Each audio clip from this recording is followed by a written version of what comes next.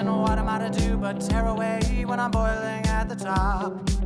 Try to find a way to fight the fire, smoke a rap from the minds of liars, who call the shots as you bow your heads, and the marching never stops. The stars could be free, but this insanity bends you right by the knee.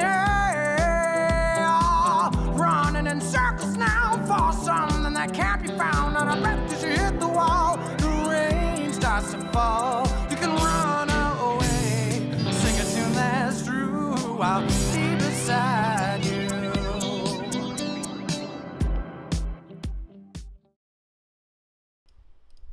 Good evening, everybody. Welcome to Modern Day Debate. Tonight we're going to be debating McGlobeFace, Flat versus Globe versus Austin. Geez, I'm reading this all out of order. My bad. Flat versus Globe. It's because of your name. Globey McGlobeFace versus Austin Witsit. And 10 minutes on the floor for you, Austin. Nice. Nice. Gets it all messed up. All right. I hear some audio, but I don't know where it's coming from. So heliocentrism has never been proven, and it's a religion. And so I guess I just saw in the email, it says like keep Austin on subject or something. And I just heard it's globe versus flat, and it should have been assumed. I don't know what the echo's from. I think it's from someone else though, but I hear me echoing. I don't hear an echo, and I don't have any speakers on. Okay. I don't know. I do, but it's all good. Okay. I have no idea. All right. Anyway, so that's so annoying. All right. So, but obviously the actual subject is that the Earth is supposedly a specific thing, and it's a model, right? There's a mainstream globe model. What is that, dude? And that's what we're going to talk about. So, heliocentrism is part of it, that the Earth is moving. Obviously here they'll tell you that what is going on, that is just philosophical models. I'm so confused. I hear me talking delayed. Your talking is coming back to you delayed. Okay. Okay. Maybe I don't know what's going on, but maybe reconnect. If you want to try dropping out for just a second, here, let's we'll end the screen share. If you want to try rejoining, just because it seems to be happening just on your end. So if you want to just pop out for a second and then pop back in, we'll try to get you going again, because it seems like if you're having a delay issue, it's only going to probably trip you up going forward. So okay. Yeah, just click back on the link I sent you, and we'll try rolling it again. We'll reset the timer. All right, sounds good. All right, we'll I'll see you be right back. Sorry. No problem, buddy. Yeah, I can't.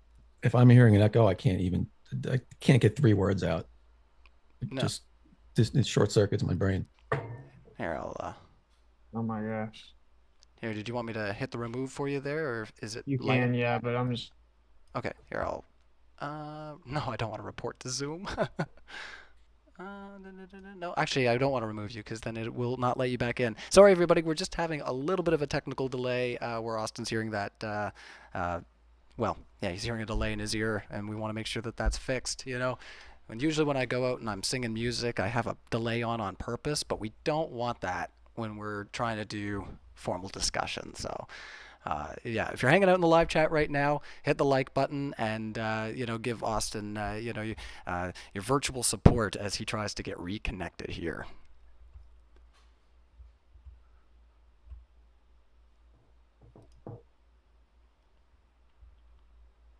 Let's see here. There we go. All right. Let's put it back over to here. That way we can all hang out for just a few minutes. All right, nobody cares, Ryan. Thanks for that. That's cool. So, yeah, we're just going to hang out for just a few seconds while we wait for Austin to return, and then we're going to get started again. So, sorry for the delay. You know, sometimes things happen in these online spaces, and we just, yeah, tech issues happen. That's right. So, let's just pause that YouTube video there. Yeehaw. So, fun enough, we will be doing the Q&A at the end of our discussion, as long as we can get the discussion going. So, as soon as you guys start getting questions in there, the sooner your question will be asked when we get to the end of the debate. What are our time frames exactly? Do you want to give us an idea of what you're looking at here for tonight, Globy, just so that I don't keep you guys all night? I've been known to be bad, you know? Let these things get carried away. I mean, I did 6 hours the other night and I wanted to die the next day. So I'd like to keep it reasonable. It's 8:30 now, so 10:30. I mean, 3 hours is that's way more than enough. That seems pretty reasonable for me. Looking over here too, you know, as a family guy, I got to get up, drive my kids to school, so you know, it's always nice to wake up with a little extra sleep under my belt. But as for you guys, behaving yourselves in the live chat there, we will be right back. So don't mind us. We're just going to return to our intro screen and we will fix this post. So I'm going to pop that back over there so we can kind of vamp in our own space. But once again, if you haven't already, hit the like button. This is your chance. Share this out in the contentious spaces that you like having these discussions. You know, if you're running in circles that have similar discussions, let them know that they're happening here. And share that link out now. We really appreciate that, everybody who takes the time to do stuff like that, because it helps us at the network. And like I said, it's all part of networking. Hey, maybe we don't have to back out. Maybe we just keep rolling because Austin's back, and we'll let Austin speak for a second to make sure that everything is working. Hey, Austin. You working? Yeah, I guess. I have no idea. Everything just went crazy. Okay, well, if you're working now, let's restart your timer. And welcome to Modern Day Debate, everybody. Tonight, we're going to be debating globe versus flat Earth. First 10 minutes is on the floor for you, Austin Witsit. Well, yeah, so I saw, make sure Austin doesn't go off subject. My experience is that normally that happens the other way around. But anyway, the subject is the Earth actually what we've been told? And that is the globe model. What always happens is people want to focus specifically on sphericity because they can't defend the vast majority of the model, but it's a model, it's a package deal. It says it's tilted, wobbling, spinning, and revolving around the sun as a sphere, and that it's also curving. So here's a quick deception timeline of how this kind of was born. The idea was born. And then here's the government's involvement with a bunch of stuff. Purely coincidental.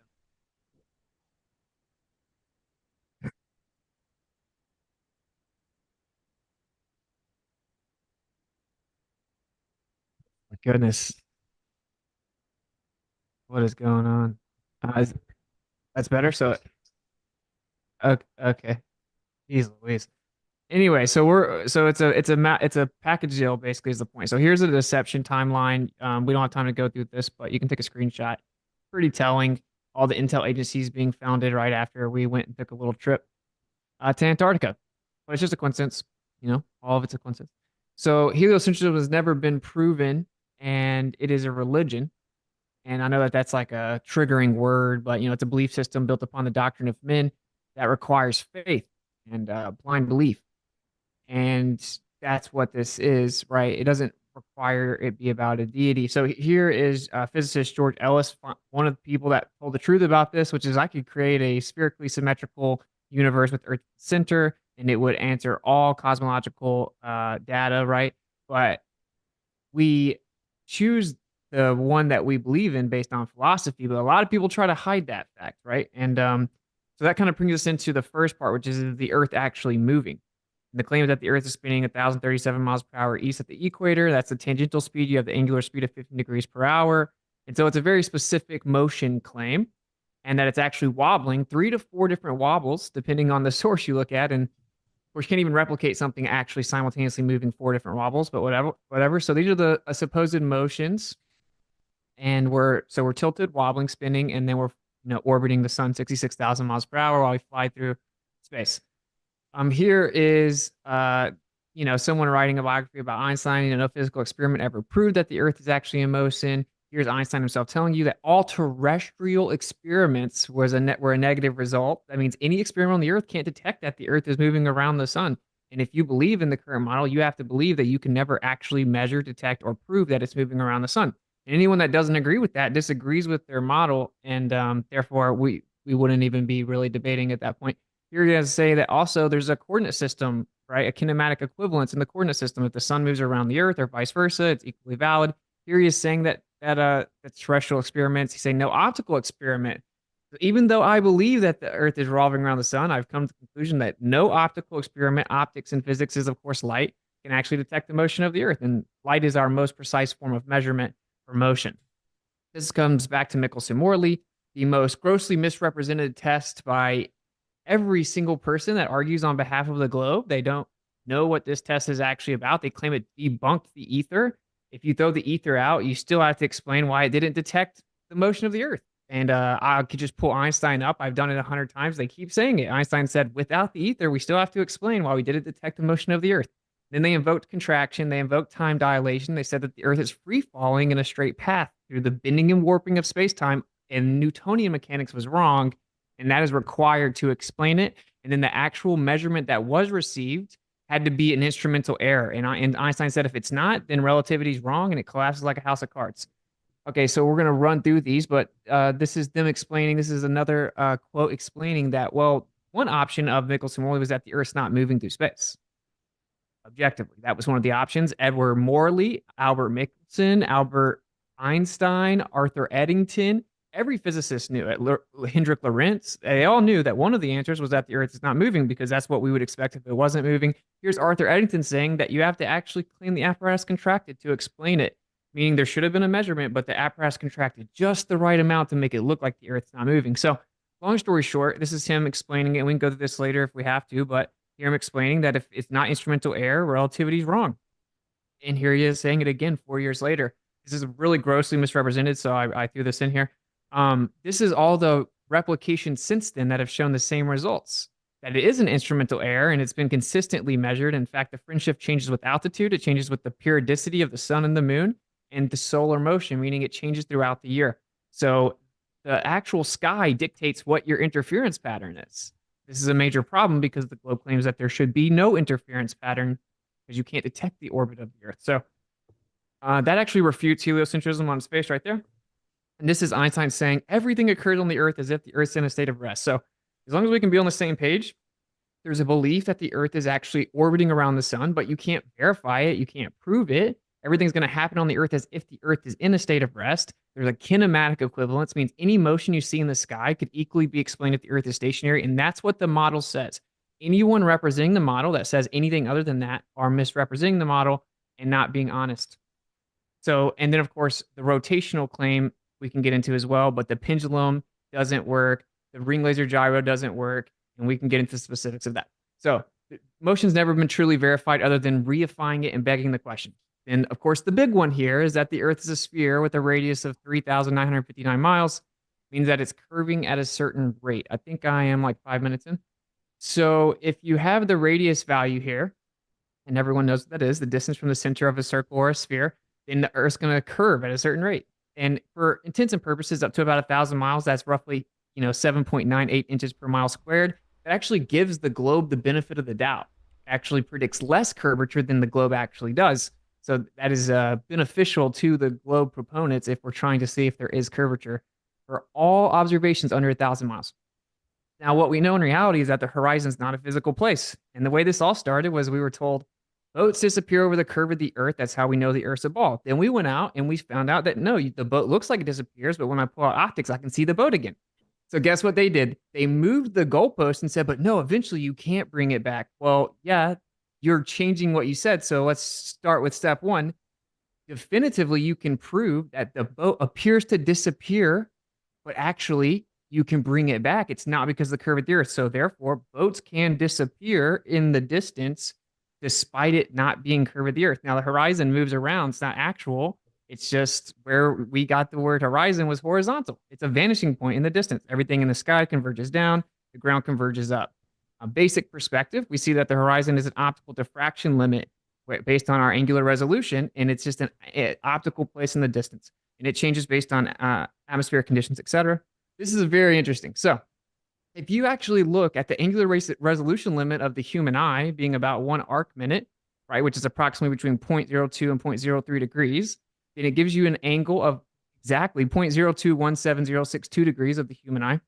When you take the angular resolution limit of the human eye and you actually multiply it by a certain wavelength of the typical conditions assumed of visible light, you can actually end up getting the exact radius of the Earth. So where things would fall below the resolution limit of the human eye, roughly 3 miles for a 6-foot observer, is exactly where the globe claims that the curvature of the Earth would start obstructing things. If you actually look at the math, it's exactly the same. And if you look right here, we have the equation on one of these pages. Oh, it's actually being hidden here. But it actually gives you, if you do the math and you assume spherical geometry is blocking it in the distance, it gives you 3,958.8 miles. And in fact, it matches up to like 10 decimal places, the exact supposed radius of the Earth. What a coincidence. The angular resolution limit of the eye can literally be reverse engineered, assuming the Earth's a sphere causing things to be obstructed, and you get the exact radius value, 3,958.8. That's a coincidence. If you're a globe earther, that's a coincidence. So anyway, we could get into that if we need to. And then I'm going to run through, I think I have like a couple minutes left. We'll run through some basic evidences. So all engineering, a minute and a half. All engineering uses plane survey, which is neglects any notion of a curvature up to 100 square miles. Then we do it in segments. That's 66 feet in each direction of curvature. Yet we have to assume the Earth is flat to actually build things. So when people say still no flat Earth evidence right after this presentation concludes, they would be neglecting all actual engineering in the real world. Specular reflections require a flat surface. You can't replicate one without one. If the water was convex or concave, you wouldn't have that because you would have a diffused reflection. We have them over dozens of miles. Here's the horizon constantly moving, proving that it's optical. We have long distance laser tests. And here is a very interesting one. Let's see what GlobeFace says about this. So on a globe, the horizon is going down and away from your feet in all directions. It's a globe. But as we increase in altitude, the horizon rises with us. So as I get higher, the ground should be getting further and further away from my feet, down and away from me. On a plane Earth, it would rise with us. And that's quite literally what we see. So let's see if they get that right. And then I'm just going to wrap it up. We have long distance mirror flashes, radio waves. We could get into all the specifics later, but we have many different tests that have falsified the curvature of the Earth. If the surface of the Earth is not curving anywhere, what is it? So what we're left with is a stationary topographical plane. 10 seconds. And yeah, so the empirical evidence requirement is on those making the claim that all of that's just an illusion. And actually, the Earth is the exact opposite of what we see and use it as. So that's the burden of proof. All right. Thank you so much for that there. And we will thank Austin for his opening statement there. Just remind everybody once again, we are going to be doing super chats at the end of our discussion. So if you have questions for either of our speakers, the earlier you get them in, the sooner they're going to be asked. So 10 minutes on the floor. Over to you, Globy, and thank you so much for being here. Sure. Thank you. All right, let me share my screen. Ready when you are.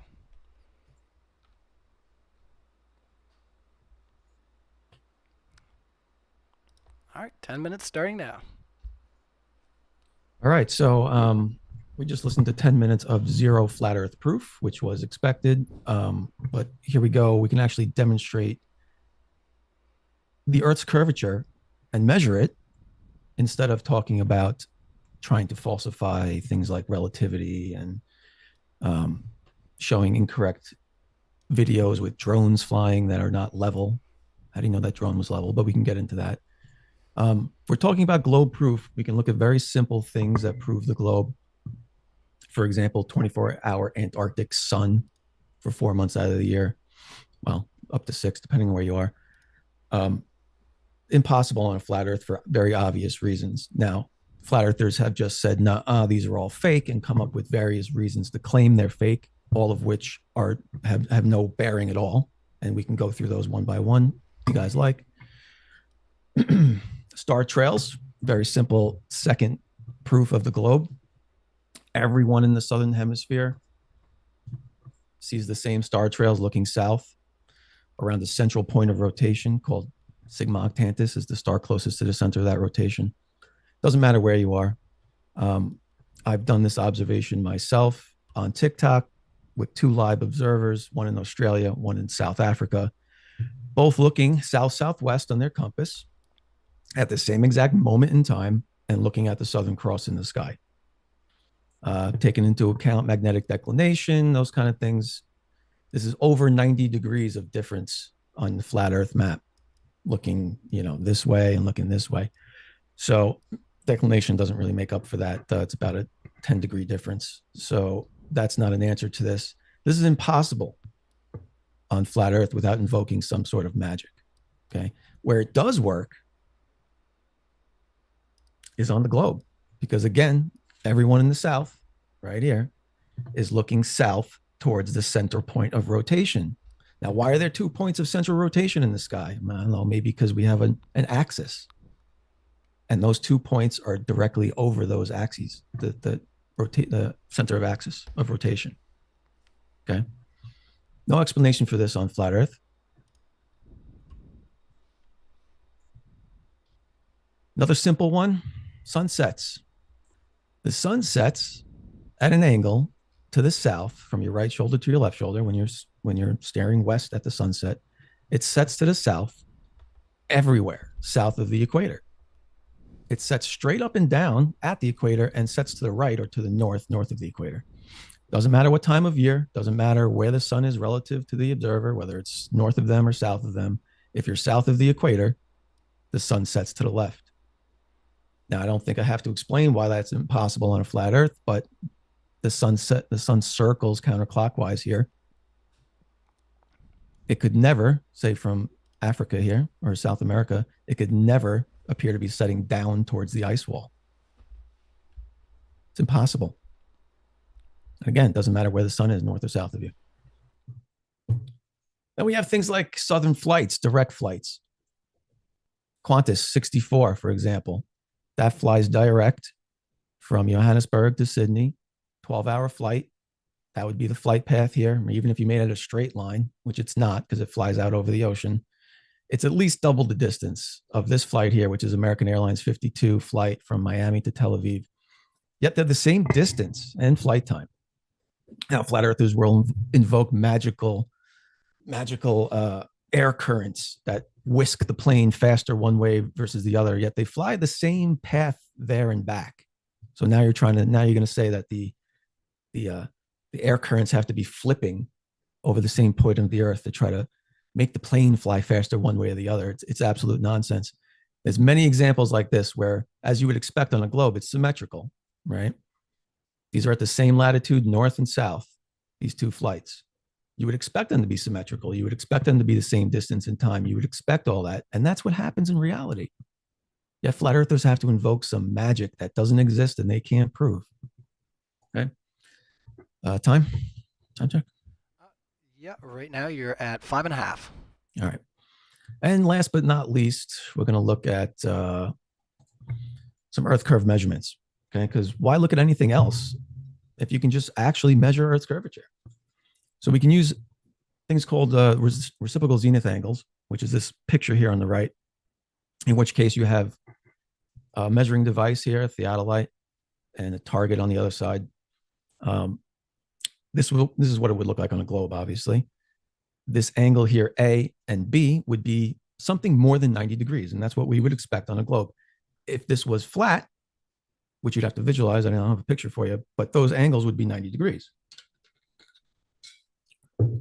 So you can do this test over and over again, various locations, test it repeatedly, different weather, different locations, and measure these angles. And they should be 90 degrees on a flat Earth. Turns out they are never 90 degrees. They're always over 90 degrees. Okay, and we have this example right here, which is done by surveyor Jesse Kozlowski. And it measured 1 minute and 12 seconds of angle between the observer and the target over 7,300 feet. Okay. I'm sorry, it measured 1 minute, 7 seconds. The expected measurement was 1 minute, 12 seconds, according to the globe math at the current accepted radius of Earth. Okay. So he got very close, even considering refraction, which it's only just over a mile. Not going to be much refraction there, but if you include refraction, you're still within that margin of error here. And this can be done over and over again. There's a few examples here from Baron Rutledge, who does this all the time live. He's on TikTok. He shows these measurements. He shows them setting it up. He shows everything, right? Live. So this is an excellent way to go through it and actually just measure the curvature of the Earth yourself instead of claiming it's flat. Now, what flat earthers won't do is ever show a measurement of anything being flat. They just try to discredit the globe model, which never works, but they try to discredit the globe model, but they'll never actually just go and measure anything. And no laser test over lake is not measuring something. That's a laser test. That's light. Okay. And nothing was ever measured in those tests. So I would love to see a measurement of flat Earth. Here's another one from, let's see. Well, here's some laser test pictures from FE Core. I just threw these in here to show why laser tests are inaccurate. You can see that bending light there. Lasers refract just like any other light. So that needs to be taken into account, which it never was in the FE Core demonstrations. And they show things like this, which they claim proves flat Earth, yet they don't show the non-distorted image like this on the right, right? And look at these cranes over here. They look like a funhouse mirror, right?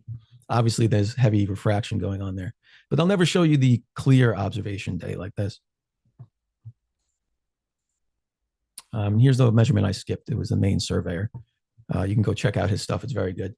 Here you can say, I just show you that there's a link to the full YouTube video of him doing it, but the result was 180 degrees, 17 minutes. I'm sorry, 17.1 seconds. So this was, again, over 180 degrees, which proves that there is a tilt between those two objects. Okay. And this can be done repeatedly and consistently. Okay. There is no flat Earth evidence in conclusion. Thank you.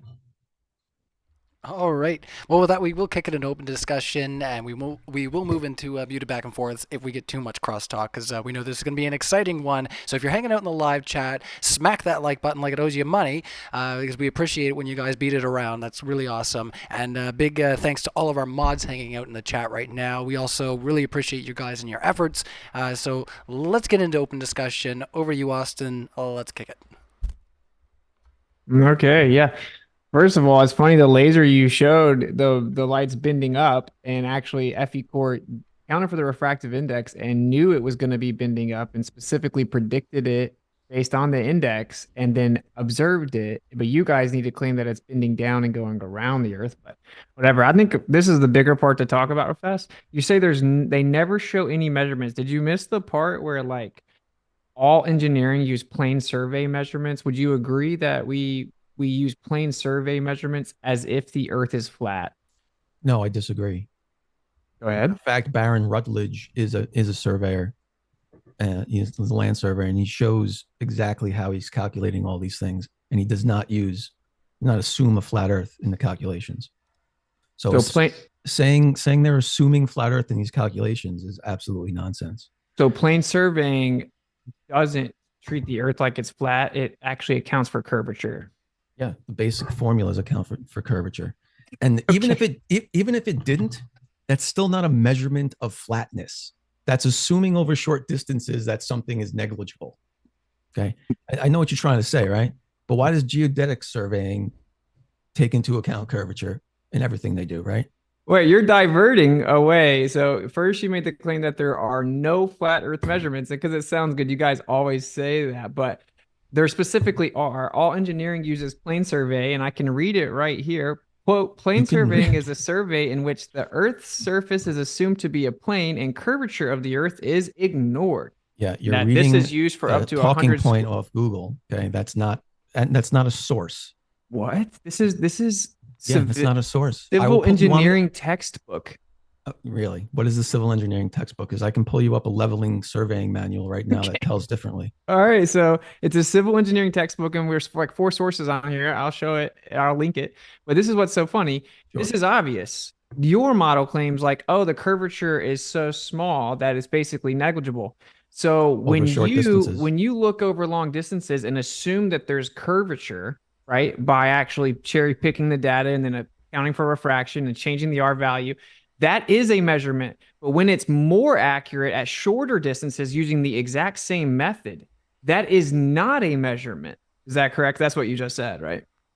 How is it more accurate at shorter distances? Why would that be a thing? Because the accuracy of like a theodolite is much more accurate at shorter distances. This is why when we build things, we build them in small, like 100 to 200 feet increments of measurements because it ensures accuracy. Because as you increase turbulence of the medium in different types of conditions, right? The longer distance, you have to account for that more. That's why when they actually build things, they measure it in very small increments. So it's well known, and every surveyor will tell you that obviously the shorter increment measurements are the most accurate ones. That's because as you get further away, the curvature becomes more pronounced. No, you just said, why would it be more accurate? What? Yes. So what's your point? So you can see that the shorter measurements are more accurate. Yes, shorter measurements are always more accurate, especially then when why do you say why would they be globe. more? Why do you say why would they be more accurate? And Please answer the question. Why over longer distances do we use geodetic surveying? oh, because people assume the Earth's a sphere. It's assumptions. So when they build long distance things, we just have to assume things are curving to get them right. Nope. Like long distance tunnels. No. So even when we Yes. build bridges, tunnels, all of that for all engineering, for 100 square miles, Bridges are known to be diverting from each other, the towers. So that's a non-point. Again. Are you okay? So we use plane I'm survey. Okay. You're making things up. The towers of the Verrazano Bridge, for example, divert away from each other. Yeah. Measurably. The same way I just showed you the measurements of these theodolites diverting away from each other. Because of tension, and the amount of diversion in the bridge is nowhere close to what the curvature of the Earth would be. The fact you guys still run around saying that the like 3 millimeters of diversion is Earth curvature is pretty funny. You guys didn't just go do the math and prove that has nothing to do with Earth curvature. It's based on the actual structural integrity of the bridge and the tension. But you're running away. Please show me your reference on that. I want you to acknowledge. Please show me your reference on that. Wait up. I want you to acknowledge we absolutely do have flat Earth measurements because plane survey measures the Earth as if it's flat for engineering. That's not a flat Earth measurement. That's an assumption because over a certain amount of Austin, just because you have had the floor for a little bit here, so let's let Globy have a chance here to respond. He just interrupted me. Over a certain distance, shorter distances, there are assumptions you can make that Earth, when I'm building a deck, I don't need to include the Earth's curve measurements. It's irrelevant at that distance. Okay. But so if you were to actually measure it, you could measure it. For example, the example I just showed you, right? That was 7,000 feet. That was a little over a mile. Okay. That measured 1 minute and 7 seconds of arc. Do you know how small that is? Yeah, I understand your. I'm not sure you do, Austin. Yeah, but you wouldn't need to account for 1 minute and 7 seconds of arc when you're building a deck at your house or a building. That's what you say, but over 10 miles, over 10 miles. Over 10 miles, obviously, it's going to be important. Certainly when it's 100 square miles, which means 10 miles in each direction from where you're starting. So that would be significant feet of curvature drop that you completely neglect in reality, according to all plane survey and engineering documents, textbooks, and even government documents talking about engineering. This is basic stuff. So all engineering up to 100 square miles, completely neglects the notion that the Earth is curving and uses plane survey, that would be flat Earth measurements if you're claiming that you can use the same instrument way further outside of the accuracy range, and then somehow that's a curved Earth measurement, right? So stop saying that. Why is it outside of the accuracy range? What are you talking about? We just covered that it's way more accurate at shorter distance, and you conceded to that, right? Depends on what you're measuring. This theodolite in this observation here was a T2 Herrenberg, and it's accurate up to 20 miles. Wait. Did you or did you not agree that shorter measurements are more accurate? You're just conflating the issue now.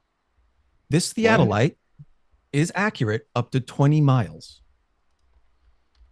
Okay, that's okay. This is what's a fact, right? Say with your reciprocal zenith angle, since you obviously won't concede that we do have flat Earth measurements objectively because we have you don't. All geodetic surveying, what it does is it takes the plane survey data and it stitches it together to get the distances in the first place. And then they look out over distances and make separate measurements, assuming the Earth's a curved surface, right? And then they apply a curvature to it. This is a fact. The way we have distances is plane survey measurements. We don't measure distances with geodetic surveying. We actually use the plane survey data, we stitch it together, and then you guys go out there and use geodetic surveying, right? Assuming it's a sphere. And then what you have to do is cherry pick the data, use a weighted mean within a certain threshold of a predetermined window. Then you weight the mean, you assume a refraction value. The guy you invoked, Jesse Kolowski or whatever his name is, I debated him and he admitted to me that if he didn't cherry pick the data, his R value would have been way too big. I guarantee he didn't admit anything of the sort to you. But anyway. He literally did. Can you explain to me how we measure these things over these distances, and why are we measuring these drops over these distances? Okay, sure. And why do they match? Why do they match the curve of the Earth? They don't. So this is what's also very funny about it. So when you actually look into reciprocal zenith angles, they almost never match the actual claimed divergence of the globe. And really? if they're on a small distance, right, it's barely any, and then they claim that refraction messes with it. And I've heard people try to say that refraction doesn't, but I have the Journal of Geophysical Research right here, 2010, talking about how the vertical temperature gradients between 0.5 and 0.1 km during the day and 1 to 2 km shortly after sunset, that it reduces the variability of K to the range of -2 to +5. Our results show that frequently used Gaussian refraction coefficient of plus 0.13 is not suited for describing refraction effects in the lower atmosphere. That specifically the reciprocal zenith angles are affected by refraction. Of course, you're hijacking optics and it doesn't actually match the globe. You have to add refraction and say, well, it's close enough. This is the globe Earth still, man. And then I'll let you go. It is, well, yeah, but it shouldn't be diverging at all. Sure, it doesn't actually match the globe exactly, but it shouldn't be diverging at all. So you agree it doesn't actually match the globe, right? Like you have to doctor it and take weighted means. And I agree. You're telling me what I agree on. I'm asking. Sorry, I'm just eating some word salad here. Name one thing I said that was word salad. Can you define word salad? When you just say random words that don't mean anything because you're reading them on the screen and don't understand what you're saying. You just made up a new definition of word salad? So what specifically did I say that was make up words and put them all together and make them sound like something? But word salad's incoherent rambling that doesn't have any meaning. Yeah. Can you explain what you just said then in simple terms for all of us? Yeah, I did already. There's refraction. No, you didn't. You read off your screen. Can you explain it? I explained it. There's both vertical and lateral refraction that happens in the atmosphere, admittedly, right? Even you have to account for these in your reciprocal zenith angles. Sure. I talked to Jesse specifically about the measurements you're invoking. I debated him about them. He admitted that you have to account for refraction. He said that when you account for refraction and you take a predetermined window, so any measurement that falls outside of that, you don't count them. Then you add a weighted mean to what you do take the measurements down as. So you're cherry picking. You're already cherry picking just the window you presuppose the globe would predict. Then you're going to put a weighted mean. So the closest to the globe prediction gets the highest weight, right? The most weight to get your average. Then you account for refraction. And he said if you get within like 80, 85%, it's considered a success. I asked him then, what would happen if you didn't throw out the other measurements? He said, the radius value you would get would be way too big. So that is objectively what they do, right? So that's just begging the question, reifying the globe model, many other things. It's cherry picking. So if they get within 88% of the accuracy that they expected, they accept it. That's what you're saying? They have to fluctuate it by 15 to 20% on average after throwing out most of the measurements, and then they get within 85%. Oh, they throw out most of the measurements. That's weird because he showed all of his measurements. No, he specifically explains that he writes down the ones within his predetermined window and assumes error or extreme conditions if it falls outside that window. That's just what they do, man. It's it. There's no need to come on here and lie like this. It's really that's all you got really is just to sad. claim I'm lying. Okay, so yeah, you're claiming what you're claiming is all land surveyors are taking measurements, and then most of them are flat, and some of them don't make sense, and they just throw everything out and go, "Yeah, I like these three. These three work. I'm going to use those." No, let me help you out here, man. Earth's a globe. They assume the Earth's a globe. They don't think they're doing anything other than trying to go out and make more accurate measurements of the globe they think they live on. We have a predicted range of where the measurement should be if we are on a globe. Right? We have a predicted value for standard refraction. We go out there, we make our measurements, and then sometimes they fall outside of that predetermined window. It's called a tolerance. They just assume, they throw those out and assume there's some type of either user error or extreme conditions because we know that based on the globe and standard conditions, it has to fit within this window. Okay. So they cherry pick that specific portion. And he told me if he didn't do that, the R value would be way too big. He point blank explained that. You know what's weird though? I've watched land surveyors do it live on TikTok. Barron does it live on TikTok. And guess what he's never done? Thrown out observations like you're talking about.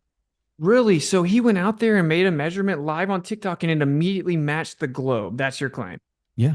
Really? What was the refraction he accounted for? Standard atmospheric refraction. So standard atmosphere, a few thousand feet. Yeah.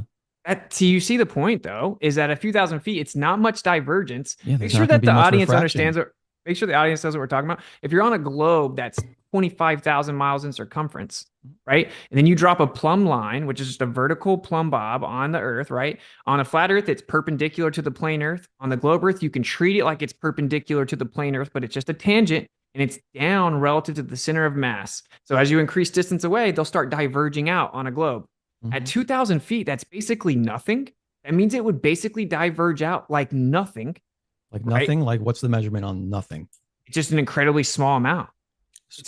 But you know what we're talking about here, right? So what's the amount?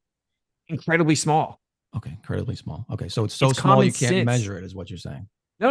You could attempt to measure it, but it's known that refraction is so much stronger of a variable within that percent. That's a fact. Within 1,000 feet. Within 2,000 feet, refraction is almost negligible. No, it's not, dude. Yes, it is. Okay, so I guess that this Journal of Geophysics go to Walter Bislin's calculator and put in 7,300 feet and put in standard atmospheric refraction and see what it gives you.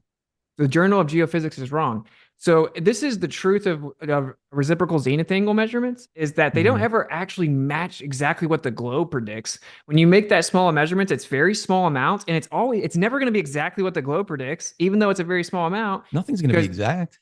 Okay, but that's not a fair requirement. No, okay, cool. Now here's the main problem here. This is what you should be saying. But on a flat earth, they shouldn't diverge at all. If to make the claim that they match the globe, that's not true. You have to cherry pick the data and then weighted mean it based on the presupposed R value. That's how you get your weight that you apply to the measurements. Then you use refraction. You move it around by assuming this is where it should be. This is how far off it is. There must be this much refraction. That's how it works. How come nobody with a measurement device has gone out and measured this to be flat? Well, we just talked about how everyone in the world has actually gone out to measure the Earth. I didn't ask you about assumptions. Okay. I'm not talking about surveying assumptions. Why didn't anybody take a device and go measure over a certain distance and say, yep, here's some flat Earth evidence?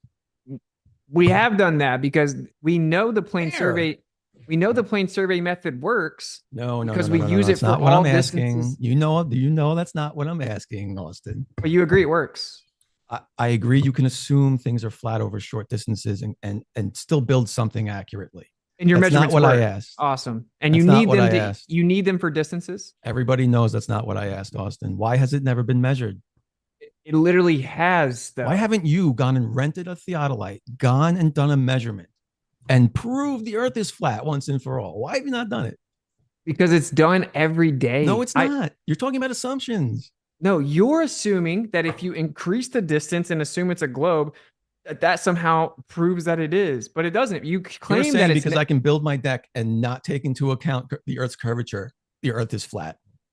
well, That's what I'm nonsense. saying is, If you have if an there's itch- 66 feet of curvature Mhm. in all directions, and you just completely neglect it and are able to build canals and runways and bridges and railways, that would be positive evidence towards flat Earth.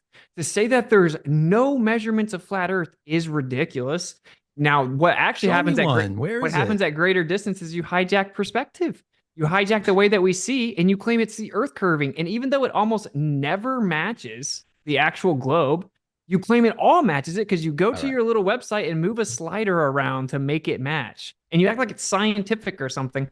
Okay, so there's no actual measurements of flat Earth. That's all I want you to admit. And it seems you've admitted it. All plane survey measurements ever for all engineering ever. That's not a measurement. Plane survey measurements isn't a measurement. You take a measurement. It's not a measurement of flat Earth. You take a measurement and you assume it's flat. No, and then it's Even accurate. if they're doing that, that's not a measurement of flat Earth. I Then want it's to see some accurate. data. There's no data about measurements of flat Earth anywhere. No, then the measurements are accurate. You go out and assume a globe Earth and make geodetic measurements. To even do geodetic surveying, you have to use spherical trig, bro. What are you talking about? Oh, if you assume it, it doesn't count. Oh, so this is actually a wash. In fact, it's worse for you because you're making because you actually have to assume the Earth is flat to build things, and then what your side does is takes all that data of flat Earth, stitches it together, and then says, "I promise it's not flat anymore." That's a fact. It's just a fact. If Earth's a globe and you're going to build a long bridge, so for the towers, for example, right? Wouldn't they just need to be plumb to the Earth at both locations? Well, yes, in reality, they would be parallel. That's what you're saying. Well, yeah, no, you would build them plumb to a location. If Earth's flat, they would be parallel. If Earth's not flat, they would be diverging a small bit, right? Yeah. Okay. So and we do that. And when they do diverge, you say, "Nuh-uh." No, I'm saying that you claim diverging. that you claim they diverge, but you don't account for perspective at all. Perspective. How does perspective make things diverge? Okay. 2 towers of a bridge. Okay, so now you're diverting away. So you're saying you made diverted. You brought up perspective, not me. No. You're looking through optics to make your supposed measurements. How is bringing up how you see diverting away? So when you make measurements, perspective changes the calculation. Perspective and refraction are automatically included in what we're seeing. Perspective changes calculations within things like theodolites. Is that what you're saying? I'm saying you have to actually account for perspective. That's right. And the atmosphere. And this was so funny. Did you understand the part of my presentation where if you take the angular resolution limit of the eye and you reverse engineer it, you get the exact radius value of the globe? I saw you say that, and I'd love for you to run through that math for me. Okay. And then you're going to concede. I'm going to concede. Yeah. What am I going to concede? That if you take if you take the angular resolution limit of the eye, right, that you can get the radius value of the Earth to the exact decimal place. Sure. Well, I want to see what you're talking about because it doesn't even make sense. Okay, but whenever I show you, you're going to say it's just a coincidence? Well, you're welcome. I'm pulling it up. I don't know what you're welcome to do screen shares. We haven't done too many tonight, and I've gotten used to doing an obscene amount lately. So if you want to do some screen shares and have your references available, that's cool. I've managed to make it so we can see our speakers on screen, so that's really cool. Speaking of our speakers, I will let everybody know that if you're watching this on podcast, our speakers are going to be linked in the description and on our YouTube description. So check them out there if you enjoy what you're hearing from Globy or Witsit. And Witsit's got his share ready there. Smack around that like button, everybody. Go ahead, Austin. All right. I'm on the wrong screen, so I'm going to clip. Let me come over here. All right. The angular resolution limit of the human eye is about 1 arc minute, or approximately between 0.02 and 0.03 degrees. Optical information loss occurs when the angular size of an object is smaller than the angular resolution. This angle at 0.0217062 degrees and an assumed light wavelength of 666 nanometers, you can derive the radius of the Earth. If you look here, the horizon gain for a 6-foot observer across that amount of degrees was inverted as height information loss across the same angle. And the two angles were used to construct a sphere or globe with a tilt angle of 0.04 0.3414 degrees, which is just the first amount doubled, right? So then what you would get, this angle represents the 6-foot drop from a 6-foot observer across the average horizon distance of 2.9 miles. The depiction here is the easiest way to understand it. Either A, we're losing information in the distance because the angle of view in relation to the tangent is actually falling below the resolution limit, so you lose resolvable information, or it's doing that at the same exact distance because the Earth is a ball.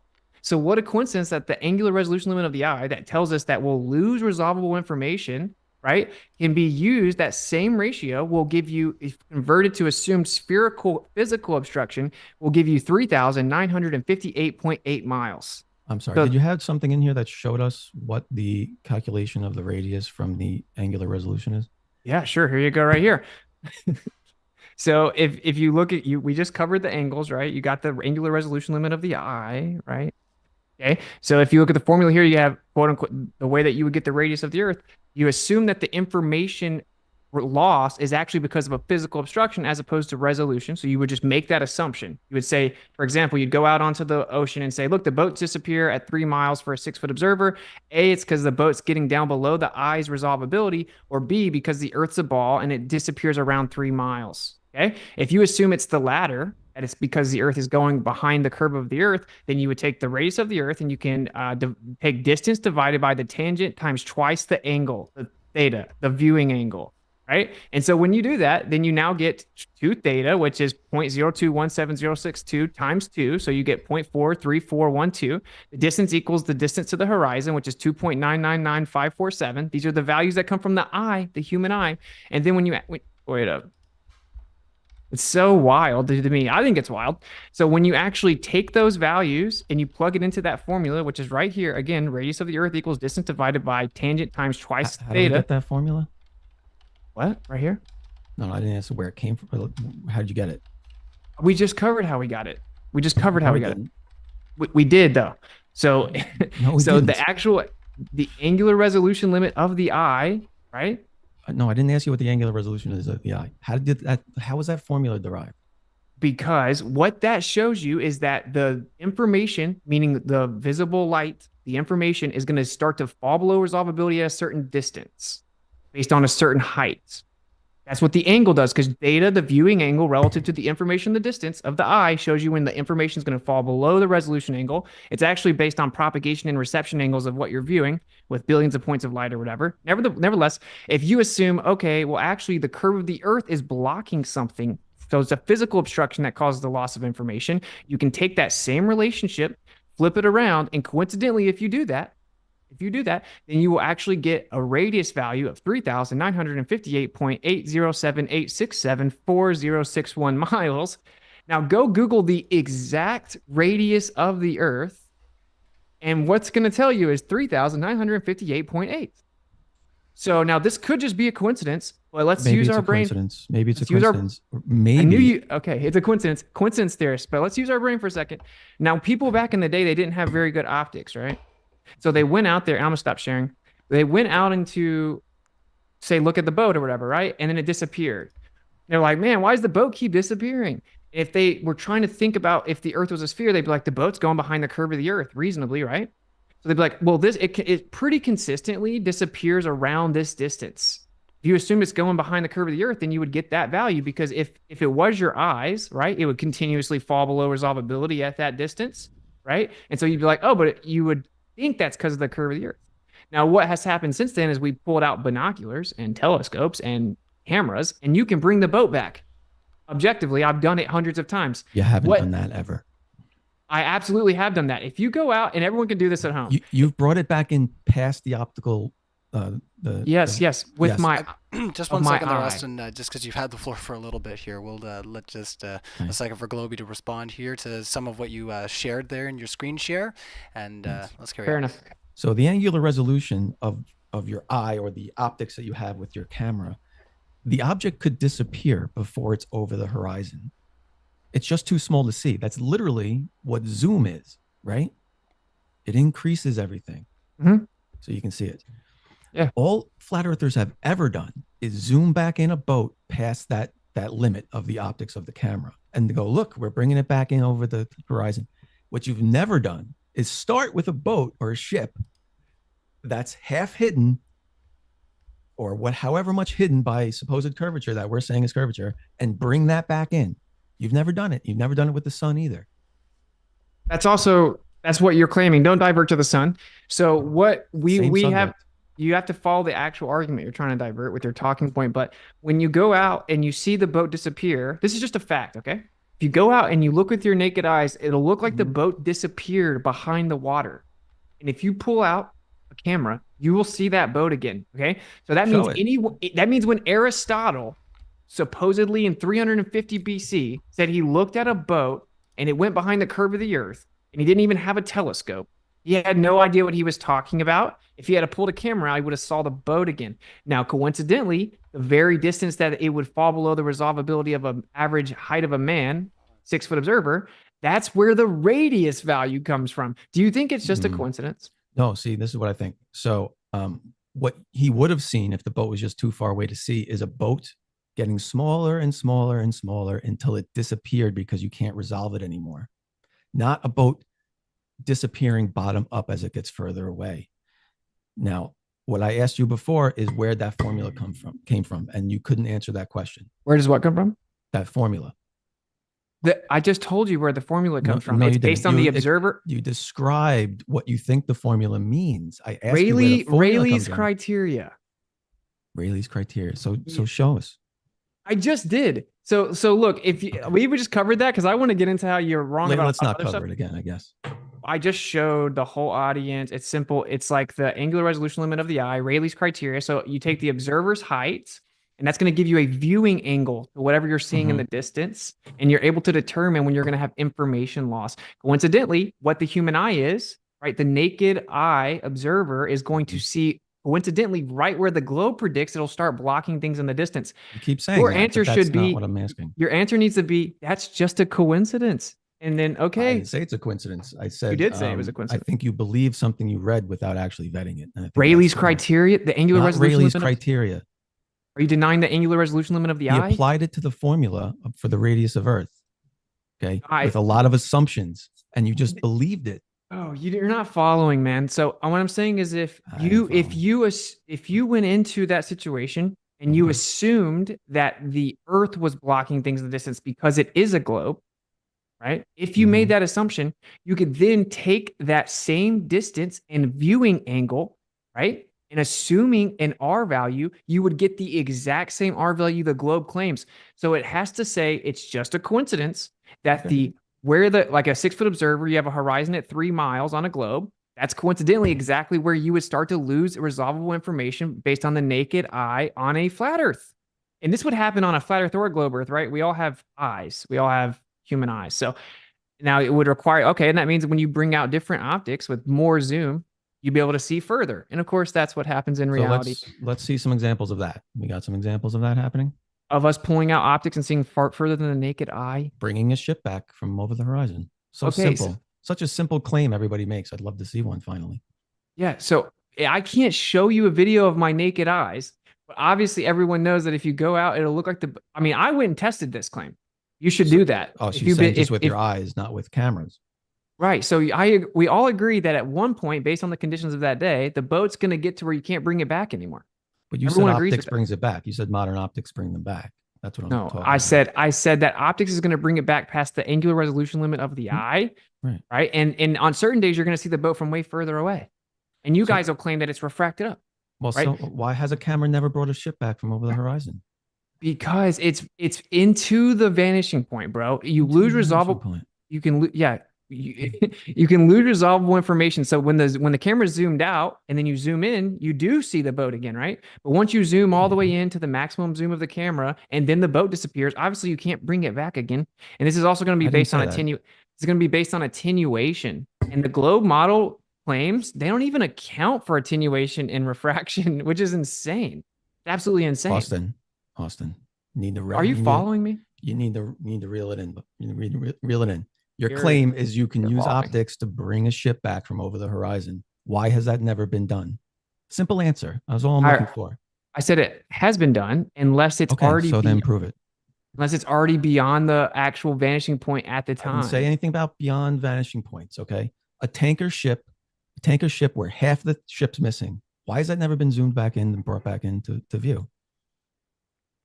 Are you saying coincidentally everything that's over the horizon is past the convergence point of? That's what the horizon that's what you're is. saying? Oh, okay. No, that's what the horizon is. Come on, man. Your claim is that you can bring them back into view with zooming them in. I'm not going to repeat my claim. The audience heard me say that with the human eye, it'll look like it disappears. You can pull out cameras. So if I pull out binoculars, check this out. Say I use my human eyes and then the boat disappears. Then I pull out binoculars and I can see the boat again. Then the boat disappears. If I pull out a camera, I can see it again. So as I increase optics, I can see further. Eventually, you can't see any further. At what point in those scenarios was the object ever half hidden? Because I agree with you. You can wait till a boat gets so far away that you just can't see it anymore because it's a small boat and it just disappears. You just can't resolve it anymore. And you could zoom it back in. I agree. But it's never been done with a ship half over the horizon being zoomed back in ever. This isn't true either, though, because now with the okay, so this is the problem. You would actually have to be able to like record your human eyes, or maybe like record binoculars. That would be a good idea, or just different optics of cameras. That's how you would have to do it.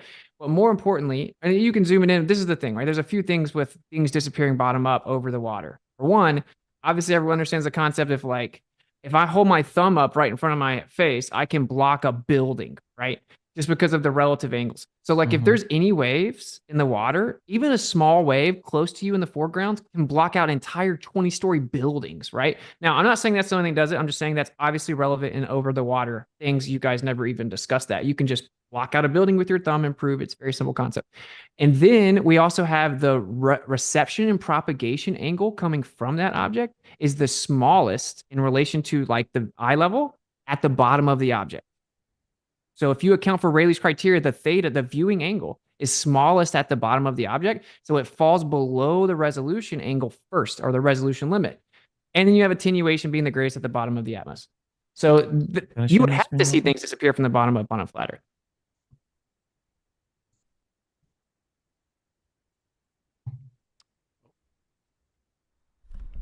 Oh, morning, fella. What happened? Oh, that's me.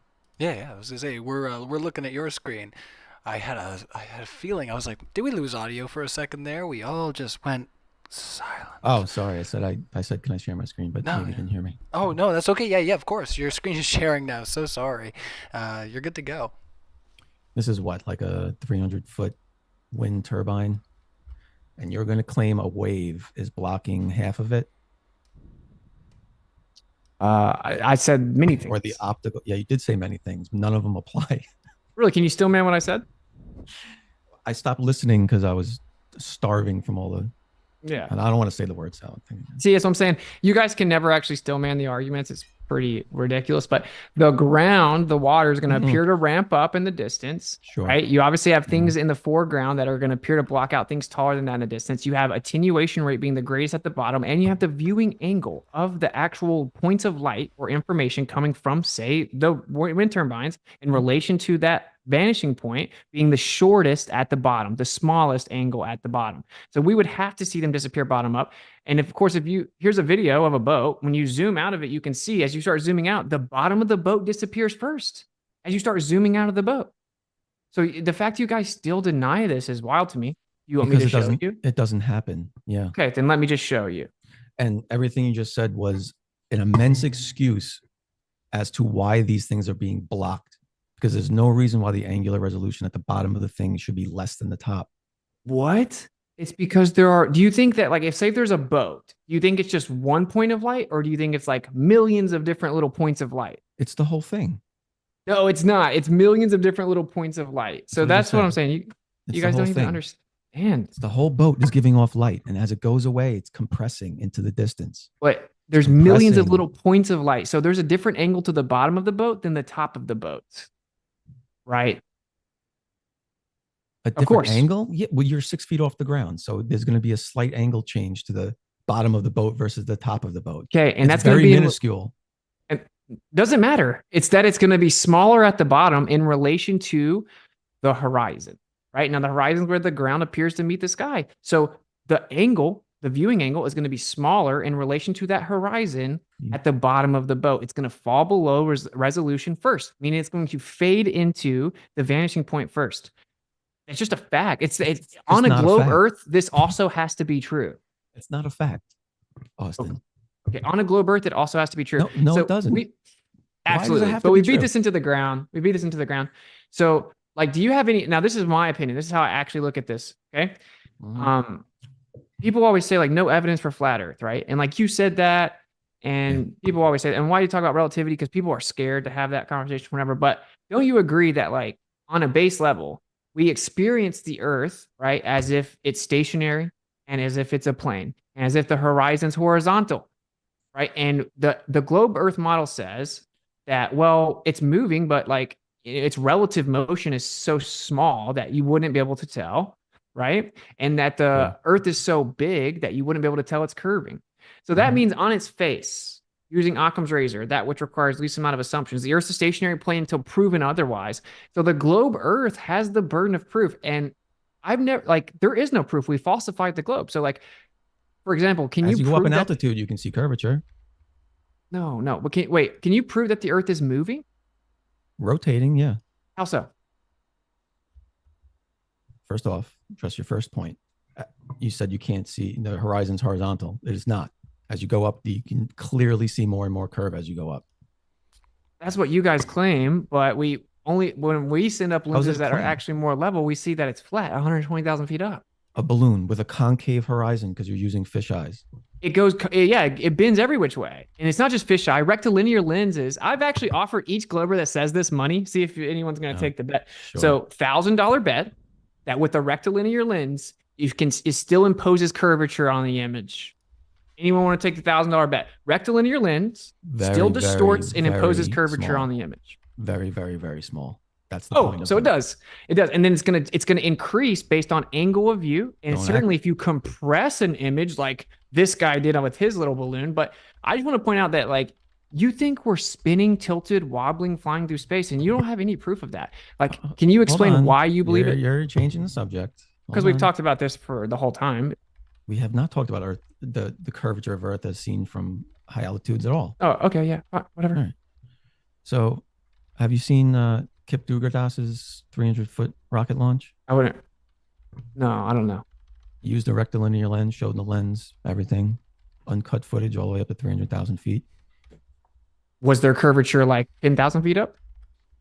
He only went, yeah, there's not 10,000. I don't know. You got to watch the video. I know. I haven't seen it, my brother, right? But rectilinear lenses do impose curvature. But there's a few things that. But it's curved perfectly. The same rate of curvature when it's low in the screen, middle screen, top of the screen. Doesn't matter where it's showing the horizon. It's the same rate of curvature. No, it's not. I've matched it to, Walter Bislin's Earth curve expectations at those altitudes. Well, you have the first video that's super legit, I guess. If you want to send it to me, then I'll check it out. But we can watch it right now. Okay, I don't know, because I don't want to just watch some long video. You think I'm scared of your video of a rocket, bro? I just want to hear you say nah to the video. I already said rectilinear lenses impose curvature based on their angle. If that camera is tilted down at all, it's going to impose a curvature rate proportionate to increase in altitude because it changes your angle of view. But what if the curvature rate is, what if the curvature rate is the same throughout the whole video? Then what? What? How does that change anything? Because it's not the camera making a flat horizon curved. So then the camera is not imposing any curvature. Do you know what happens to the center of the frame of a? It still can. First of all, how did you know that on the camera on the rocket was perfectly level since we couldn't use the drone? It doesn't have to be level. It's curved. Every angle it shows, it's curved. Now, your example of the drone, that requires the drone to be level. Otherwise, you don't know whether the horizon's rising with your eye or not. That camera could easily be pointing down a little bit as it goes up. So if you're trying to... At what altitude do we see the curvature in this video? I don't know. We can watch it together. You don't know, though? So just to clarify, like, we're never going to get to we're not going to get to the motion. I mean, we can stick to you claiming that you see it. We can debunk that too. Listen, motion doesn't prove the shape of the Earth. I know you love to talk about that because you think it invalidates something, but literally you can measure the curve of Earth and you can go up and see the curve. We've already debunked everything you've said so far. You have. That's interesting. Yes, but like you say, I love to talk about that, but no, you believe it. You believe that you're tilted, wobbling, spinning, revolving around the sun. That's a belief that you have, but you don't even So why don't you want to go understand it. see? Why don't you want to go see the Earth curvature right now? Why don't you want to go see it? What do you mean? Why wouldn't I want to go see it? We can go watch it right now. You want to go see it? I said I didn't care if you pulled the video up a long It's time only ago. been an hour. We got tons Just to of admit that time. you are clearly scared of the motion argument, though. Just admit that you can't really, you don't know much about it, and you just believe it. No, You are I'm good not to do a scared of screen share anything. if you'd like. Sorry. The topic of the debate is flat versus globe. Well, Not well, actually, is not the globe relativity. true? Is the globe true? That's what it is. And it's not. It's It flat is what it versus is. globe. Hey, if the surface of the Earth One isn't of us- curving anywhere, One of what us is can it? show one of us can show measurements and video of Earth curvature and measurements of it, and one of us can't. No, but we debunked all your claims. You've been wrong about basic flat Earth 101 things. You don't even understand angular resolution limit or Rayleigh criteria or relative viewing angles. You thought that the No, boat you was one claimed the singular Rayleigh. You viewing claimed the angle. Rayleigh Like, criteria was the formula you were showing, and it was not. And I clearly asked you 3 times to derive that formula that you were claiming you understood, and you couldn't do it. I literally showed it 3 times. No, you And like, I didn't. guess this is what Globers devolved to, is just like thinking if they recharacterize and revise what happened confidently enough, everyone in the audience will be like, yeah, that's totally what happened. I guess. I don't know. We all saw It's you avoid the recorded, my question, brother. so, It's recorded. yeah, it is recorded. Okay. And we're gonna talk about how you can't actually verify motion after this. Sure. That's what's up. So I know you love it, and it has nothing. Yeah, to do because with I know that the you shape don't of the know Earth, about it. but No, I've already debunked the globe. I said specular reflections are impossible with convexity or concavity because it would cause a diffuse reflection. You ducked that. Long distance, like line of sight, radio waves and microwaves. You just start making up stories. We said that plane survey measurements are required to build anything in reality. There's all kinds of physical empirical measurements. You showed a laser bending up, and your model claims that it has to be bending down. You thought it was some type of refutation when they accounted for that with refractive index. Everything you've said so far has been wrong, my guy. TikTok's a little bit of a different world, you know. You can pick out some random people that don't know what they're talking about. I'm still waiting for a measurement of flat Earth that you didn't provide, except or all an plane explanation survey, of the formula that you didn't derive, all plane survey measurements ever. and you claiming plane surveying somehow disproves a globe. No, you asked for That's my favorite. You asked for measurements of a flat Earth. Yeah, show me a mesurement of flat Earth. You still haven't done it. You just claim surveying. All plane survey measurements ever. I wanted to That's get into not a measurement. Nobody here believes that that's a measurement. McGlobeFace, will you play this? Hurry up, because I want to get through your list of misinformation. Sure. And your presentation. I don't think you do, but I absolutely do. So here's the camera he used. Yeah, we'll make ourselves small for now. I know you say it doesn't matter if it's rectilinear because it just makes everything flat, a globe, but what? No, it's just a fact. It imposes curvature, and Globers lie about it. Not through center frame. It doesn't, does it? Yeah, I'm offering money to bet on it. Nothing through center frame. Doesn't matter what the lens is. Nothing through center frame distorts. Well, it depends on the actual specific viewing angle. Doesn't matter what the angle is, as long as the object you're looking at is center frame. You want to bet? Yeah. Okay. The thing you're looking at is the thing you're measuring. If it's center frame, there's no distortion. So if I compress it, it'll be completely straight, right? You compress what? The picture? Why would it picture of like a table in the middle of frame? If I compress it, it'll be completely flat. Yeah. No, it won't. And so do you want to bet on it? With a rectilinear lens. No, it won't. Okay, pay attention. I know that goes against your guys' script, and so you have to just deny it. But I mean, that's why flat earthers exist, because they find out that what I just said is just a fact, and for some reason you guys have to deny it. It's not a fact. Nuh-uh. Literally, if you have a straight line, if you have a curved line through center frame of a fisheye, it's going to look just as curved as it is in reality. That's a fact of how wide angle lenses work. Oh, it doesn't look very curved right there. Wait a minute. So as it's going up and down, you can claim that the relative locations look like a curve. I just saw where it looked flat, where it slowed down. That's cool. You want to wait till it stops spinning? That's hilarious. Because I don't think we want to look at while it's spinning, right? But how is it? I mean, how does it ever look like it's flat, though? I thought you said it never looks like it's flat. I just watched it look flat. I just watched it look flat. Okay, well, I'll fast forward to when it stops spinning, okay? So we can stop looking at the spinning distortion being created. This is, I don't know, 200,000 feet. 250. It's always when it starts going down that it looks like it's. Wait, do you think that's how much the Earth curves at 250,000 feet? Run it back. Run it back. Don't get scared now. You brought it up. Oh. What happened? You ran away. Did I? It looks like I'm still here. I don't think you actually did. Just run it back. We just saw like the smallest globe in the history of mankind. Said the Zoom crashed unexpectedly. I don't know, maybe because I'm sharing. I was trolling you, man. That's all right. Of course, the second that I take. Look at this. So look at the rate the Earth has to be curving if that's the ball Earth at 250,000 feet. You think that was like the accurate depiction of curvature of a globe? Yes. Okay.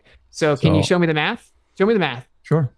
Yeah, because according to the math, you would not see nearly that much curvature. We have it all like mapped out in Blender and everything. You wouldn't nearly see that much curvature? Where it curves all the way around, you basically see the whole ball in that frame, bro. As you keep going down, you see the whole ball Earth. It's barely curving. Watch it. Watch it. Let me get to the apogee. Going to the apogee. Don't run away. Who's running away? See, now it's curving. It's curving. Watch this. Now it's going to start. Look at all that curve. That's the smallest globe Earth ever, bro. The smallest globe. You just said it was too much curve. Now it's too. That's what I'm saying. It's too much curve because the smaller the ball, the more it curves, right? All right. So we can move on. This is terrible. It's based on the relative viewing angle clearly, and that just proves that even the rectilinear lens drastically and grossly impose. Look at that. It's always greater curvature when it's going down. No, it's not. Oh, what about there? Wait up. Bring it back. Bring it back. We're going to bring it back to where it's level here. Oh, what about the other way when it was nice showing that it was concave? It wasn't concave. That was the Then side. go back. It was the side walls of the camera of the housing. There's a point where this it is reflects what. So off the what housing. you've done is you've paused one screen. I just paused it where it's low in the frame, and I'll do it at the middle and the top. It's so funny. Okay. Okay. So here's the bottom of the screen. Okay. Agree to disagree. Here's the bottom. Here's the middle. Look, the curvature rate's changing. That's crazy. Yeah. Well, it's wow. The Earth is getting smaller and bigger bigger during this video. Or maybe you're seeing a little bit more of it in the screen. Now watch. No, the curvature rate is changing. You specifically claimed that the rate didn't change. You've been debunked. You pulled your own video up and been debunked. Someone's going to clip this up and show that you were just wrong. So, okay. You can do whatever you want. All right. Well, we disagree. I disagree with you. Make sure when you do that. We've already pointed out that your claims were wrong about the video. Can we move on to something else? No, I'm going to prove you wrong right here. Oh my gosh. See, you're scared to move on because I think you realize like, see, this is the problem with debates. You're a little out of your league, I think. If it wasn't open, you'd be able to just move on from this. You want to talk? No, I just pointed out what was wrong with it. Can you still man what I said? Yeah, you said the rate changed. The rate of curvature changed. Rate of curvature changed. What else did I say? You said nuh-uh. Nope. Mm-hmm. So you notice Globers can never still man? Isn't that crazy? You said it was a fisheye lens being curved. I didn't say fisheye lens ever. That's you said a it straw was being man. distorted by the lens, is what you said. Provably so, because the rate changes, and that couldn't be the rate of curvature of the globe Earth, because you see all the way around it from 250,000 feet. You wouldn't be able to see the entire globe. You have to get many, many, many miles out into space to see the You just saw it curve all the way back, looped around. That wasn't the entire globe. So okay, cool, man. So I already pointed out what's wrong with it. The curvature rate changes. Rectilinear does impose. You're pulling things below the middle part of the screen anyway. You claimed that it was going to be middle of the screen, that the curvature rate was never going to change. You skipped past the concave part of it. You skipped past the flat part of it. Are you going to keep talking through it at all, or are you going to actually pay attention? You've been debunked live. You're literally the definition of nuh-uh right now. That doesn't even match. It doesn't even match. Yes, it does. This one's tilted slightly. Right, Austin, use your imagination, please. Hey, do I have to sit here for 30 minutes while he watches a balloon video? Is that what I have to do? If I ever get to bring up a topic, you guys let me know when I can bring up a topic. What we'll do is just for the sake of what you're asking there is we'll give you a minute there, Globy, to present what you got here on screen. We're good. Then okay, all right. I was just gonna say, just in the interest of moving on and being fair, because you're both kind of getting your chip in here on what we're looking at. So did you guys want to continue sinking your teeth into this, or did you want to move on? No, we're good. I just showed that it matches the observation as expected by a Walter Bisland's Ortho calculator. So Okay, anyone that believes that, I mean, I'll just recap. It clearly showed different rates of curvature, was below the middle screen, rectilinear lens. I offered $1,000 bet anyone in the audience, even you, if you want to take it, that they absolutely do impose curvature. The rates change. We show concave, you skip past it. It showed flat, you skip past it. The rate It never showed changes. anything And the concave. Stop lying. the curvature of the Earth, if that's the globe, would have been way too great at 250,000 feet, where you see it looped all the way back around. Those are my refutations, and Okay. everyone that's claiming that that isn't what happened, they're just coping. I don't care.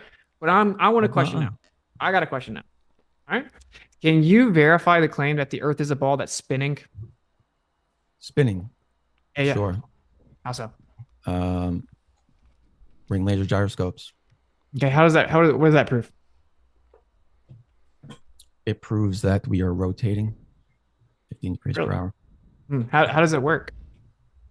Oh no, I'll ask you that question. You invoked it. You invoked it. You asked. It's your like point. I know what you were leading to. Don't act like you weren't leading to this. So I want you to explain to me how the Sagnac effect works. Pretty embarrassing. Pretty embarrassing. No, I know how the Sagnac effect works. I'm asking you to explain it. It's your claim. All right, for our audience, if you can, either of you explain what you're talking about here just for our audience, that would be great. It's his claim, Ryan. Well, yeah, it's my claim. So when I explain to you how it works, you're going to say somehow it's the magic sky making it happen and not the actual device moving.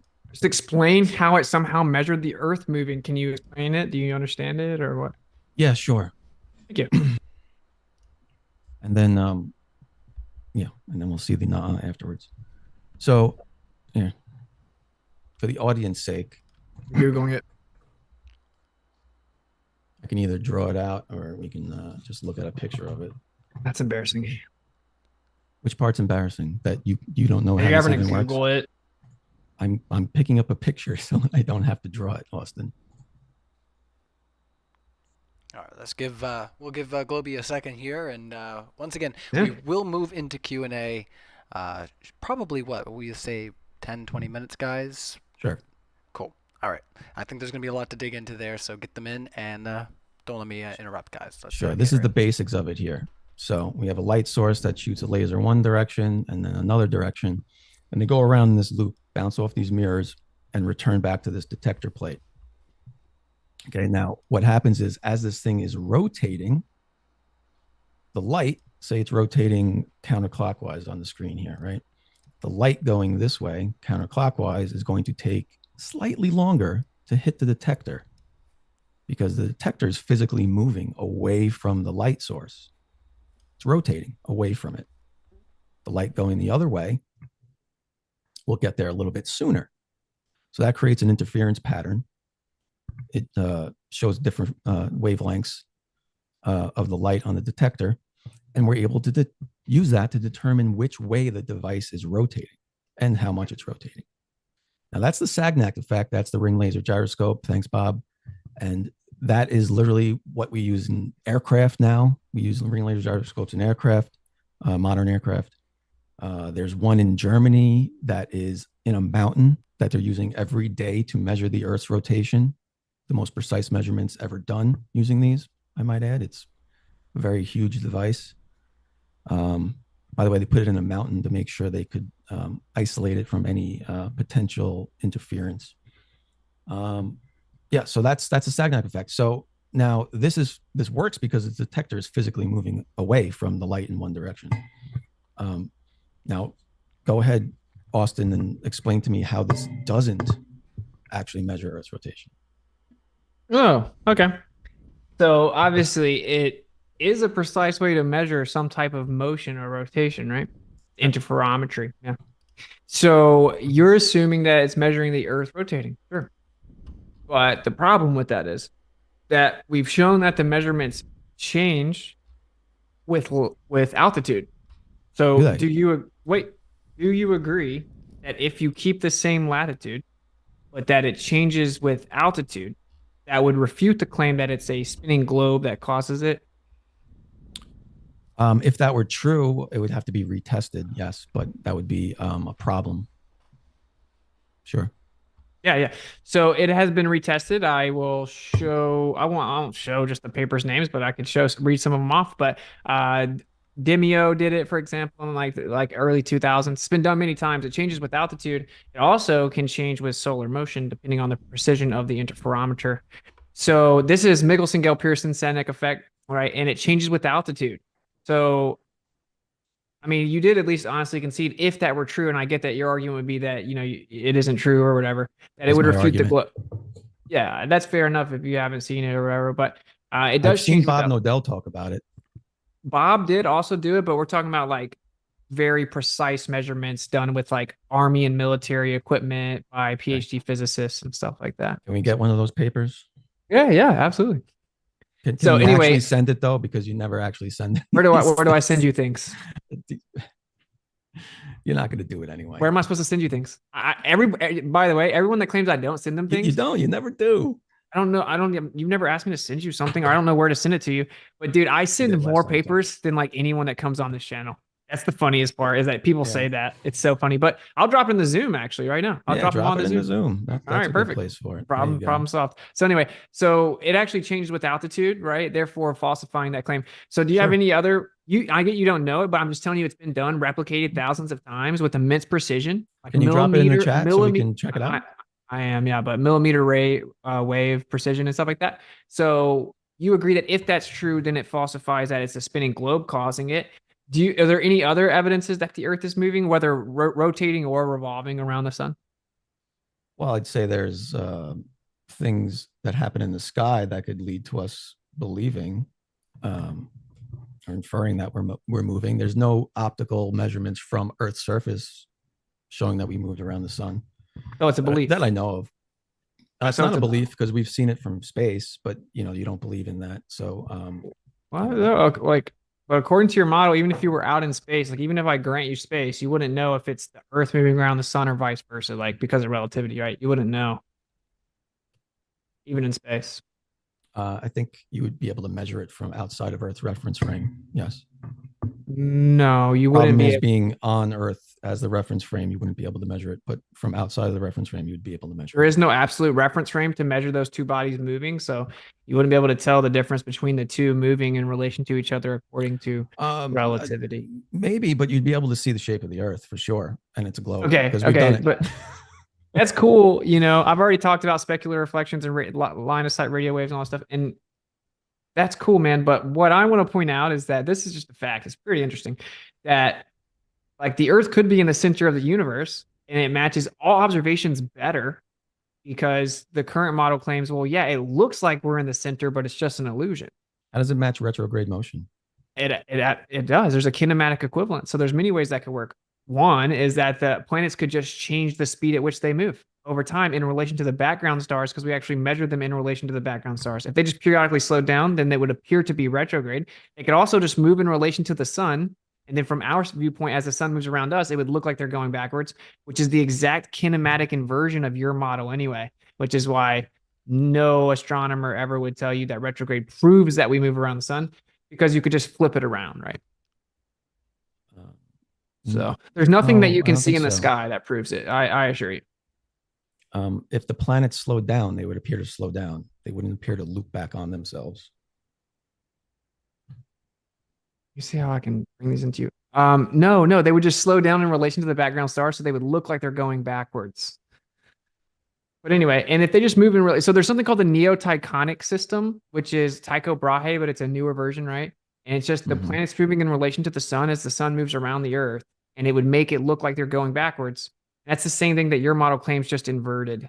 So anyway, retrograde doesn't do it. The fact is, did you drop that in the chat? Maybe I'm dropping them right now. There's like 12 of them.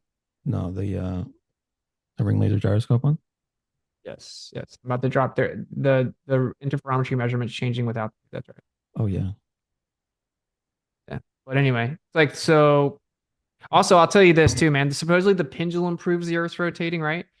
It doesn't though. Like for 17 consecutive years, the Elias effect was observed, and it shows that it changes during eclipses, and that the amount that the pendulum processes changes with where the sun and the moon are in their phases, like in their periodicity, the periodicity of the sun and the moon, in solar motion and eclipses. We went through that. We went through that reference that you gave the other day when you were talking to Bob, and it did not say what you said it said. See, that's why you never can have any specificity. It changed Yeah, it changed insignificantly. No, it didn't. Yes, it did. We read. How much is that? How much I read is the that? paper, dude. Dude, insignificantly doesn't help you. It changes It in does. direct. No, it does help me. It does. No, it doesn't. It doesn't though, because it changes it changes in direct relation to those celestial phenomena. So the amount. What does that mean? Even, that means the Earth isn't rotating.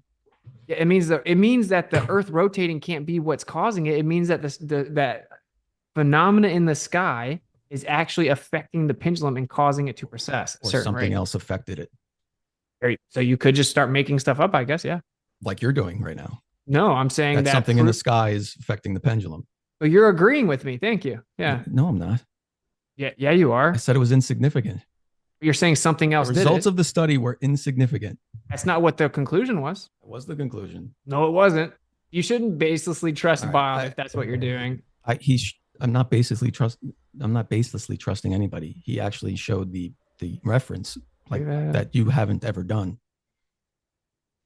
And that was another one where you said you said you were going to send him all these. What's the paper called? You never did. Send it to you where? Not to me, to him. You were going to send a whole bunch of things. You never did. I don't know where to send them to him. He could message me. Okay, he told you where to send them. No, he didn't. Okay, anyway, so here do you have are one of these in the chat yet? Can we drop PDFs in here? I mean, you can. You can always, like I say, share on screen if you guys want to review something together. It's totally fine. You know, you guys are, consenting to your time here, and it's all cool. Good. But can you drop PDFs in the? Does anyone know? I'm just curious. Probably not. Okay. Yeah. Anyway, probably send them to me tomorrow.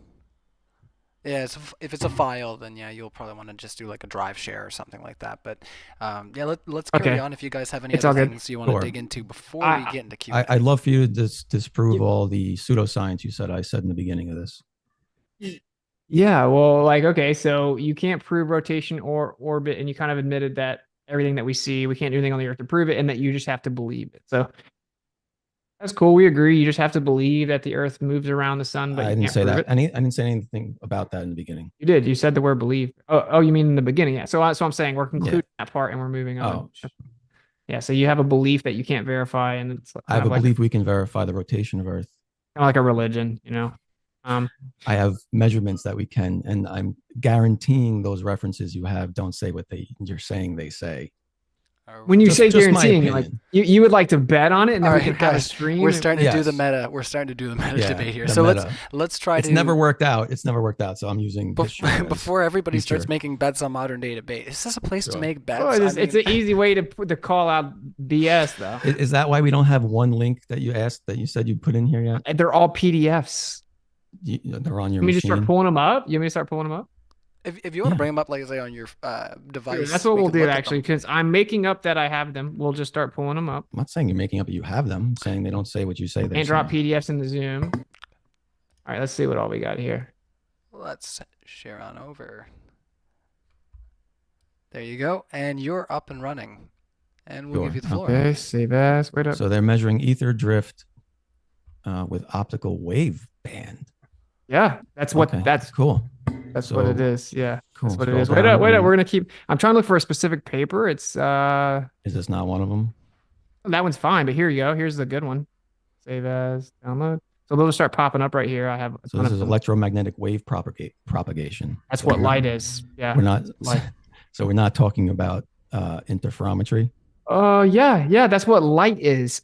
I know they use light in interferometry, but that was not testing anything using interferometry. Yes, it was. Correct. Yes, it was. Okay, so go back to it. Let's read it. Okay. What do you think this means here? It doesn't mean interferometry. I want to see where it's. What does optical mean? What does optical mean? Light. Okay. So light. There's other things of light other than interferometry. Yeah, but this is based on Mount Wilson Observatory, which is Dayton Miller's replications of Michelson-Morley, which is interferometry. You can't equate the two if that's not what they're about. What? Do you not see right here? It says Mount Wilson Observatory. That's Dayton Miller. So, I mean, I'm sorry that you don't understand this, but I'm just looking at it. Just see how many times it says interference pattern, interference bands, interference bands, interferometer. Oh my gosh. Like, obviously I know what I'm talking about. You've never read it. So why are you acting like you're going to? Because you just searched the thing for interferometer specifically. It's talking about an interferometer specifically. Okay. So can we you just admit you were wrong here? No, we haven't read it. Showing something is not proof of anything. Where does it talk about the interferometer? What does it do? Okay, let's look. What did they test? What was the conclusion? Interferometer based on the work of such interferometer based on the light passing in a forward direction returning to the observing point along the same path. The Michelson's interferometer sensitivity was low to the original ether drift effects. The measured value D in such a device visually observed bands offset interference pattern expressed in terms of visible bandwidth. The entire paper is about replicating Michelson-Morley with interference patterns. Here's another one: modified Sagneck experiment for measuring travel time difference between on the different thing? All right, whatever. Dude, these are huge papers, and I'm showing you that it's been done dozens of times. And I'm going to keep pulling them up. Travel time difference between counter-propagating light beams in a uniformly moving fiber. Yeah. You're telling me this is about measuring interference patterns at varying altitudes about Earth's rotation. These. I'm going to find the specific one that goes up. Yeah, please altitudes. Do, because these aren't it. These are all showing that the propagation rate changes relative to many conditions, including altitude. Many conditions, including altitude. Yes, that's right. Where does it say that? I'm about to find the one that specifically. Okay, thank you. That's all I'm asking for is the one that actually says what you're saying it says. All of these show a relationship with solar motion, my guy. Oh, now it's solar motion. That's what I said that it changes with altitude and stuff like solar motion. I said that the whole time. Neither one of those work in your model, bro. You said you had a whole bunch of references that show that it changes with altitude. I'm looking for that one. Okay, I'm trying to find it. Here it is. Okay, thank you. All right, now let's come over here, download. Okay, you want to redo the whole paper? Because quite frankly, when you don't have it, it's going to be interesting. What? That's what this paper is about. Well, you said that about the other one, and they weren't. So what is the title? No, I told you they were about interference changing based on change in the speed of light. Relative to altitude and solar motion. Now that's what I was saying. Well, you're adding solar motion in now. You didn't say that. No, I said it. I said it earlier. No, you didn't. Objectively. You said that about the pendulum. Scroll. What's the title of this one? Ethereal wind and experience of millimetric radio waves propagation. Ethereal wind and experience of phase method of anisotropic media. Do you know what that means? Wait, hold on. Experiment reaches researchers. The ground channel phase characteristic with 8 millimeter range radio waves propagation have revealed the problems connected with its model elaboration. Okay, so what does this have to do with what we were talking about? Okay, so do you know what anisotropic means? Don't start with words. Okay, Austin, please show me how this proves what you said it proved. Hey, it's I'm not spending 2 hours talking about words with you. Yeah, but it's somewhere towards the end. And do you think what's so funny is here we go. The expression allows to calculate high altitude relation of the ethereal wind horizontal component for the latitude by the work results obtained at altitude length.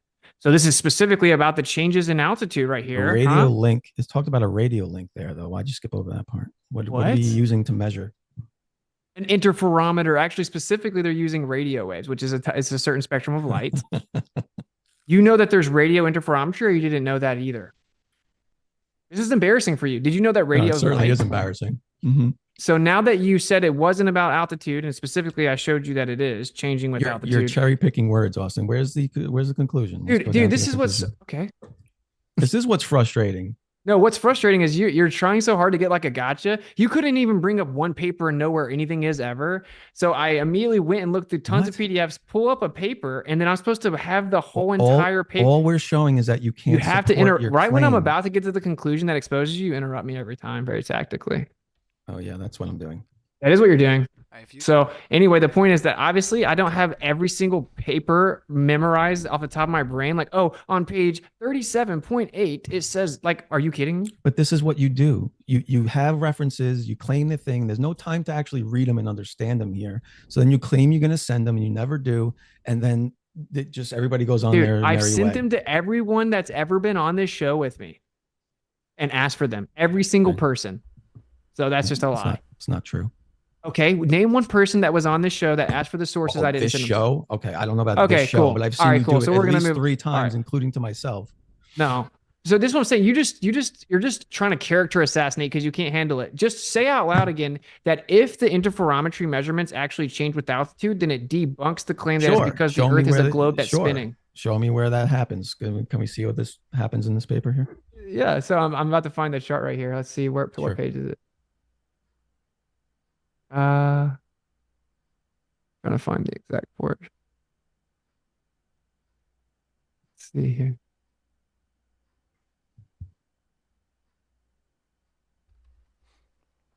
All right. Where- Yeah, they're having the big scroll there. I know, that's what I'm saying. I'm trying to find the chart. I don't know where it's feel at. the need to It fill the doesn't dead matter. It's space. just a fact. Here's what I'm saying though. This paper is obviously a big paper. I'm not telling anyone to believe me. Okay, that's fine. I'm saying it's a fact. It's a fact, bro. Look, Yeah, we can move on. We can move. That's fine. We don't need to watch you scroll through stuff. I'll read it. It literally, at some other I went point. straight to where it talks about it changing with altitude. And then here it is talking about how it changes based on solar motion. So they actually tested it during different times of the year, right? The differences available can be explained by those with the calculations executed in the supposition from, I got to find exactly where it is. I don't know off the top of my head. But here again, this is based on Michelson-Morley setup, right? That's what Mount Wilson's all about with Dayton-Miller replications. So this test is objectively about redoing Dayton-Miller's replication of Michelson-Morley with interferometry, showing that the actual motion detected with the interferometry changes with altitude and throughout the year based on solar motion. And this cannot be explained if the assumed motion is the Earth being a globe spinning. That's just a fact. Okay. So that's your interpretation of what this that's says. The author. And, that's their interpretation too. Okay. Well, I'm glad we're on the same. We can move on.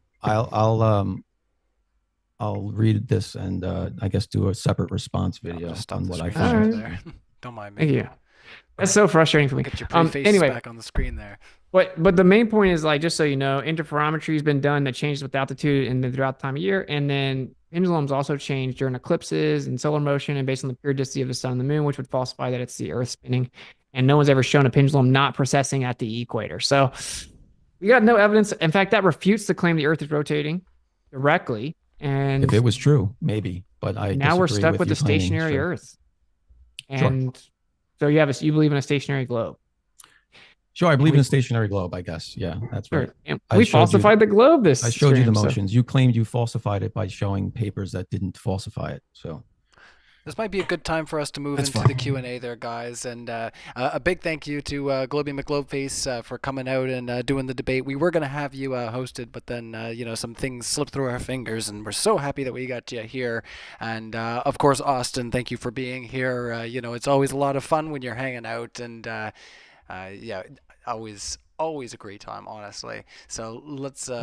we'll give that big round of virtual applause as we get into our Q&A, everybody. And as we're getting into it, I usually like to let our speakers have a chance to grab themselves refreshments. If you got to run to the washroom, do whatever you got to do, now would be your time. Speak now or forever hold your pee. I'll definitely go refresh my drink. All right. Back. No problem. Take your time. Oh, you're saying step away? I'm gonna step away real quick too then. All right. Yeah. Like I said, speak now or forever hold your pee. We'll see you in a second, guys. Yeah. All right, for all you guys hanging out in the live chat, we are going to move into our Q&A right now in just a few seconds. We're going to start asking your questions to the speakers, but I'm just popping back in here now to see what you guys are saying. Oh man, this has been a lot of fun, and these guys have been, there's been amicable. These guys have been able to bounce off of each other really well, as far as I'm concerned. So it's been nice to be able to hang out in the live chat a little bit more and see you guys, especially the people who support us, who are smacking that like button and, like I say, sharing this out in those lovely spaces where you like having all the squabble and the back and forth. Globy McGlobeFace has got his refreshment back up and running. What are you drinking tonight, or is that a no-go? And yeah, Battlecat, I will do a quick poll. Sorry, Sorry, I did ask you a question. Sorry, go ahead. You asked me a question, but you can go right over. It's fine. No, what are you having? Sorry, I did ask. A little vodka soda. Oh, nice. No, did you notice, everybody? I apologized at least 4 times. That's just Canadian. Can't help it. Cue the music. And also, once again, we don't say it enough, I don't think, on the show, but a big thank you to the moderators in the live chat. We super appreciate you, Batman, MXXD, Shane, Hannah. You guys are hanging out. Let's see. Anybody else have anything fun to say here? Ryan, what do you believe? I believe we're having a lot of fun. having this discussion. So once again, you guys should smack that like button and boost this up in the algorithm, and we'll try to break YouTube.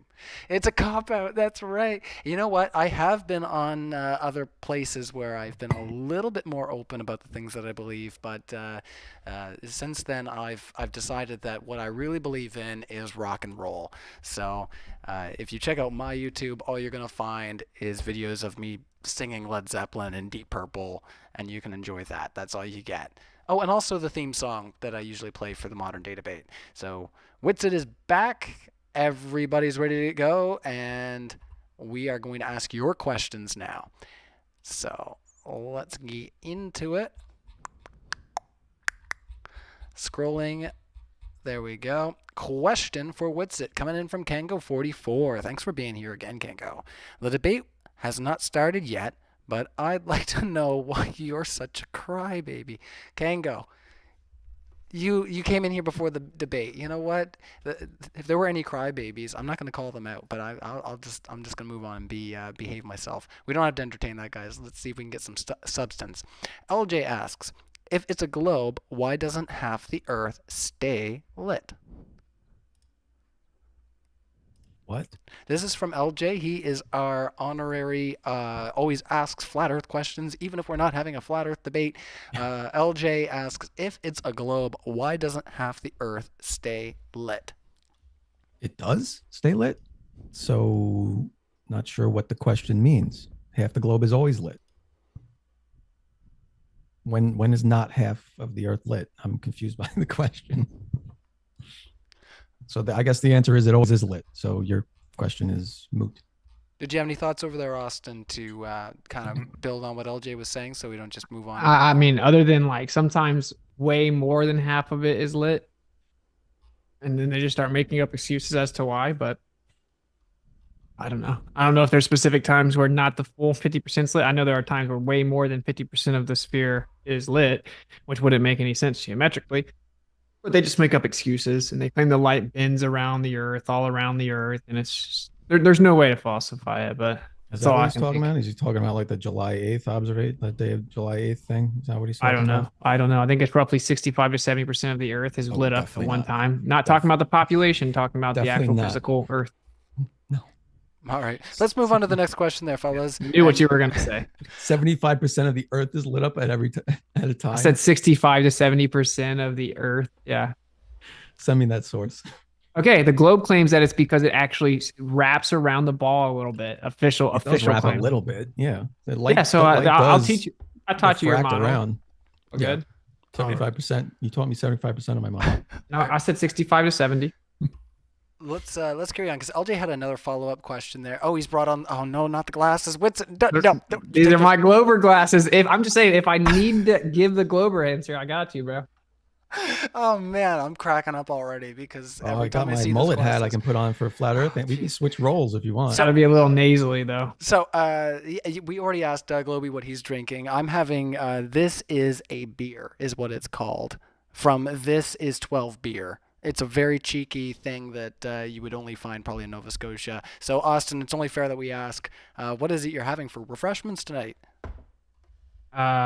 This is just water with some electrolyte mix in it, and I had a coffee. Coffee and water, and I'm over here with the beer. And Globy's having a little bit of vodka, so that means everybody's just hanging out, having a good time. So let's carry on with the questions, and I think this has been a lot of fun. So LJ, what's the proof of Jupiter's mass, size, and gravity? So that's the proof of Jupiter's mass, size, and gravity. Let's ask him to you, Globy. What's the proof of its mass? Well, you can measure its angular size, and then using spectroscopy, you can figure out what it's composed of, and then make an assumption based on its composition and size, what its mass would be. So yeah, it would be based on a measurement of its composition. All right. But no, flat earthers don't like spectroscopy. They think it's magic, or fake, or something. But we were going to move on, but I think, yeah, if you want to respond, Austin, it's up to you.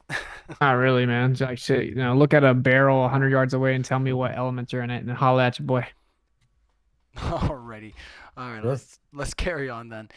See, we got some more. Kango44 asks, and also if you're hanging out in the live chat and you've got a question, get it into the super chat because these guys, like I said, they said earlier on that they don't mind going a little long. So if you guys have questions, we're willing to take them and see if we can expound on what our speakers think. Kango44 says New Zealand is in daylight 3 hours before Sydney, Australia. Sydney is only 650 kilometers further away than the total side of New Zealand, which is 1,600 kilometers. Question for both debaters. Why does the light take an extra 3 hours to travel 650 kilometers? It's a little much, but yeah. You guys got anything on that? It would be relative to the position of the sun throughout the year. It doesn't like why I don't even understand the exact question. Well, how long it's actually lit is not going to be the same at all times. That's obviously a fact, right? So the issue is that I think what he said New Zealand, right?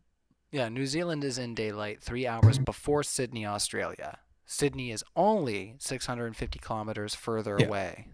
Yeah, what he's saying is that's impossible on a flat Earth because the sun's right there. It's only 600 kilometers away, so it shouldn't be blocked by anything, right? Oh, what? That's what he's getting at. That's what I think he's getting at anyway. I don't know, man. And There's light attenuation, man. Every position of the sun, including what was in your opener about which angles they set, can be explained with the celestial personal sphere. I'd love to explore that concept. How does that work?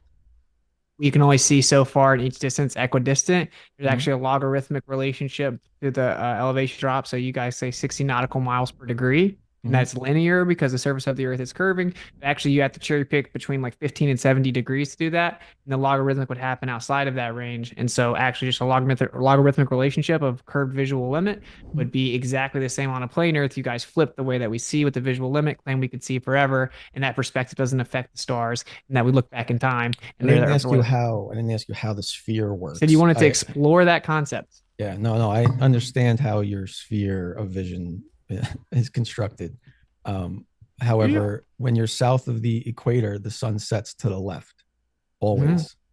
Has nothing to do with where the sun is in your azimuthal grid of vision. Could be north of you, could be south of you. It's setting in the same direction. Just like it would in the azimuthal grid in the model. It would not. No, in your model, if it's north of you, it would set to the left. If it's south of you, it would set to the right. It's optically because it would be doing this, right? No, but it's based on the actual curvature of the visual limits, based on you in the center of it. This what your model says? It's been modeled out, and based on your actual curved visual limit, right? There's a curvature to your visual limit, so the apparent light source is going to move in relation to that, and you being in the center. So why does it not matter if the sun is north or south of you? Because it's all relative to your personal visual limit and you in the center of it. Right. So if it's north of you, it should be setting which way? If it's north of me, it sets a little bit to the right, and if it's south of me, then it sets a little bit to the left. It's the other way around. But yes, it doesn't matter because it's always going left south of the equator. There is no other way around. Yeah, if you it's just north do it of both you, ways. It goes to the left, not to the right. But It depends on which way you're looking. Yes, this is what you're obfuscating. So no, you just said something wrong. No, you did, but it doesn't matter. You want me to pull up an observation of it? You want me to show you how it works? Yeah, go ahead. All right, I got you. And then I'll show you actual video of reality. Oh, so you're just going to hand wave dismiss it and say it doesn't work anyway? Well, you can show me some computer model of what you think happens, right? Well, let's show our audience. If you guys want to show what you got, let's see. Sure. Yeah, I do think this is one of the most simplest proof of a globe.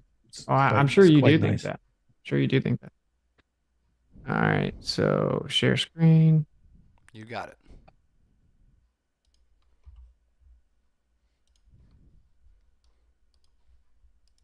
Now watch, you see the sun moving over to your right as it sets based on where you are. And you don't have to change the time of year. Let's go ahead and clarify. You don't have to change the time of year. You can just change latitude. It's going to be relative to your position and latitude in relation to the sun. You'll see that the sun sets a little bit to the right of where it is. And then you'll see, oh, it does the opposite on the other side. Now, if you just change latitude instead of changing time of the year, it would be the same thing. So inside your personal visual limit, that's why you see what you see. Yeah, so that's what I said. right? Depending on if the sun is north of you or south of you, it would set different directions, right? Yeah, on our model. Yeah. So On your model, because of the grid of vision, right? That's a yeah. requirement of your model, right? Well, that's how we actually measured the sky in the first place. And your Yeah. model did the same measurements, but claimed that we can see infinitely in straight lines forever, and perspective doesn't affect stars. So do you disagree with the stellarium data? No, that's actually built on the stellarium data. It is. Yeah, yeah, yeah.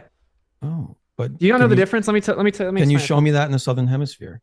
Yeah, yeah, sure. But you're diverting because your whole home run argument just got dunked I'm on. not But diverting what, real fast, anything. man, I want to point something out, man. Okay. I want to make sure the audience understands. So I'm going to say it pretty quickly. But so we see in reality that, say, the street lights look like they're going down because of perspective, right? Or a Sure. plane coming towards you looks like it's going up, then going down as it goes away from you, right? I mean, that's what perspective does. It makes things look like they converge. Flat Earth says the same thing happens with the stars. As you get away from Polaris, it'll drop. As you get closer, it'll rise, right? So we're saying that perspective works on the stars. The globe model says, yes, perspective does do that with everything else, but not when it comes to the stars. The stars just so happen to do the same exact thing, but for a totally different reason, I promise. It's because the Earth is curving. And the reason perspective doesn't displace the stars is because they're so far away.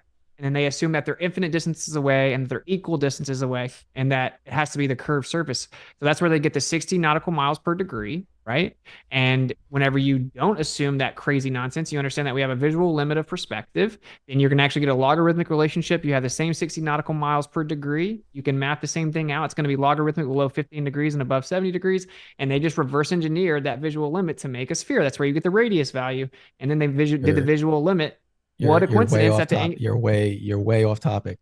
All right, whatever, man. I'm sorry. For those who actually want to know the truth, they took the way our eyes see and they made a globe model. You're just saying words. You're way off topic. I'm just saying words. Yeah.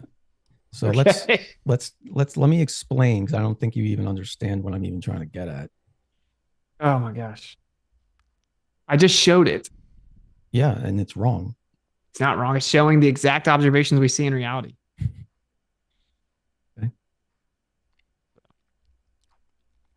All right. Yeah, while you bring that up, not sure what you're bringing up. We'll remind everybody that we did close a poll, and I'm going to open up another one in just a second here, so keep an eye out for that in the live chat.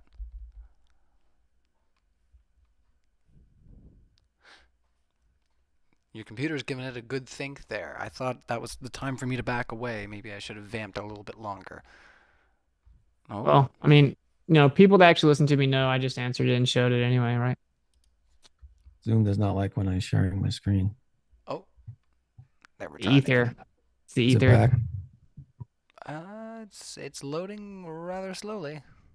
Out of curiosity, what else should I say other than words? It's not letting you screen share for some odd reason. Like when you say you're just saying words, like what else should I say? Numbers? I don't know if Globy is here. Are you still there, Globy? That's not a good sign, Witsit. It's the ether, baby. The ether ain't playing. Oh no, we might have to get Globy to back The screen share may have messed up his Zoom. He may have to come back. Maybe he tried to do it and it screwed up. So he's trying to screen share Stellarium, which is a pretty big program, right? Okay, I'm not sure what the program is, but it's like all the data of everything in the sky, and he has it actually downloaded instead of the browser. So he's trying to pull up it's like just as big of a program as Google Earth. Oh, and yeah, he rightfully has dropped off because I think he figured out that he is not he's not able to be heard right now. So Globy, definitely rejoin our chat. If we don't hear from you in 5 minutes, then I'll send him an email, and maybe we can move on to some other things. I do have a little bit more housekeeping to do, so let's take care of that right quick. Once again, thanks, Witsit, for being here, brother. I appreciate you. Mean Joe, for $1, said nothing. So for that $1, I will just say, let's go over our first poll right quick. And I will just remind you guys, there's 1,200 people watching in the live chat right now, and we're under 1,000 likes. How is that? What are you guys doing? Like I put in the live like. chat. They got arthritic thumbs or something. What's going on? No, I'm bad. I'm bad.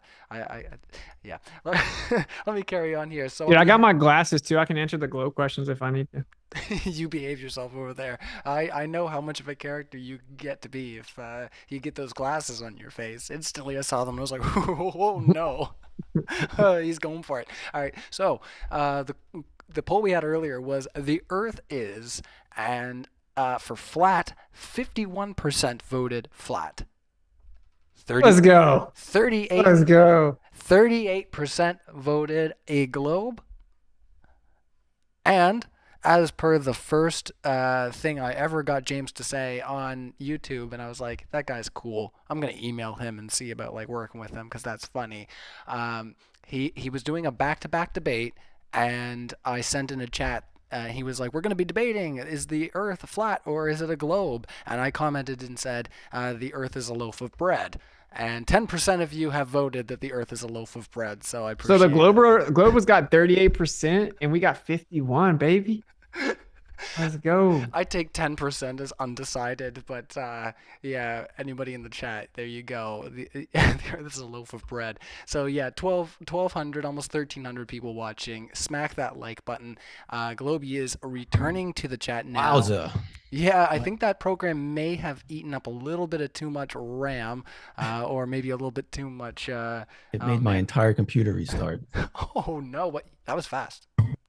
If you reset, that's a I good did. start. I did. Did you know? You know, I did. actually reset earlier too. I had to reinstall Windows this morning though, so I don't know. I might be having problems, but Well, let's carry let on. me try one more time. If not, maybe I can do it on my phone. I don't know. Oh, okay. Yeah, if you want to try it again here, that's cool. All right. I already explained this, man. You know I know. You know I have an answer, right? Like you know that. I know you have what you think is an answer, but you don't. He did reboot. Okay. There's Steam. Just explain the specific linear and logarithmic relationship with a plane as opposed to a globe. Yeah, that's cool and all, but I don't think you get it. Well, while you're loading your program, what I'm saying is that if you take the actual way that we see and you reverse engineer the angular resolution limit, you get 3,958.8 miles if you actually assume the loss of information is curvature of Earth. So you can hijack the way we see and get a radius of 3,958.8 exactly, right? Which is what the globe claims to be, and claims the reason things disappear is not because of resolution limit, but because of the curve. Same thing with 3,950. Topic, Austin. We already talked about that. It's not even this topic. Same thing with Polaris angles, right? So that's how you got the latitudes. No, it's not. So we're in July now. So where's the sun?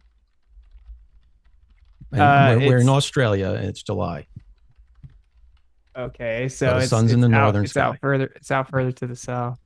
No, it's in the northern sky, opposite. Oh, you're saying right now or in July? In July, it's in the north. You said in July in Australia. I don't know, like what you were saying. In Australia in July, the sun is north of Australia. Why would you bring up Australia? Yeah, okay. Because I'm going to the southern hemisphere. Either way. Can you guys see my screen, by the way? Yeah, everybody can see your screen. Okay, good. So if we watch the sunset, it sets to the left. I just showed a video of it. Yeah, you said when the sun is north of you, it sets to the right. Are you supposed to be showing something beyond a loading screen right now? Shit. Yeah, I'm playing an animation. I'm saying it's not working. No, to the right or to the left is not an accurate denotation. It's to the south. It's not on the screen right now. Maybe you need to share a different screen. Depends on which direction you're looking, man. Let me. You agree if you're looking west and east and left and right are different? Yeah, I mean, you're always looking west at the sunset, aren't you? Could be northwest or southwest, but you're looking in the western sky.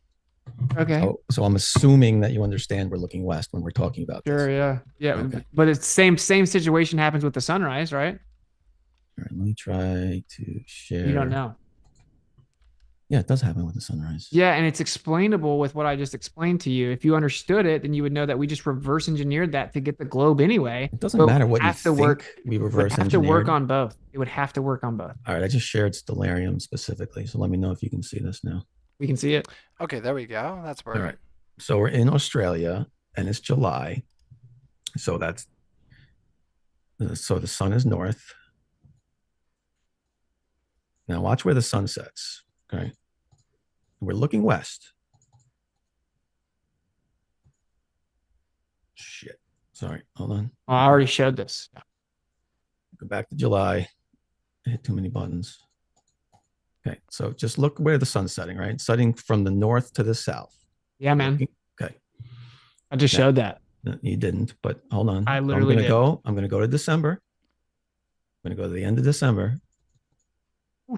Okay, as far south as we can go. So now the sun is in the southwest sky, and it's still gonna set to the left. Okay. And this gets more pronounced if I go a little bit more north, but I'm in the southern hemisphere.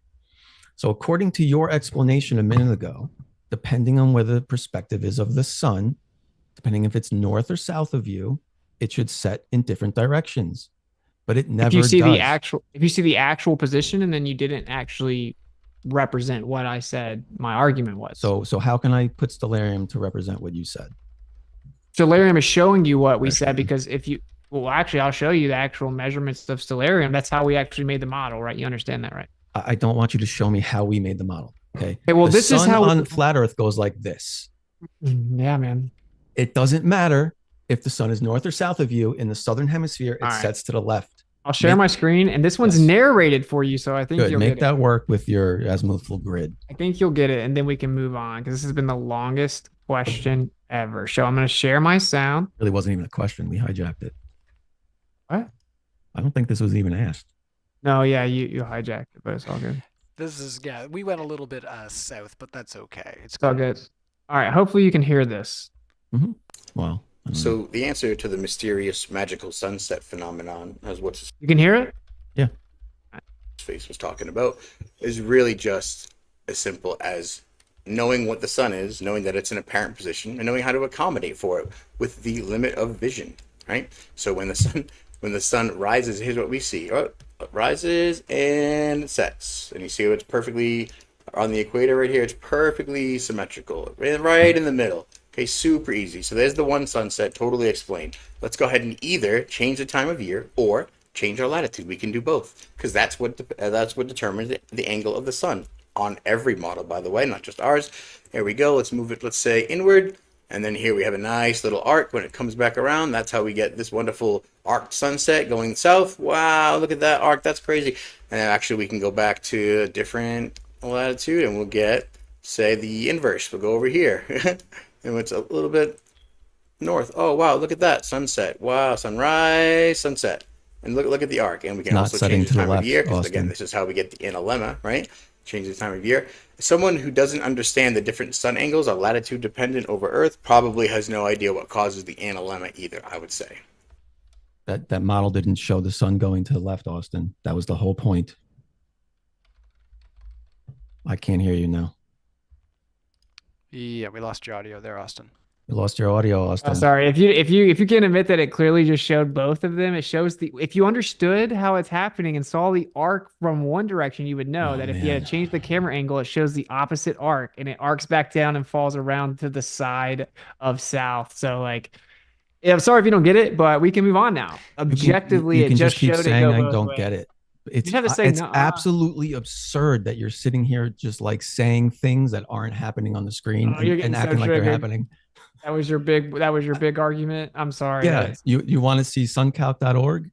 I just showed you that using stellarium data and understanding the curved visual limit of, like, say, even 3959 equidistant in all directions, you would get the same exact optical displacement. That's a different subject again. It's the same subject. That's what the model shows. Let's move into the next question, because Please. He doesn't understand it. He doesn't understand it. I don't understand it. How can we move on to the next question if he's going to sit there and just like say? I just showed everyone. We can move on. Everyone just saw it. You just said you did not show the sun going south while it's setting in that observation. Yes, it did. No, you didn't. Oh my gosh! It's literally the same exact data from stellarium. Yeah, I think it's not this.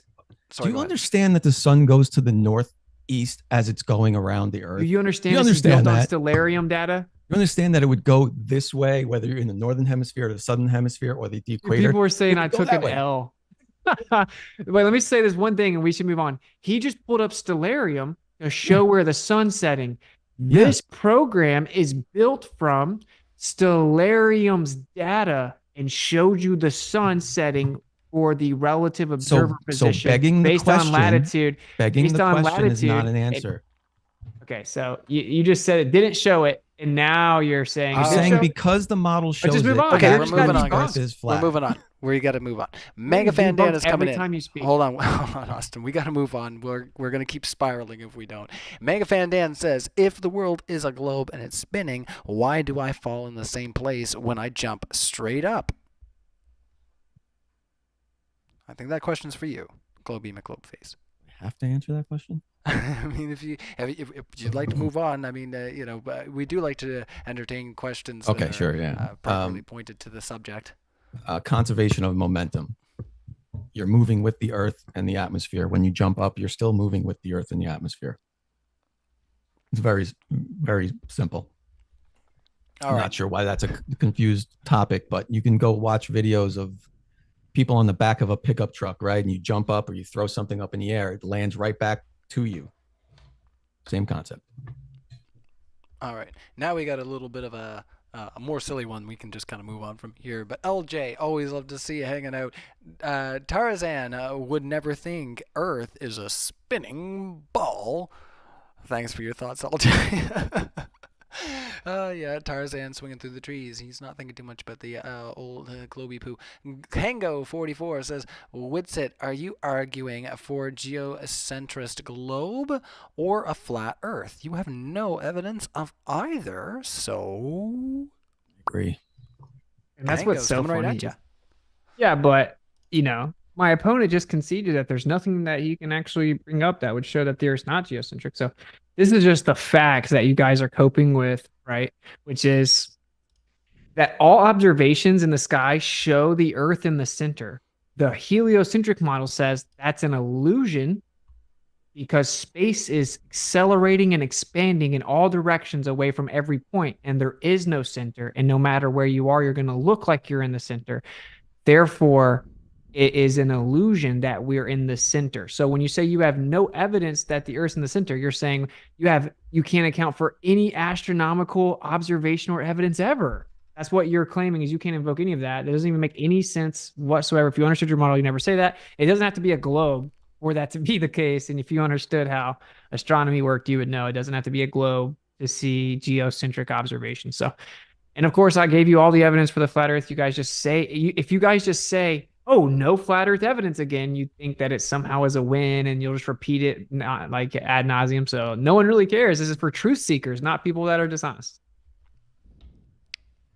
All right. Truth seekers. Seems like we might have a good spot to move on from there, guys. Let's try to do so. And let's see. LJ coming in again says, would anybody get on a 17,500 mile per hour roller coaster? Big laugh face. You know, talking about how supposedly like the ISS goes 17,500 miles per hour. If that roller coaster was in a vacuum and wasn't encountering any air resistance, yeah, I would. It'd be fun. Any air resistance? Yeah, it's minuscule. There's like very, very few molecules up there. Yeah. You hit a gravity pocket, then it gets intense. There's gravity pockets. Interesting. That's what your model said. Tell me. Yeah, on the ISS, they occasionally they all fell down on an ISS live stream. They all fell just like you do with zero-G planes. And they literally about the card that fell. No. All the astronauts hit up against the wall during a live stream, just like you do in zero-G planes. And they claimed that it was because they hit a gravity pocket. Now, the other guy made a joke about the other guy made a joke about a gravity pocket. The magician that dropped the card, he claimed it was connected to a rubber band, and he made the joke. Yeah, that's what you thought I was going to say, but too bad. We're talking about the actual time the astronauts all hit the wall in the middle of a freaking instead live of bringing stream. up the card, you completely just lied and said they all hit a wall and claimed it was a gravity pocket. Wait. So you're saying it was a gravity pocket? So you're saying you've never seen the video of all the astronauts on the ISS hitting up against the wall? No. Okay, no, so I don't think I would be lying just because you're ignorant of something. So we can move on. I think you would be, because NASA's never claimed there's a gravity pocket. There's no such thing as a gravity pocket. They claim, well, it was more so something to do with the way that they had to randomly move, and it changed the relationship of gravity. You guys in the chat, are you listening to this? You're listening to this chat? Dude, it's a fact that all the people fell up against the wall in the ISS. That's a Who fact. claimed it's a gravity pocket? Okay, so I can't remember exactly what they claimed. Nobody did. That's the point, dude. You just saying. Wait. Okay, what's the explanation? Not a gravity pocket. Let's go see the video and we'll get an explanation. Okay, I've so seen a lot of I may ISS be videos. wrong. I've never seen it. I may be wrong about gravity pocket. They may have said that the relationship of 0G and the angular momentum changed in such a way that there was a net gravity situation for intents and purposes, and that's why they all free fell against the wall. That's a fact. If someone has referred to it as a gravity pocket, that's a fact. The only time I ever heard gravity pocket was the card thing. Okay, but you've never even seen this video. All right, last word we'll have for here, Globy, and we'll move on.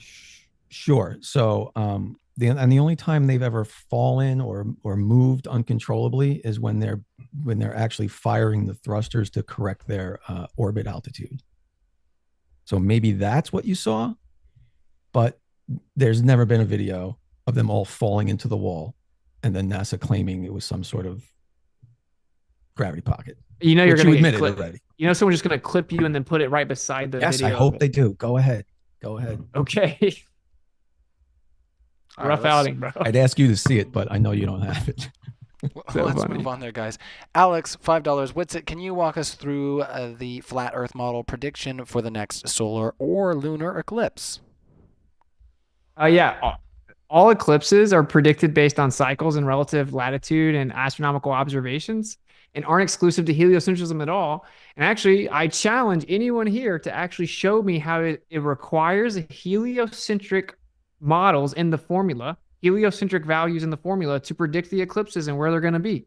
It doesn't. We actually have all the eclipses predicted on a flat Earth, and it's not exclusive at all. You have a coordinate system transform, and then you just map out the sky based on the cycles. You get the relative latitudes of the positions, and we can predict all eclipses as well. So now we have predict them, except you can't explain why they happen. Oh, but he asked. Wait, didn't he just ask about predicting them? Sure, but you're claiming you can predict them. Oh, he just asked about predicting them. Okay, we'll ignore the other part that you can't. So you agree that all the Globers, including MC2 and all these people that claim you can't predict them, and that you have to know that the Earth's in a heliocentric model, are just patently wrong and doesn't have anything to do with heliocentric model. And we have all the math, and if I need to pull it up, I will. No, I don't think we need to see any more of your math. But again, you have no excuse for how they happen. So predict them or not, you'd have to invoke magic on your model for it to happen. There's a 651 great astronomical year, right? Cycles of 325 or 326, 18-year lunar cycle, 18-year 10 and 11 day, 10 or 11 day eclipse cycle, solar cycle, transit cycle, recorded history. So then you just take all of this data, then you can actually fully replicate and predict everything, including location. If you actually understand relative latitude observations on a flat Earth. That's begging the question. You're taking the globe. Has nothing to do with the globe, has nothing to do with the heliocentric model. And we've been challenging all these people that claim it does. Show us where in the actual formula that they use that it accounts for the heliocentric model at all. It doesn't. It accounts for a stationary Earth. All right. PT Collins coming in. Witsit, remember when we proved that a basketball was flat by taking a zoomed in photo of one? No, I don't remember ever claiming that. Like, what? Yeah, we know that your claim is that the Earth is such a big ball that it just always looks flat. Yeah, we get it. Or it's just not a ball and it's flat, right? So. All right, let's move on. Chris, Barry, let's try to get one here for Globy, just to get you in here. And give you a last word. So how did Globy isolate gravity from electrostatics from LJ? Did I do some sort of experiment that he wants to know about? I don't even know what he's talking about. I guess he's talking about in general. Yeah. Okay. In general, isolating electrostatics. Well, you can do something like Cavendish experiment, right? You can use lead, electrostatically neutral. Yeah, you can ground everything, make sure everything's tied together, right? So there's no charges built up on one thing versus the other. And yeah, I guess that's what he's talking about. That's what you can do. All right, let's carry on. Awaken Heather, sorry. Globy, can you steelman a flat Earth sunset? then we'll get one you with Steel Man, a flat Earth sunset. Sure, the sun gets so far away that it just disappears. It goes beyond your. Well, I don't know. It depends. The atmosphere could block it at some point. If you have really thick atmosphere that day, it could set sooner than other days. So I'm not really sure how that works. But I guess the argument is it just gets so far away that it just disappears, which is nonsense because it doesn't shrink. Pretty terrible still, man. The one you correct me. What is it? Well, you forgot the most important part. That is that it disappears into the vanishing point. That's called the horizon, the optical location where the ground appears to converge with the sky. That isn't actually physical, right? So it just goes into that horizon, that visual limit. It does slightly fluctuate. Sometimes the sun, I don't know if you've ever seen it. It's pretty cool. Actually, the sun will disappear from the bottom up, like with the horizontal line. It'll look just like a normal sunset, like up above the horizon. I've seen that. It's pretty cool. But so yeah, it's just an optical effect. It disappears and it doesn't change angular size because it's within your curved visual limit. So it's basically equidistant to you. Oh, it is. That's interesting. It's the only object in the sky that's equidistant from you as it goes No, away everything from you? no, everything is going to be within your equidistant visual limit. So it's perspective to the point of convergence, but it doesn't shrink because it's within your what? What'd you say? It's outside of your visual limit. So you see the apparent It's location, which outside of your yeah. So the apparent location would be equidistant. equidistant, right? Even though it's not equidistant. If it was equidistant because of the apparent location of the curved visual limit, then would it change angular size? Isn't a plane equidistant? Isn't a If boat it's this- equidistant? Isn't anything else going away from us in your world equidistant because it's all in this sphere of vision? Yikes, you're lost. No, because the plane is within your visual limit. We're talking about something from outside of it, so it remains the same distance away from you. If a plane gets closer to me, then it's not the same distance away from me. What's your visual I asked you limit then? if it stayed the same distance away from you, would it change angular size? If it stayed, of course it wouldn't. But it's staying the same distance from you. The sun is not staying the same distance from you. It's Apparent getting location is very, because you have very further away, thousands of miles further away. yes, it's much further away than your curved visual limit. So you only pick it up within your curved visual limit, which is equidistant in all directions. And you literally had to reverse engineer. You're literally sitting here saying the sun's physically getting thousands of miles away from you, but your curved visual limit is making it seem like it's the same distance from you. That's what you're saying. That's the steel man of what you just said. No, you're not really getting it. No. So, what is it? Dude, listen, man. Your curved visual limits. It's so the sun is closer, it looks closer than it actually is because that's the limit of your vision. Yeah, it's an apparent location. Yeah. Yeah. If it's the limit of your vision, you just wouldn't see it anymore. No, you wouldn't see it. You wouldn't see it from outside of that. So you don't pick up the light until it's within how far you can see. And this is literally how we measure the sky. We take a zenith measurement, an azimuth measurement. We make elevation, altitude measurements, right? We have a meridian, and then we do this in all directions, and it gives us a little dome, which is why it's on stellarium. You claim that there's a celestial sphere with a 1-to-1 ratio of a real sphere, and that's why it's a linear relationship as we move over the curved surface that make the stars change.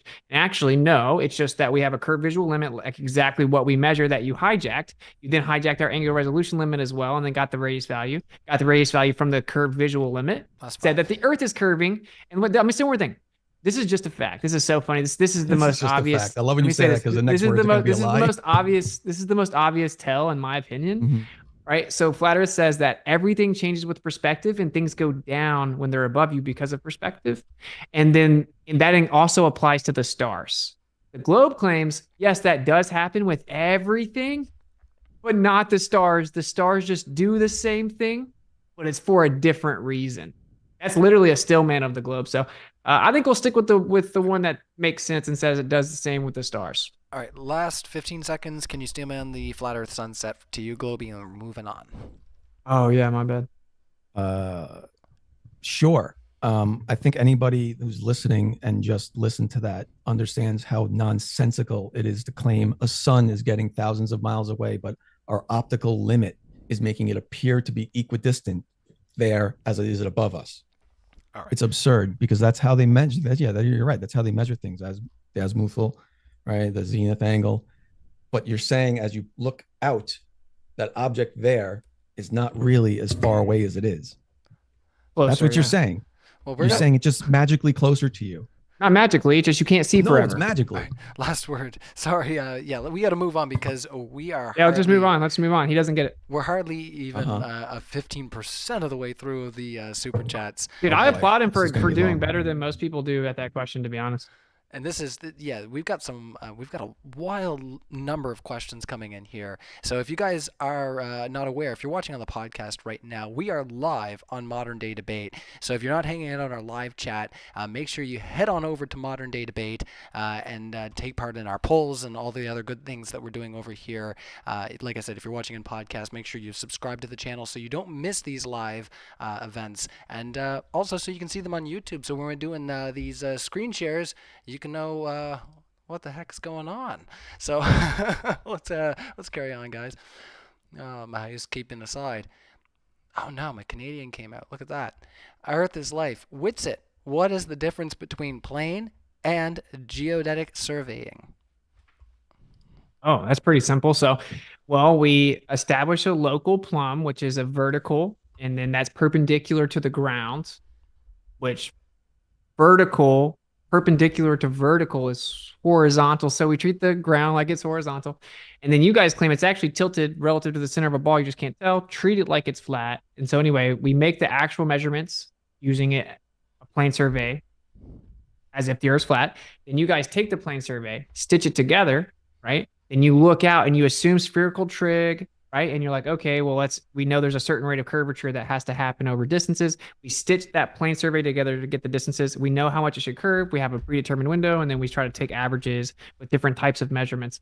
That's the primary difference is, of course, that the plane survey neglects the notion of curvature and is used for all engineering and building in real life. And then the geodetic assumes the curvature and isn't really used for actual engineering and building in real life.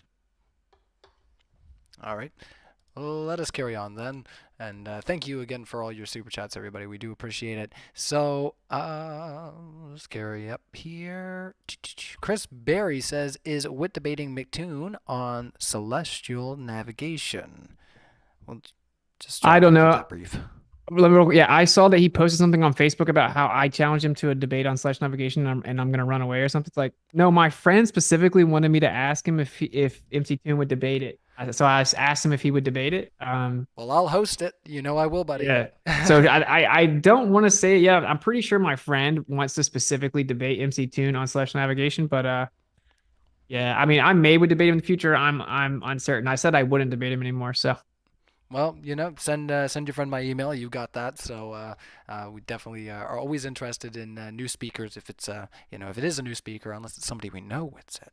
Is it somebody we know? A lot of history and interrupting usually. Oh, good. Oh, that's fun. You know how that's always disagree. You disagree. Even Lord, for both, do you think the moon is made of cheese? Yummy. No, not even gonna entertain that. Yeah, what kind of cheese would it be though? Plasma I don't cheese? know, man. I was trying to look at those pictures we got.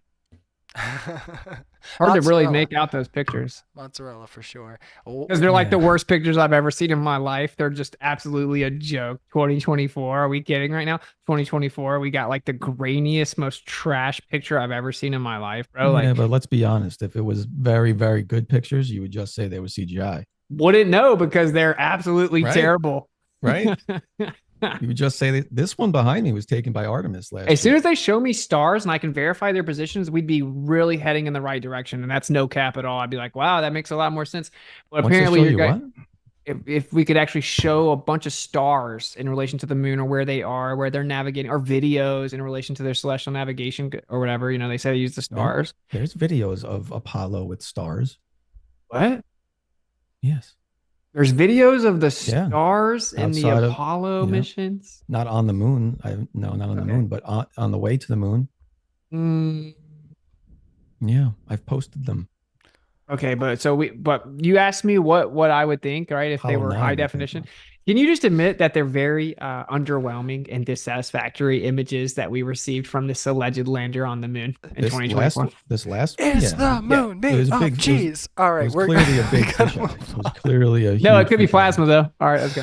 I'm so sorry, guys. It's just it's fun. It honestly is. It's just that So we're I'm scrolling through a list. If you saw where my scroll bar is right now, you'd be like, "Holy lightning, Ryan!" No, Let's ask these let's questions. go, let's go. Toby let's go. Walker, is the moon made of cheese? Was the question. I see how you guys can vamp. It's awesome.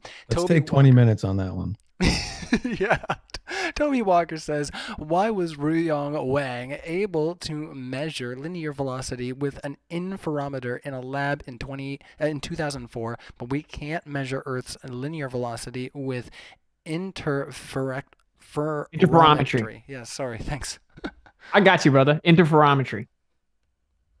What do you That's do a question for you. He said basically, why was Wang able to detect and measure linear motion with interferometer in 2004, but we can't detect the linear velocity of the Earth's orbit with interferometer? What was Wang measuring? I'm not familiar with what Wang was measuring. I'll send you that paper too. I actually will if you'll give me your email. I'll send you all the papers. I'll give you my email. It doesn't work. It's a big problem for relativity. The only way that anyone's even tried to explain it yet is they invoke absolute space, which is, not allowed in relativity. But yeah, I'll send you the papers. Just send me your email. All right, let's carry on. Toby Walker asked, why does GPS range measurement have to account for the relative linear velocity of a receiver craft? This indicates linear velocity measurable with electromagnetic wave propagation. Thoughts? Can you say it again? Is that for me? He Say it says, again. It probably is. They're probably coming at you, bro. I'm going to try to help you. What was the question? says, why does GPS range measurement have to account for the relative linear velocity of the receiver craft? This indicates linear velocity measurable with electromagnetic wave propagation. Yeah, so they're saying that GPS accounts for like a variant speed of light that it changes, and it's C plus V. You actually have to account for the velocity of, say, the actual satellite or whatever is moving. So it's relativity says you wouldn't have to account for it. So it's saying that light changes its speed. And why does the range measurement equation that GPS uses to get distances has to account for light being variant if relativity says it's constant? All right. Is that what he was asking? I'm rephrasing the question for you. I get it. You may not have heard of it. So they're saying that, dude, just so you know, GPS, to get the proper distances, they have to account for a change in the speed of light relative to their velocity that it's moving, when it should just be C. It shouldn't change. But to get the right distances, they have to account for a variance in C, like a variant C. So C plus V, C plus the velocity that it's moving, which is directly in opposition to relativity. But the range measurement equations say you have to use it for GPS to be accurate. So, all right. Are you talking about the adjustments needed from GPS satellites? Is that what he's talking about? The speed of, based specifically on the anisotropic distribution of light. Yeah, like the speed of light changing. Yeah. That's the relativistic change of time due to the distance away from Earth. No, C plus V doesn't. That's what he's talking about. No. All right, let's carry on then, guys, because it seems like we're getting caught up on that one. Kango44 That's in the weeds. The London Underground took the curve of the Earth into account during its construction. Tow tanks for testing boats. Hulls take the curve of the Earth into account. Thoughts, gentlemen? That is a famous one that took the curvature of Earth into account, the London tunnels. But I think the question was really for you, so I don't know what you got. I mean, I missed it. So something about, what about bridges and tunnels that account for Earth's curvature allegedly? The London Underground took the curve of the Earth into account during its construction. Really? Tow tanks That's testing crazy. boat hulls take the curve is also. They That's literally crazy. They would have had to build it in segments bigger than 10 miles. They literally were building it and had to stop because the tunnels weren't meeting each other because the data they had was so old, it wasn't taking into account Earth's curvature. They had to. It doesn't even make any sense. They had to resurvey the area. It does make sense because they weren't taking into account Earth's curvature.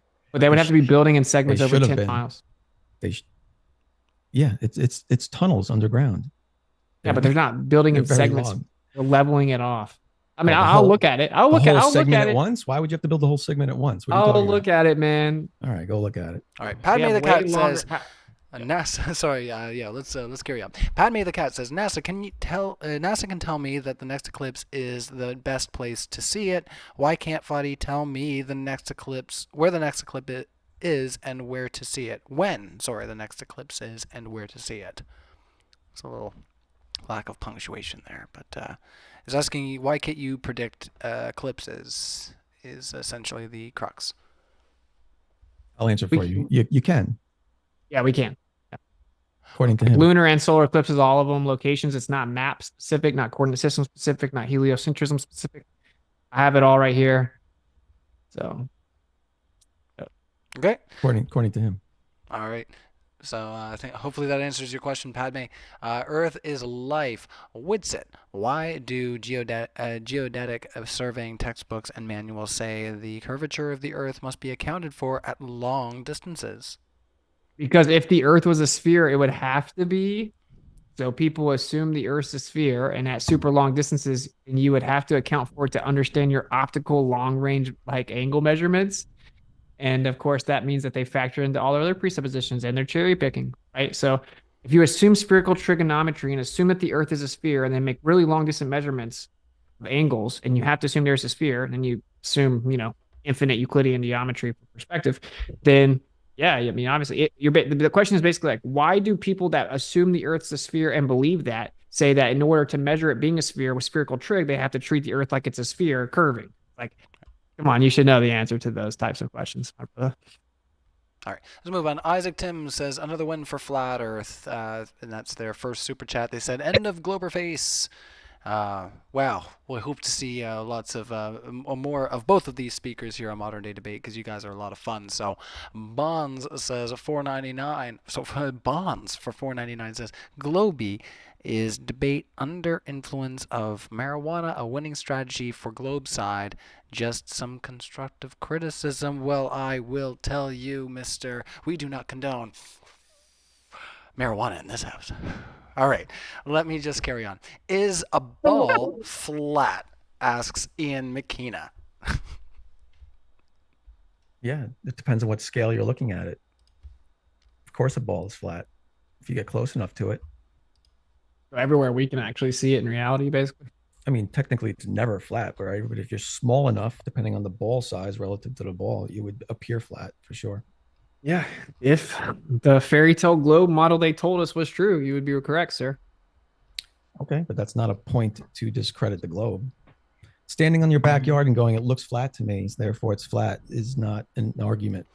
Yeah, right. Physical empirical measurements falsifying Occam razor is not a thing, right? All right, let's move on from there. We'll it's not a thing. Falsify the radius. You're coming in for that. Never been done. All right. Oh, sorry. Yeah, sorry. I mean, you say the last word, bro. Last word. There you go. All right. My Shield is Disgust asks, Austin, can you draw a map that arranges the continents and oceans with their known dimensions on a flat plane? We know the width of Australia or the Pacific Ocean at any latitude from east to west. How do you know the distance in the southern oceans? That's absolutely not true whatsoever. But let me go ahead and school you guys on this, because people really think this is a good argument for the globe. They're like, oh man, Australia looks different on a flat Earth map. It's like, okay, first of all, man, you guys need to understand coordinate systems and maps, right? And how they're just transforms. Secondly, you need to also understand that, for example, if we use GPS for distances in the south, right? If that's what you're going to invoke to prove the distances of Australia and knowing how big it is, well, GPS uses meridian corrections. Admittedly, in their own paperwork, they talk about how they have to subtract distances in the south for the distances to work with the GPS spherical coordinates of the assumed symmetry. So they have what's called meridian corrections, GPS. And of course, they could just hide the vast majority of it in the oceans. Even Australia could be much like we have it mapped out. And the second supposed evidence of this is the way that the plane will travel, like say east to west and then north to south, and that it's about the same. And when the guy pulled it up, it showed that no, it actually, for the same distance, it takes gross different times. Because if they're going the same speed but different times, it can't be the same distances. So anyway, long story short, it could look a lot like it does on the globe, still be on a flat Earth. They've hidden the oceans, in my opinion. The distances are hidden in the oceans for the most part. Are you listening to the conspiracy nonsense? I just stated a fact. It's called meridian corrections. You stated non facts there. You know what GPS meridian corrections are? I'm not talking about that. You're claiming we don't know the distance, like the size of Australia. That's what you're claiming right now. No, I said that even it could be correct, but we use GPS meridian corrections. I said they could have just hit a lot of the distance in the ocean. Next one They coming could in, have hid Rudolfo. a lot of distance in the ocean. Yeah, GPS meridian corrections, my brother. Look it up. Okay, All right. I'll look it up. All right, that Yeah, one was you for should. Austin, so I did want to give you the last word. So Rodolfo coming in, Rodolfo Garcia says, "Hey, flat earthers, have you measured shadows at the same time in different parts of the world and found the sun position or something? You have not produced a universal flat earth model, right?" He asks to follow it up. Incorrect. You want me to show it again? I'll show it again real quick. Yeah, you can screen share. Real quick. There's a Okay. flat Earth model. Yeah, here you go. So this would explain the relative apparent position, thus all the relative apparent shadows. This explains every single observation in the sky throughout the year. And this is a beautiful model. Important note. Some globers misrepresent perspective and misuse this globe model. Interesting.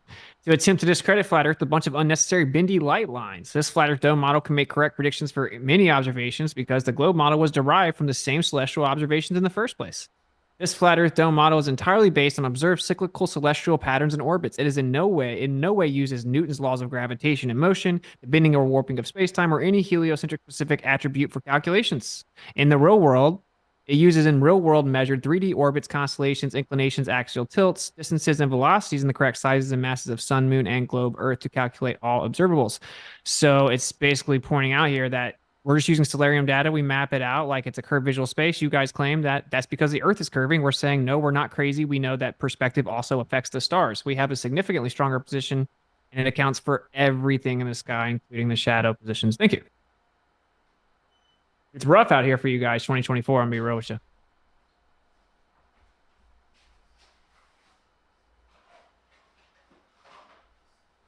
Oh, he left. What happened? It's okay. You thought I was gonna go really long. I tried to be fast. Did I get back at just the right time? Pretty good. Yeah, you're good, bro. That's You're good. good. That's I mean, yeah, because it's crazy. And I was about to start going in on how the fact that GPS actually uses the fact that the speed of light isn't constant. You have to account for velocity when relativity specifically says it isn't. So either GPS is wrong or heliocentrism and relativity is wrong. But we'll hold off on that. Well, I'm so glad you behaved yourself while I was giving my wife a kiss goodnight, Witsit. Not Yeah, I opening got up a you, man. can of worms or anything over here, mister. Yeah. All right. Nominal asks, Globy, you should have a real photograph of the entire Earth from space as your background. Debate over. Over.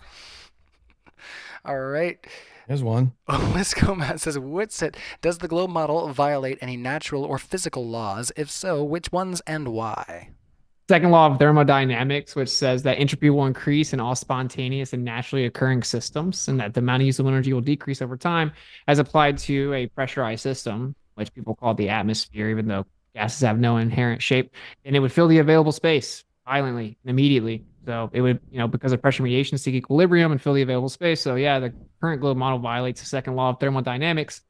And pretty much a bunch of things. If you get into like the heliocentric Big Bang cold dark matter cosmology, then actually that universe type of model, right, that cosmology violates the first law of thermodynamics combined with the second law of thermodynamics, denoting it requires a beginning and that there must be an external supernatural source, which is the opposite of what the Big Bang currently claims. But anyway, so yeah, the second law, big time.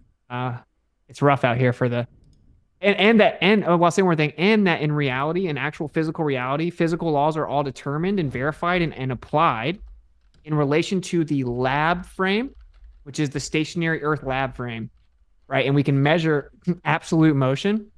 The globe claims that you can't do that, and that the Earth is actually moving. So it's like, yeah, they just violate all physical laws if you want to really get into the lab frame part of it. All right, let's carry on. Sean666 says, oh, hey, why did you trigger the Iron Maiden, Sean? All right, why would governments and space agencies around the world spend billions of dollars to perpetuate what you believe is a lie about the Earth being round? Also, Witsit, you are conspiracy theorists. They accuse you. Well, you're a coincidence theorist. You think that the angular resolution limit of the eye just so happens to reverse engineer into 3,958.8 miles if you assume the Earth's sphere physically blocking what would automatically disappear because of your eye. You think it's a coincidence that if you take the angular resolution limit of your eye and where things would fall below resolution, the distance, so you wouldn't be able to see them, if you reverse engineer that, you can get the exact radius value of the globe model, which is 3,950 8.8 miles. You think that that's a coincidence? I would say you're a coincidence theorist, and I just, I accept truth even if it's uncomfortable or unpopular, because what's true is rarely popular. What's popular is rarely true. All right. Let's see. Free Palestine says the Greeks built a flat Earth model as a non-rotating plane in the center of the universe. The Antikythera mechanism, aka flat Earth working model, is what they said. Any thoughts? How is the Antikythera mechanism a flat Earth working model? It just predicts where the planets are. Yeah, a stationary flat Earth civilization, but you should go look up the documentary, The Mechanical Realm.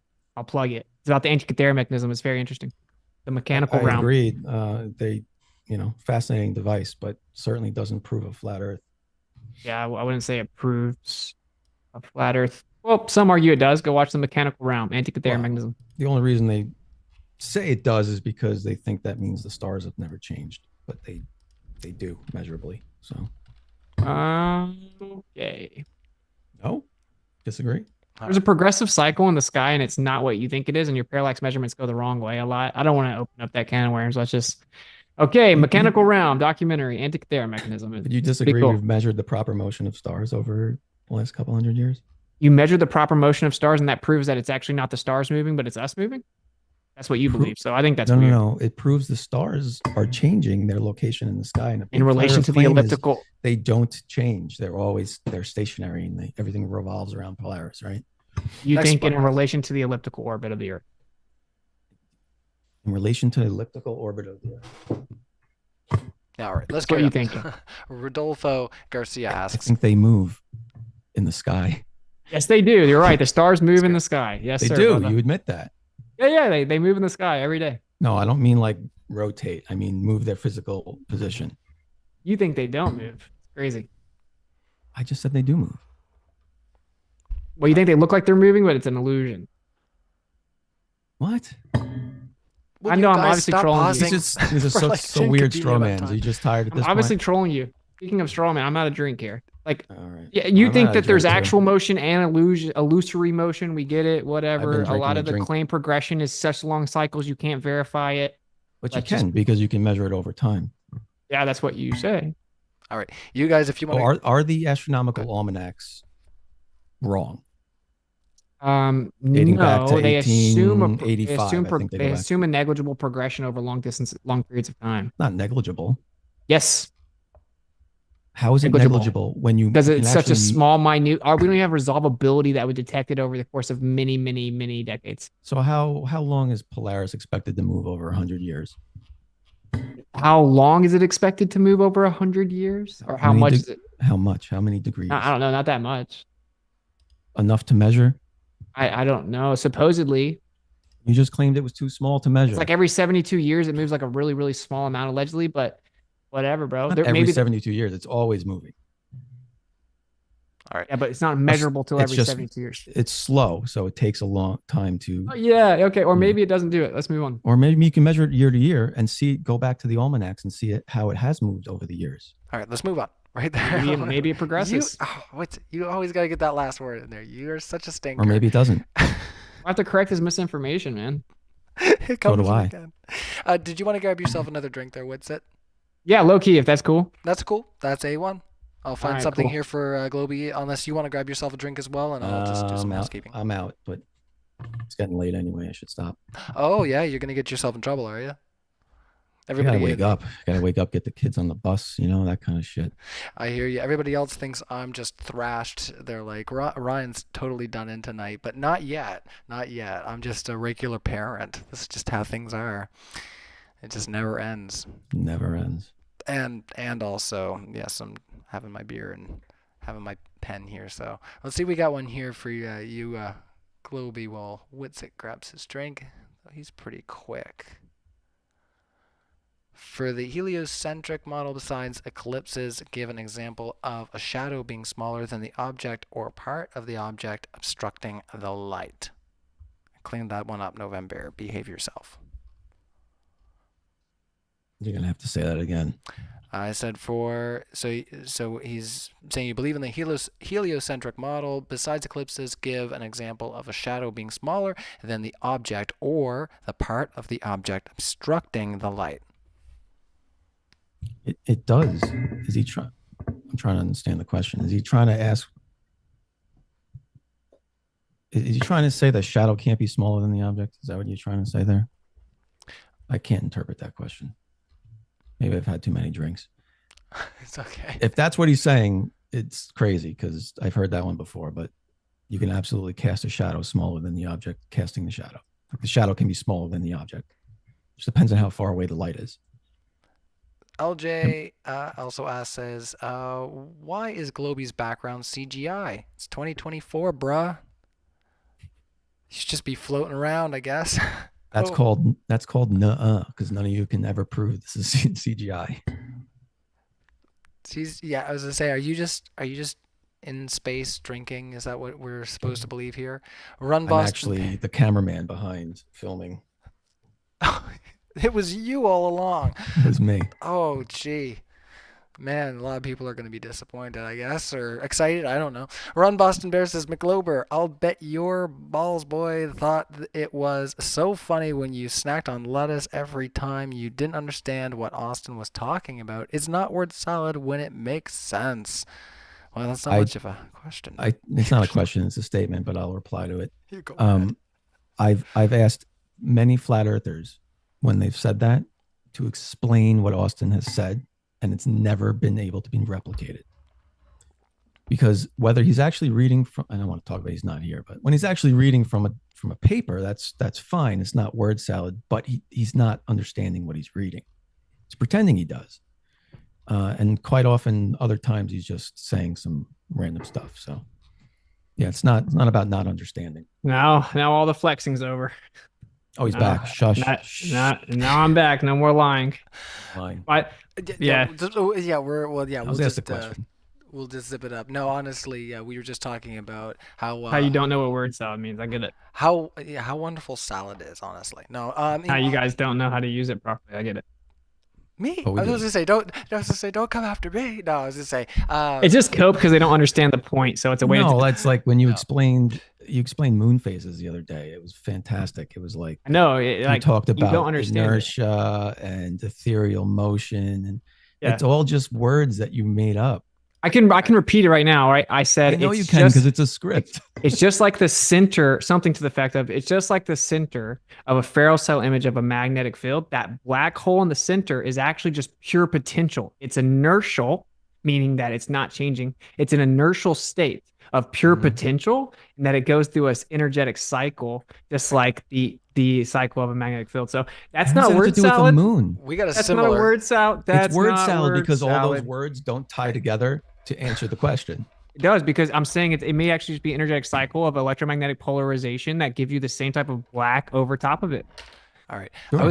I was trying to inject there, guys, and get the next not question. Word salad. But sorry if I made poor comedy there, Austin. You know I love you, bud. Let's see. Rudolfo Garcia says, "Hey, flat earthers, have you measured shadows at the same time in different parts of the world and found the sun's position or something? You have not produced a universal flat Earth model." Read that one. You read that one. I showed my model and how he was. We can predict everything in the sky, and he's just wrong. Yeah. I was doing the magic scroll up there. My bad. Texas Sniper says, Barge Khalifa is so tall that Ramadan fasting changes based on the floor you live on. This makes sense on a globe where the higher altitude lets you see further over the curve. Can you explain that on flat? The angle of view increases as you increase altitude. You can see further over a flat surface as you get higher as well. The fact that you guys don't know that still is pretty sad. Okay, let's see. IM says, how is a plane survey not a flat Earth measurement, especially when considering plane is defined as a flat surface on which a straight line joining any 2 points on it would wholly lie? Because you're not measuring something to test whether it's flat or not. That's why it's not a measurement of flat Earth.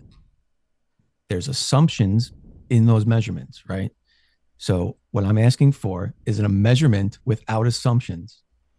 like I provided in the beginning of this debate, and that were hand waved off. Okay. You can actually measure whether the earth is flat or not, and it's not. Except that we measure the Earth to be flat and plane survey measurements on No, the you Earth. assume it's you assume it is by omitting things, Like right? what? You would omit the curvature of Earth. It's not there. You're assuming it's not there. That's No, why they're but omitting it. I get it. I Measurements get it. work. That's why They're negligible. That's why they work. There's Because you 66 can- feet of curvature in 10 miles, though. Okay, but we're not talking about 10 miles. We are. I just now read the civil engineering textbook that says up to 100 square miles that we use plane survey measurements for Okay. all engineering. So we Next can move one's on. coming in. Earth Mhm. is You guys are life. coping.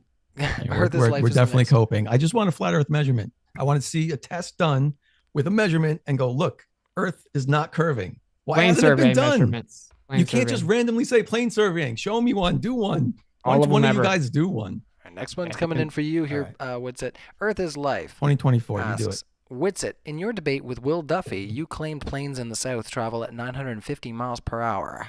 What distance would that plane cover in 14 hours, and what is the maximum range of a 787-9 Dreamliner? Okay, I didn't actually claim any specific speed. And the planes that fly in the south typically they can go over 650 miles per hour, and we know that jet streams can go over 250 miles per hour. Like just recently, it made the news in the north that planes were clocked all over the place, multiple planes on the same day going over 800 miles per hour, when the planes actually were only flying like 500 or so when it comes to their actual airspeed, because the airspeed is determined relative to the static pressure around the plane. But it's going much faster in general because the air is moving. So yeah, you catch jet streams. He said something about you would need them to go opposite ways or whatever. Like provably jet streams go opposite directions at different altitudes. This is a well-known fact. No, prove it. Prove Qantas Flight Q64, the path it takes has opposite jet streams above or wherever it's flying.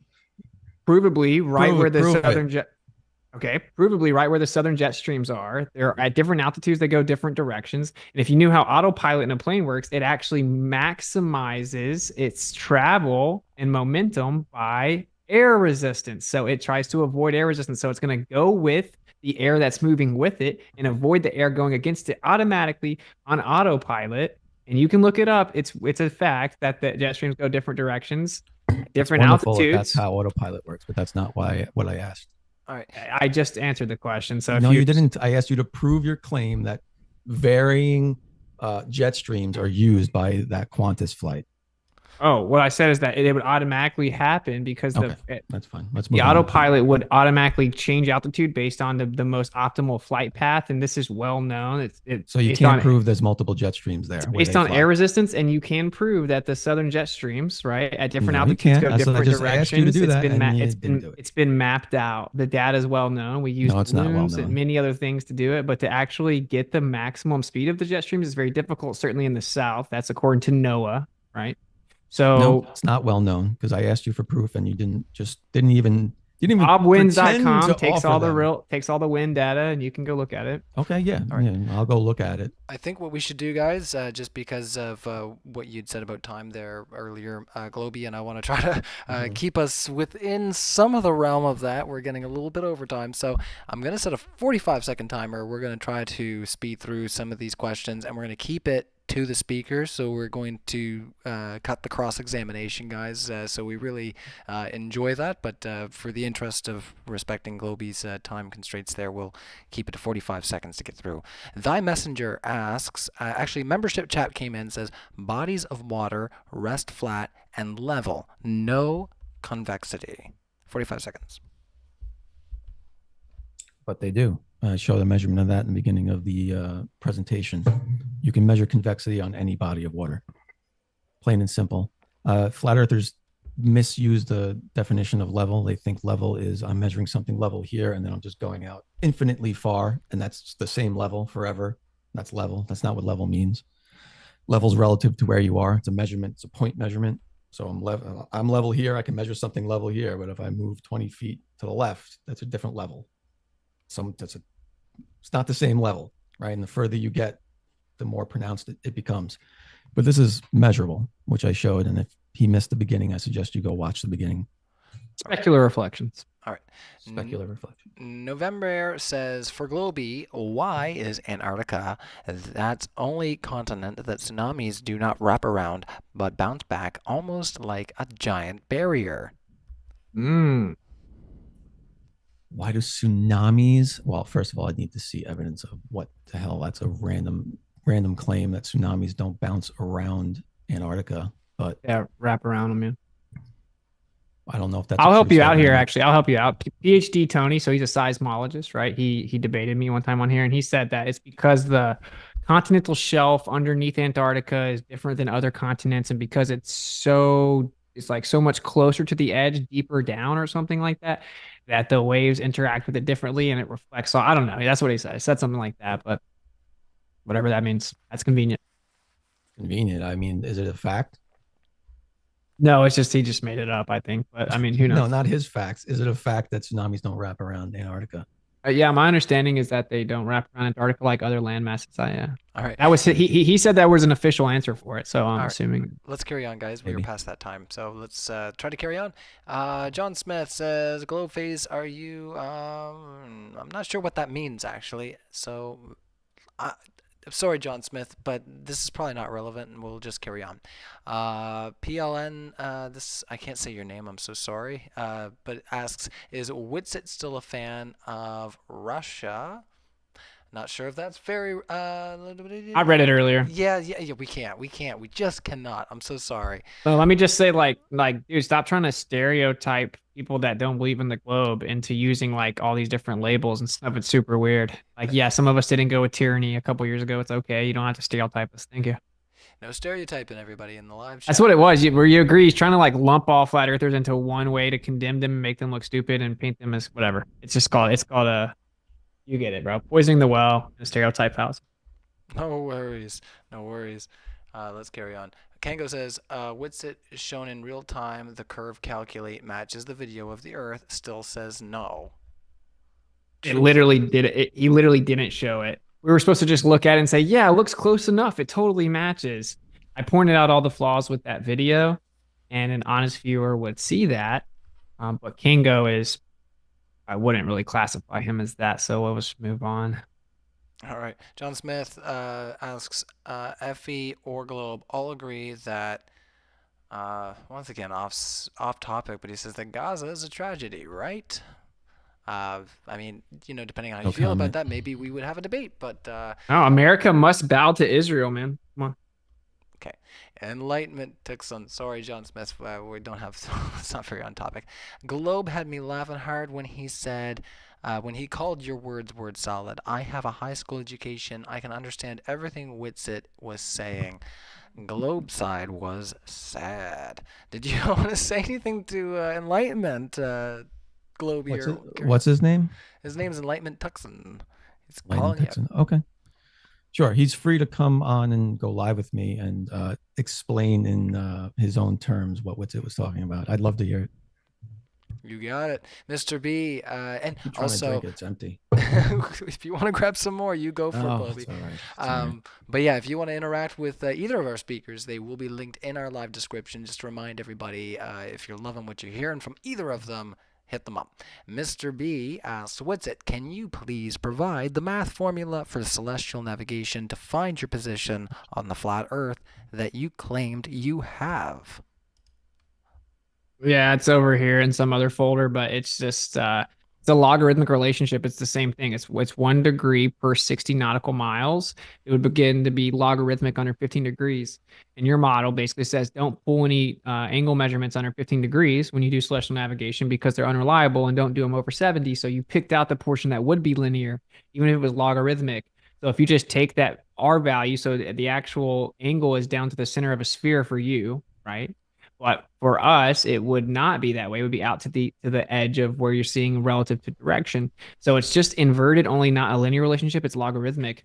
And every single globe earther that loves celestial navigation and all the math all immediately conceded that the math works perfectly on a plane Earth. So So have you not submitted to Toon's challenge? Because his is just about a map, right? So like he knows that obviously if the Earth's flat, we don't know exactly what the South is like, and so he's not actually trying to see if you can explain the relationship of 1 degree per 60 nautical miles, because that's been submitted to him.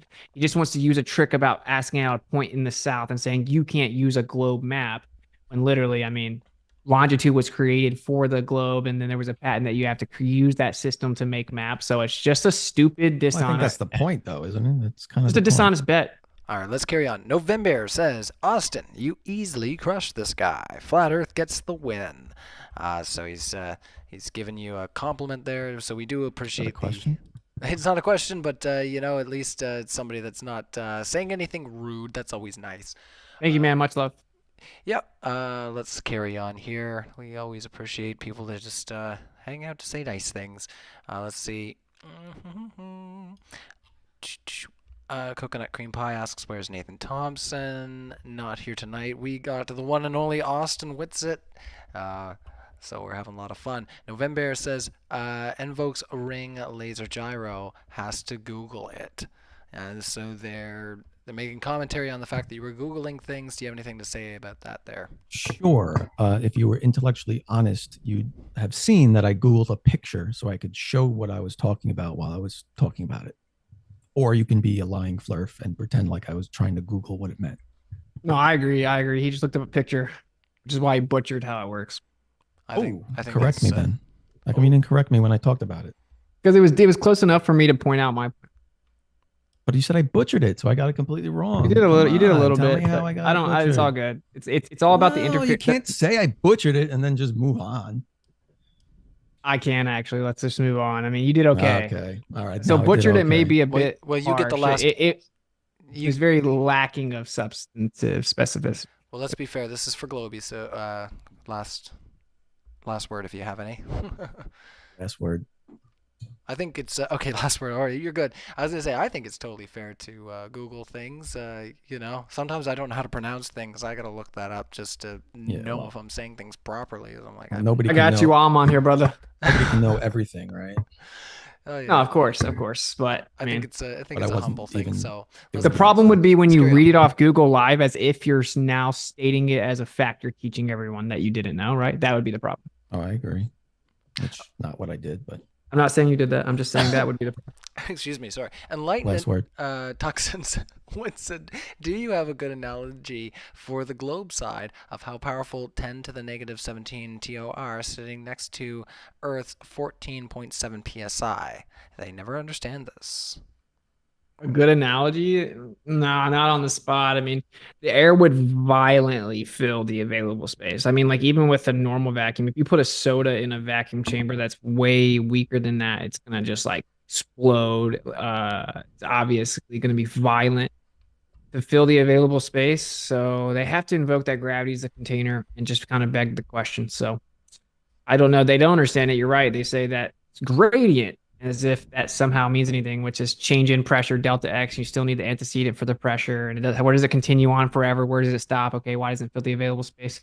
They don't understand it, I don't think, but yeah, just think about a soda. Think about a soda. What's the pressure differential between a soda and the vacuum chamber?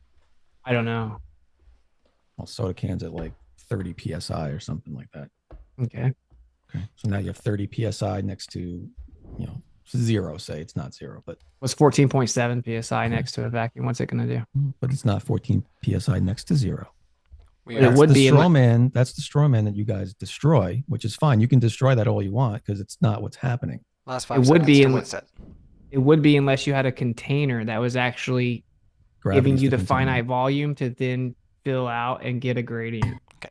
Robert Polisher says, I hope Globy drops his green screen to show off his super cool custom light setup, space, and Legos collection.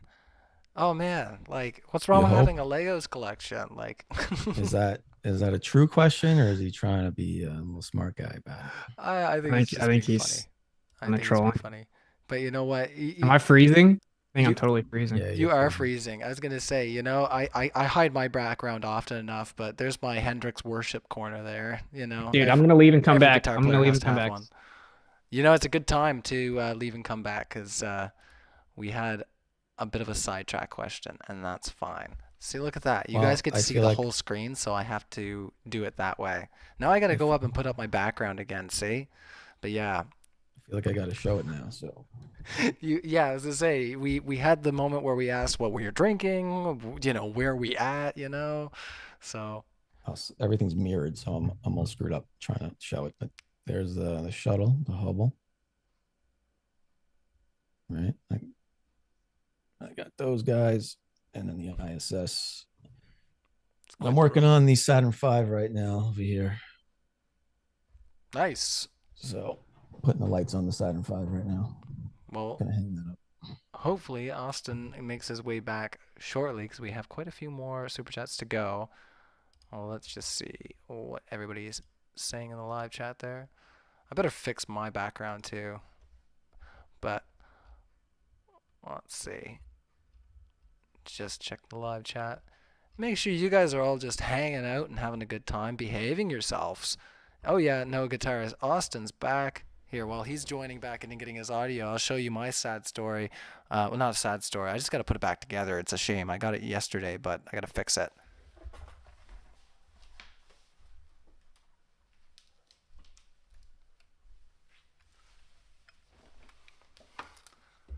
I could hold it the whole debate. I swear. She's so pretty.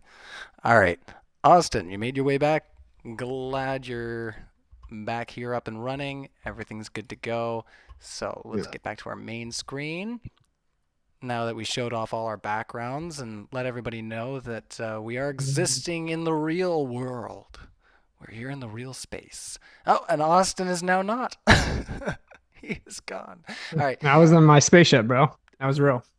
Yeah, no, you take it off there. Go. All right, let's say here. Mr. B, we read that one. All right, now we've gotten a little bit sidetracked. James GP, Glober, in the video you showed off the rocket launch. You said camera doesn't curve lines. The video showed the launch frame had a slight curve. Why? Because that camera was on the frame of the rocket, the launch pad, looking down at the rocket. That was a different camera altogether. And yes, that was probably a wide angle camera, but the camera going up on the rocket was not. So yeah, two different cameras. That's why. All right. Well, let us carry on. I was trying to fix my camera there, so I can behave myself. Let's see here. We got moderator McGlobeFace. Your cup was empty at halftime. LOL. Hey, my cup has always got a little refill here next to it if I ever so need to. My wife was awake for. Sorry, it's still empty. I was to say, you are welcome to take a second. It's fine. All right, so Globy from Mean Joe says, how do you explain the sun fading away at sunset? Go ahead and say it never happens. The sun it doesn't fade away at sunset. There's clear video with a solar filter of the sun setting behind the horizon. This is how we all see sunsets. Every human being sees a sunset going down. Now the excuses, there's, all the excuses that we make for why it's disappearing bottom up. But then when people like him jump in with the question, we just see a sun fading off into the distance. It blows my mind. That's not how anyone sees a sunset. If there's clouds in the sky, sure, it might obscure the sun as it's setting. So maybe it makes it appear to disappear, but that's not how a sun sets. On a clear day with a solar filter, you'll never see the sun disappearing off into the distance. It's literally been filmed with a solar filter disappearing at high altitude. No, it hasn't. It literally has. You talking about the David Weiss video? Many of them, yeah. No, they have. There's only been, all right, I've only seen one. There's like 5. It was David Weiss. There's like 5 of them. And he completely used the post-edit fade out. Wow. 100%. So you're actually accusing of editing the video? I'm not accusing. He did. It was analyzed by someone. I know. All right. Let us carry on there, guys. Yeah. You can laugh all you want. No one sees by the way, the Glober argument. argument is that it wasn't a good enough solar filter, dude. Just I didn't say it wasn't a good enough solar filter. I said he edited that's the actual film. argument. No, all the videos you guys show of the sun being zoomed back in and all that never has a solar filter on it. Except that one did. All right. That I one saw in the wasn't live zooming. chat somebody was concerned I didn't get to their super chat. Don't worry, we're getting there. There's just a lot of questions here, and if I do miss your super chat, just tag Ryan Thymod in the Modern Day Debate live chat there, and I'll make sure that I don't miss your question. So James GP says, Glober, in the video you showed off the rocket launch, you said the camera doesn't curve lines. The video showed the launch frame had a slight curve. Why? We just read that one. Oh, gee, see, this is that finger thing I was telling you about. You say mullet hat when talking flat Earth, small hat when lying. Not sure what that Not means. sure what that means. Is that another comment? Nah, just move on. Not sure. Benjamin Scott says, Globy, why on July 8th is 99% of the population of the Earth receiving unlight? Sunlight, probably. Sunlight? Yeah, sorry, that's just that's a typo. Because 99% of the population lives on one side of the globe. All right. Here, I'll just I mean, real quick. Sure. And won't take too much time. Yeah, you got some time. This part of this half of the globe, you look at it like this, is all ocean. And then you can see some of Australia here. The rest of the population is living over here. So yes, half of the globe, or about half, it's a little bit more, right? A little refraction going on. But when you got to understand, when they're talking about that also, they're talking about any form of light, not just daytime, right? Dusk, dawn, every type of light. Okay. So yeah. All right, Sean666 asks, why would governments and space agencies around the world spend billions of dollars to perpetuate what you believe is a lie about the Earth being round?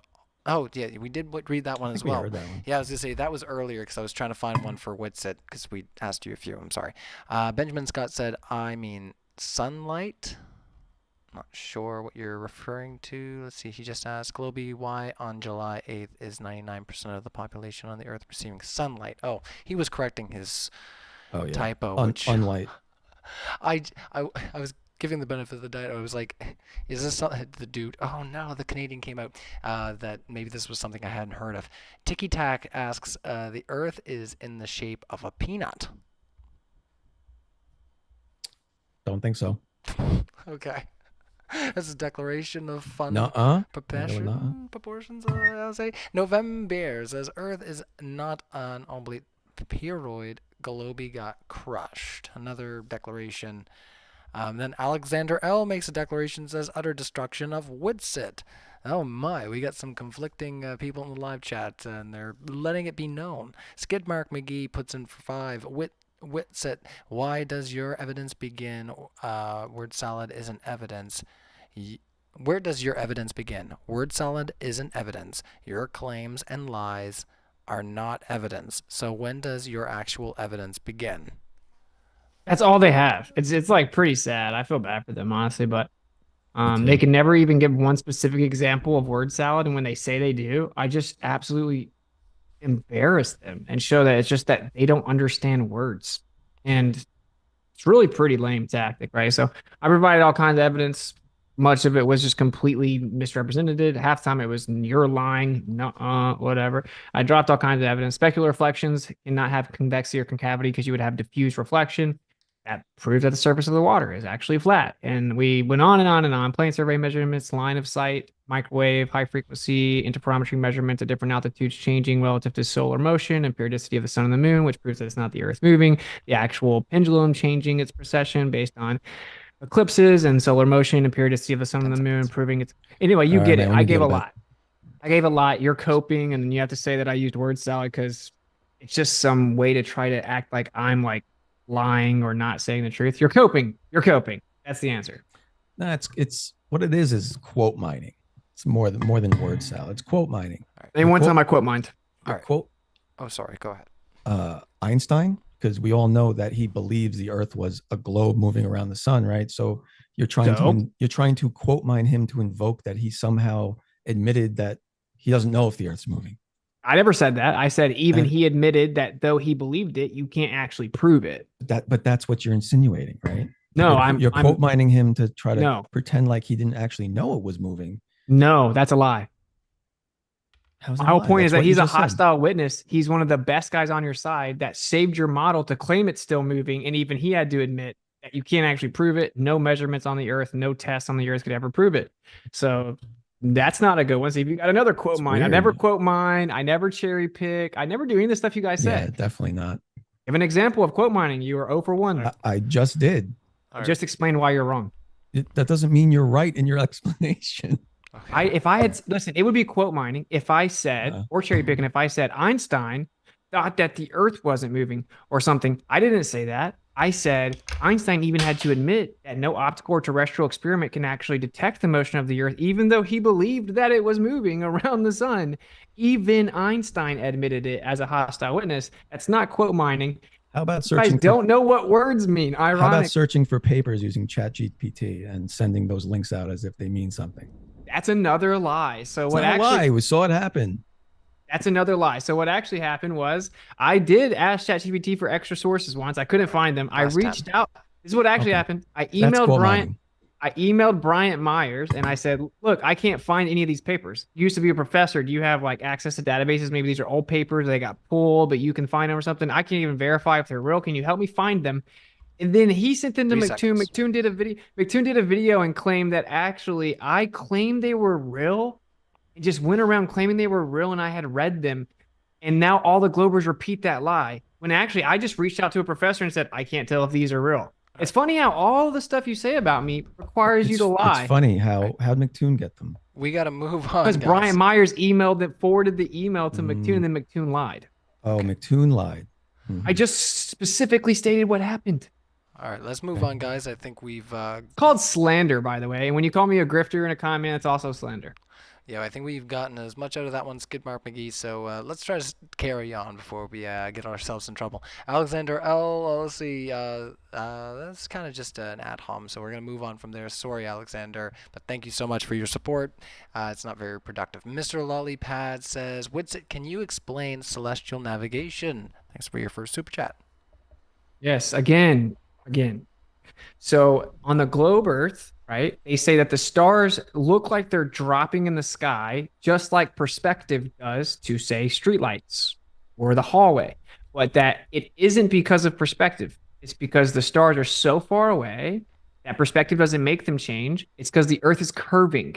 And since there's a celestial sphere around a curved Earth, then there's a linear relationship, a 1-to-1 relationship. So 1 degree per 60 nautical miles. That the stars will change, right? They'll displace 1 degree every 60 nautical miles you go across the Earth because the Earth is curving at that rate. Okay. But the flat Earth would just be that actually perspective does make the stars go down just like we see them. It isn't the one exception in the universe 5 where seconds. perspective all of a sudden stops working. And then you would have the same relationship, only it would be logarithmic over a plane surface with a visual limit that's equidistant. All right. Mr. Time. Kaija suggests that we don't use words, that we use Muppets or puppets instead. It's more effective. Yeah, you're just using words, bro. That would be fun though if we animated a debate. You know, we can do it with AI at this point and other auto video filters, but let's just not. All right. So LJ says. No, we read that one. We're actually getting near the end. Look at that. Michelangelo says, Globers think Witsit is just a good debater. This is true, though the truth defends itself. So he's saying go. Thanks to you, Witsit. Well, it's just that the truth is easy to defend. Let's see here. Witsit debating McToon on celestial navigation from Alexander. Maybe. Al. Maybe my friend wanted to debate him specifically. He's got beef with him, I guess. That's why I asked McToon. We got the beef. McToon's just obsessed with me. He wants clicks. That's why I normally don't engage with them. We got the beef, but let's not take the tea. All right. Yes, I have bed bugs. Asks, Witsit, what a thing to make me say live. Witsit Witsit gets it, my precious. I think they're just being rude. But that's their first super chat, so we'll just. I don't care. I don't know what they were looking for. Rudolfo Garcia. I have to work on my Gollum impression now. Look at that. Do you have midnight sun in the flat Earth model? It looks like you have nights every day in your model. Do you deny midnight sun in the south hemisphere? Yeah, I don't agree with that claim because I know people that even one that worked for NASA was stationed there for 6 months said you do not see the sun in the sky for 24 hours. Liar. Right? We've at now you claim to have one video or whatever. You said that you could debunk all of them. Well, one of the most famous ones that got millions of views on YouTube, they ended up coming out and admitting it was Doctor because it was so blatantly the end was chopped on the end was added to the beginning, and they admitted that they did it after we called them out. That's a fact. So I know people that have been there. They say you don't see the sun for 24 hours, you see light, and it includes a former NASA employee that was stationed there for 6 months. So I certainly don't deny it in the north. And I would have to have verifiable evidence. I'm trying to go to Antarctica myself next December, and we'll see what happens. And then when I don't see it, you guys will all make excuses for it. I mean, we know how it goes. It's hard to listen to the lies like that, man. And if you're not lying, I feel bad, but I'm sorry, Globy. That one was for him, and we'll. No, those are all facts. Sorry. Those are all facts. Yeah, they're not facts. It's fucking 24-hour sun in Antarctica. Objectively facts. That's okay. Sure. I'm doing this for you, Globy, as a fellow. You want to bet a dad. stack? It was facts. All right. Only Sheeple asks for both. What causes the shadow on the moon during the total lunar eclipse? No woo. Please explain clearly how it happens. All right. You get 20 seconds each. You go first. The globe blocks the sun. Next. You're presupposing that it's a shadow, and I don't have to do that. And you don't even need a spherical or circle object to cause that shadow. You can use, if it's a circle or a sphere itself, it's going to create that shadow regardless of what size it is or what shape about the it is. shape. What's blocking it? Regardless of what shape it is. And of course, I don't think that it necessarily is a shadow. I think it just could be an energetic cycle. There could be something else in the sky. And Selenilian eclipse debunks the claim that it's the Earth blocking the light from the sun. Certainly doesn't. Yes, it does. All right. I've modeled the Selenilian in my freaking living Geometric room. impossibility. All right. I'll show the video right now. Where you just cheat and claim that it's really up in the sky? No, I modeled it with a globe and I simulated refraction and I caused a Selenilian eclipse. There you go. Just beg the question. That works. Anybody can go to my TikTok and look at it. It's in my How much can refraction lift the sun and moon up Selenilian. above the horizon? You want like a tape measurement? It's maximum half a degree. It's plausible. Maximum half a degree. All right, we got to move on, guys. Diligent Disciple says, remember when an astronaut dropped a screw on ISS? Oh, no, that doesn't count. The screw? They've dropped all kinds of stuff. Yeah. Oh, I know the screw video. Yeah, I've debunked that as well. The screw video. Maybe we should watch what we say. No, I'm kidding. I'm just making bad comments. They dropped stuff on the ISS. It wasn't a screw. It was he was pulling a panel out and it was a twist lock. And they claim that when he pulled it out, he dropped it like there's magical gravity. But you can slow it down. And I have that also as well under, I believe, Gotta Light a Flare playlist. You can, when you brighten up the video and stuff, you can see the pin never leaves his hand. Clearly showed the pin in his hand. And if you follow the logic of the video, you'll see that he pulls the pin out. He looks down, never reaches down for anything, but they think the looking down is him picking something up. And he goes around and then you can see his hand never opens. He has the pin in his hand the whole time and he puts it back in and opens the panel. Yeah, that was painful to listen to, man. I'll show it right now, but again, it's just cool. It's cool. You sound like a sleazy defense attorney or something. Because I took the video, brightened it up so you could see what's. You're good, man. Yeah, you're good. That means I'm a sleazy defense. I don't even know. I'm saying you just sound like a defense attorney, but like I don't know about the specific video. I mean, there's definitely dozens of videos that objectively they're using virtual reality, augmented reality. But objectively, they're not. This is what you guys do. You make all these these no claims. one's touching anything and things fall right in front of people. Okay, they move and then green's behind them. Let me show you something just to the audience. Hey, guess what, guys? Do you see how there's virtual reality behind me? You see when I move, you see stuff behind me? Yeah, that's how virtual reality and green screens work. Yeah, you see how that's what happens on the ISS. That's crazy. When there's digital signal loss, you get the same thing. No, you don't. I literally watch my TV does that. No, you don't. Say no, it doesn't. Anybody with TV, with satellite TV has experienced that.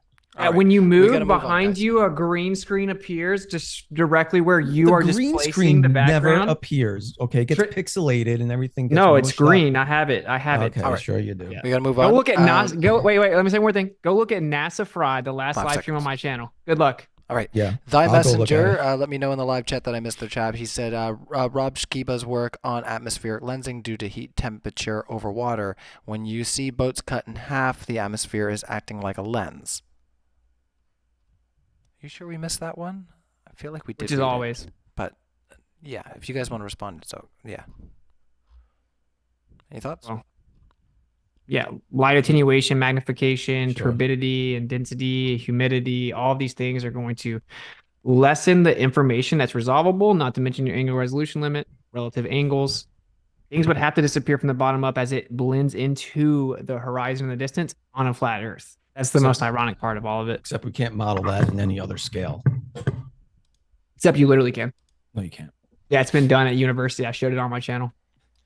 What Rayleigh was it? criteria shows it actually doing the same exact thing. Oh, cool. What video was that? Let me write that down. I don't remember the actual university. Maybe it was I don't know. I All can't right. remember. Okay, next Next question. one. Yeah, I totally made it up. It's not on my YouTube channel viewed by thousands of people at all. All right, let's see here. Robin Page says the drop experiment has been done where dropping a ball from great enough height shows the deflection from vertical due to the difference in angular momentum. Sniper rifle fired north to south is same. Is he saying something about What are you talking about? Coriolis? Say it again, maybe. The drop experiment has been done where dropping a ball from a great height enough height shadows deflection from vertical due to the difference in angular momentum. There's no commas in here, guys. This is That difficult. I have wasn't. no idea what he's saying. Sniper coherent. sniper rifle fired north to south is the same. I'm trying. Okay, I'm I mean, sorry. if you're trying to say that if you drop an object free fall, that the Earth moves underneath it, then you don't understand your own model. So I'm not sure what you're talking about, man, but there is actually a drift over top of the Earth, measurably increases with altitude. All right. Let's see. Alexander L says, Witsit pulled up a paper that debunked him. He's saying that you debunked yourself, so But they just resort to just lying at this point. The paper literally shows that interferometry fringe shift measurements increase with altitude and change with the periodicity of the sun and the moon in solar motion. Objectively, you saw the title of the paper. Go read it. Doesn't disprove or debunk me at all. Boy, that's going to be a great soundbite. well, I'm glad. I was gonna I'm say, excited. You know, this is one of Guarantee those you things. won't take that It's going to soundbite, be, it's gonna show be the that, paper, and then and cut right to the paper. I guarantee you won't do it. Okay. Well, I was gonna say, regardless of that, this has been a lot of fun, and we always appreciate Witsit's good nature and engaging with some of the chats that are a little bit more pointed than what we may like, or especially me, the kind Canadian host. Coffee Converter asks, what's the geocentric explanation for the measured diurnal and annual Doppler modulation of EMR received from Pioneer galaxies, stars, and CMB? And crucially, why are all of these modulations received in phase at Earth? I think they're asking that one to you, Witsit? I didn't catch Or it. geocentric explanation. Sorry, yeah. What's the geocentric explanation for the measured, so it's DIURNAL, diurnal and annual Doppler modulation of EMR received from Pioneer stars, galaxies, and cosmic background radiation, or CMB, sorry. And crucially, why are all of these modulations received in phase at Earth? That's a lot. I'd have to. Yeah, I'm obviously understand not what going to be able to give you an the problem he's talking incredibly. about. I'm not going to be able to give you an incredibly substantive and specific answer based on not being able to fully follow the question. But there's a kinematic equivalence. So your position in relation to the sky, including the galaxy, including the CMB, all of that. There's a kinematic equivalence. So I would have to like actually read it, get the paper, and see exactly what you're talking about. That seems like way too specific. Look, I asked a crazy question to Sorry, Austin. Austin. This question is actually, they're asking what's the geocentric explanation? So they're asking me, right? Like, Oh, sorry. yeah, he's trying to imply that it's a proof of heliocentrism, and I'm saying, what? You're talking about the actual changes and how everything comes in phase in relation to the Earth, in relation to the CMB, et cetera. Like, there's a kinematic equivalence. So there's nothing that's going to be moving out in space in relation to the Earth that's going to be exclusive to heliocentrism. If there is some other specific thing that like I'm not understanding about your argument, you got to give me a break. I didn't follow it there, but yeah, Okay, email me sorry. or something. I might have misread Leave that all the one. cuss words out of the email, or I'm not going to respond. All right, let's carry on. Yeah. Keep it kind, everybody. That's the key. You catch all the flies with honey. That's the old saying. Guillotine says it's so sad when flat earthers make the same mistakes atheists make by taking the Bible to be literal. If Jesus used metaphors and allegories, why can't the rest of the Bible? God bless. Okay. Like what? I don't really know practically any flat earthers that say the proof the earth is flat is the Bible. They found out that the globe is shrouded in lies and deception and that they're lying about space. And then they're like, maybe the Bible is viable again. That's it. And I would say, if you think the creator wrote it or inspired it and claims to have made it and then describes what he made, or you turn around and say, he said, here's what I made and how I made it, but it's all just not that. The opposite is true. Whatever, bro. You're doing mental gymnastics, and I would say if you believe in it, you should probably be pretty cautious of doing that if you actually think it's the words of the creator, but whatever. All right, Eddie Torres says, Globetrotter, how is it that 99.9% of visible universe is plasma, but the moon is a rock? 45. How is it possible the moon's a rock? Well, it's solid. We've landed on it. We have samples of it. The craters cast shadows. You see these shadows? If it was its own luminary with plasma or whatever you want to call it, it wouldn't have shadows on the crater exactly opposite the sun. Yeah. I don't know what else he wants. Actually touching it is probably good proof, but. All right. Let us carry on then. Let me just stop the old timer there. I am trying to keep this, like I said, on a good track here. So, ambient guitar music says, question for Globe: how is a full moon so bright edge to edge? How is a full moon so bright edge to edge? The sun's reflecting off of it. What's the issue there? Yeah, I think that there shouldn't be like an illuminated circle around the edge of the moon if it's just a sphere reflecting sunlight. Well, if you actually adjust the ISOs to get a nice clear shot of the moon and it's not overexposed, you will see it's darker on the edges. I don't know. I'm just saying. I've seen what he's saying with my naked eye. I don't know about anything. With your naked eye, I would agree. It probably doesn't look much darker, but if you actually adjust, it looks brighter properly. Yeah, well, it looks brighter than it is because it's all blurring together. But if you zoom in with a telescope, adjust the ISO, get a nice balanced shot of it, you'll see that it's darker around the edges. The same thing with the planets. Someone actually asked me that the other day about Jupiter. But yeah, if you go look at shots of Jupiter, they are darker around the edges. Oh, look, it's a cat. Yeehaw. I love cats. All right. Rodolfo Garcia asks later on, says, to the moderator, please don't skip my second question. You read the first one twice. I'm sorry. I asked a follow-up question on the flat earth model. I'm sorry. So we had some speakers that stepped out for a second. There was a few buffering issues, so I might have skipped around a little bit to try to find questions for other speakers. So once again, if I did miss your question, that is my rolling excuse going forward. So just hold on and bear with me, Rodolfo, while I find that follow-up. Rodolfo asks, do you have a midnight sun in the flat earth model? It looks like you have nights every day in your model. Do you deny midnight sun in the south hemisphere? You've read this one. And he did. You know what? He missed it. He sent this later. That happens every once in a while. All right, so now after all that scrolling, my finger's gonna be so tired in the morning, I swear. All right. Rick Wright says, Globy, do we see in curved visual space no connecting flat earth to it? Do the textbooks say we see in curved visual space? No, the textbooks don't say that. Okay. The fact that point perspective alone disproves that concept. We see in straight lines. We provably do not. Provably do not. So we don't see straight off into the distance. We can't measure things straight. We can't see straight lines. We can in the foreground, yeah, in like intermediate range. Intermediate range. What's the been proven? Just been proven. Last 10 for Globy. Yeah. So the reason tests like the one I showed in the beginning work is because they're short distances. We can see in straight lines, obviously. We tend to build things straight all the time with measurements. So not really sure where this crazy talk is. We can't see straight lines comes from. All right, next one coming in for you, Witsit. Mr. Lillipad says, Witsit, can you explain star rotation on a flat Earth? Yeah, man, you have a equidistant limit to how far you can see. You have a huge, like, in my opinion, like planar parallel expanse of stars over the Earth. So as you approach the edge of that, right, it's going to look like it's dropping down because everything that's going away from you looks like it's going down.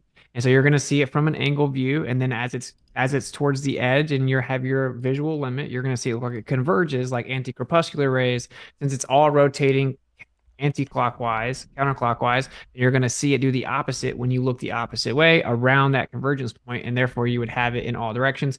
It all is mapped out on this model. All of it's mapped out. There's other explanations that some people resonate with, but I think it's just visual. It's just how you see it. It just makes perfect sense, and it just matches all evidence. I mean, people can deny it. I could care less. Occam's razor says there's two celestial poles because Earth's a sphere. All right, that's the time. Now we care about Occam's razor, I guess. So I'm just using your own argument against you. No, I agree. I agree in that scenario. Until you understand that we can't see forever, then Occam's razor sounds better for the globe. So I just closed the poll, and we'll continue on with our final chats here, everybody. So the poll for who was the most compelling speaker, for Witsit, no doubt, we had 54%. For Globy, for sure, we have 39%. And neither I like soy or I only like soy was 6%. So 1,000 of you were able to vote in the poll, but less of you were able to hit the like button. So what's going on with your fingers, everybody? Can you just bring it down and just, that would be great. You can vote in the polls, but you can't hit that. What's wrong with you guys? Yeah, let's run through these things, bro. All right, let's roll. Oh, I was gonna say I'm keeping you guys on 45 seconds, but there's been so many. But yeah, I am near the bottom now. So let's see. Crush Bandicoot. Hey, you know, I'm knocking one of my favorite games. How can you say you know the size of Australia when the government has huge sections fenced off and guarded by the army because rabbits and dogs? End quotes. Is that for me? Yeah. Yes. Well, I'm sorry. Late. I wasn't even listening. He's saying, how would you claim to know the distance of Antarctica if the government has huge portions marked off? Sorry, Austin. It was, how can you say you know the size of Australia? They say. That's what I meant. That's what I meant. When the government has huge sections fenced off and guarded by the army because of rabbits and dogs. Cartography, sailing around it. I mean, I'm not familiar with Australia as far as anything being roped off because of dogs. So I don't know if that's a trolling comment or not. But no, I've never heard of that either, but I can imagine that it's like crazy there, from my understanding. The fact that you think we can't fly over it or sail around it and measure it is obtuse. No, but whenever we go the same distance, allegedly. Austin. Okay, whatever. We're going to do a speed up, all right? Because like I said, the Globy wanted to get out of here way same earlier. Speed, and space, these same questions distance, just kept time. pouring. So I'm bringing the timer down to 25 seconds, guys. We're keeping it to the one side.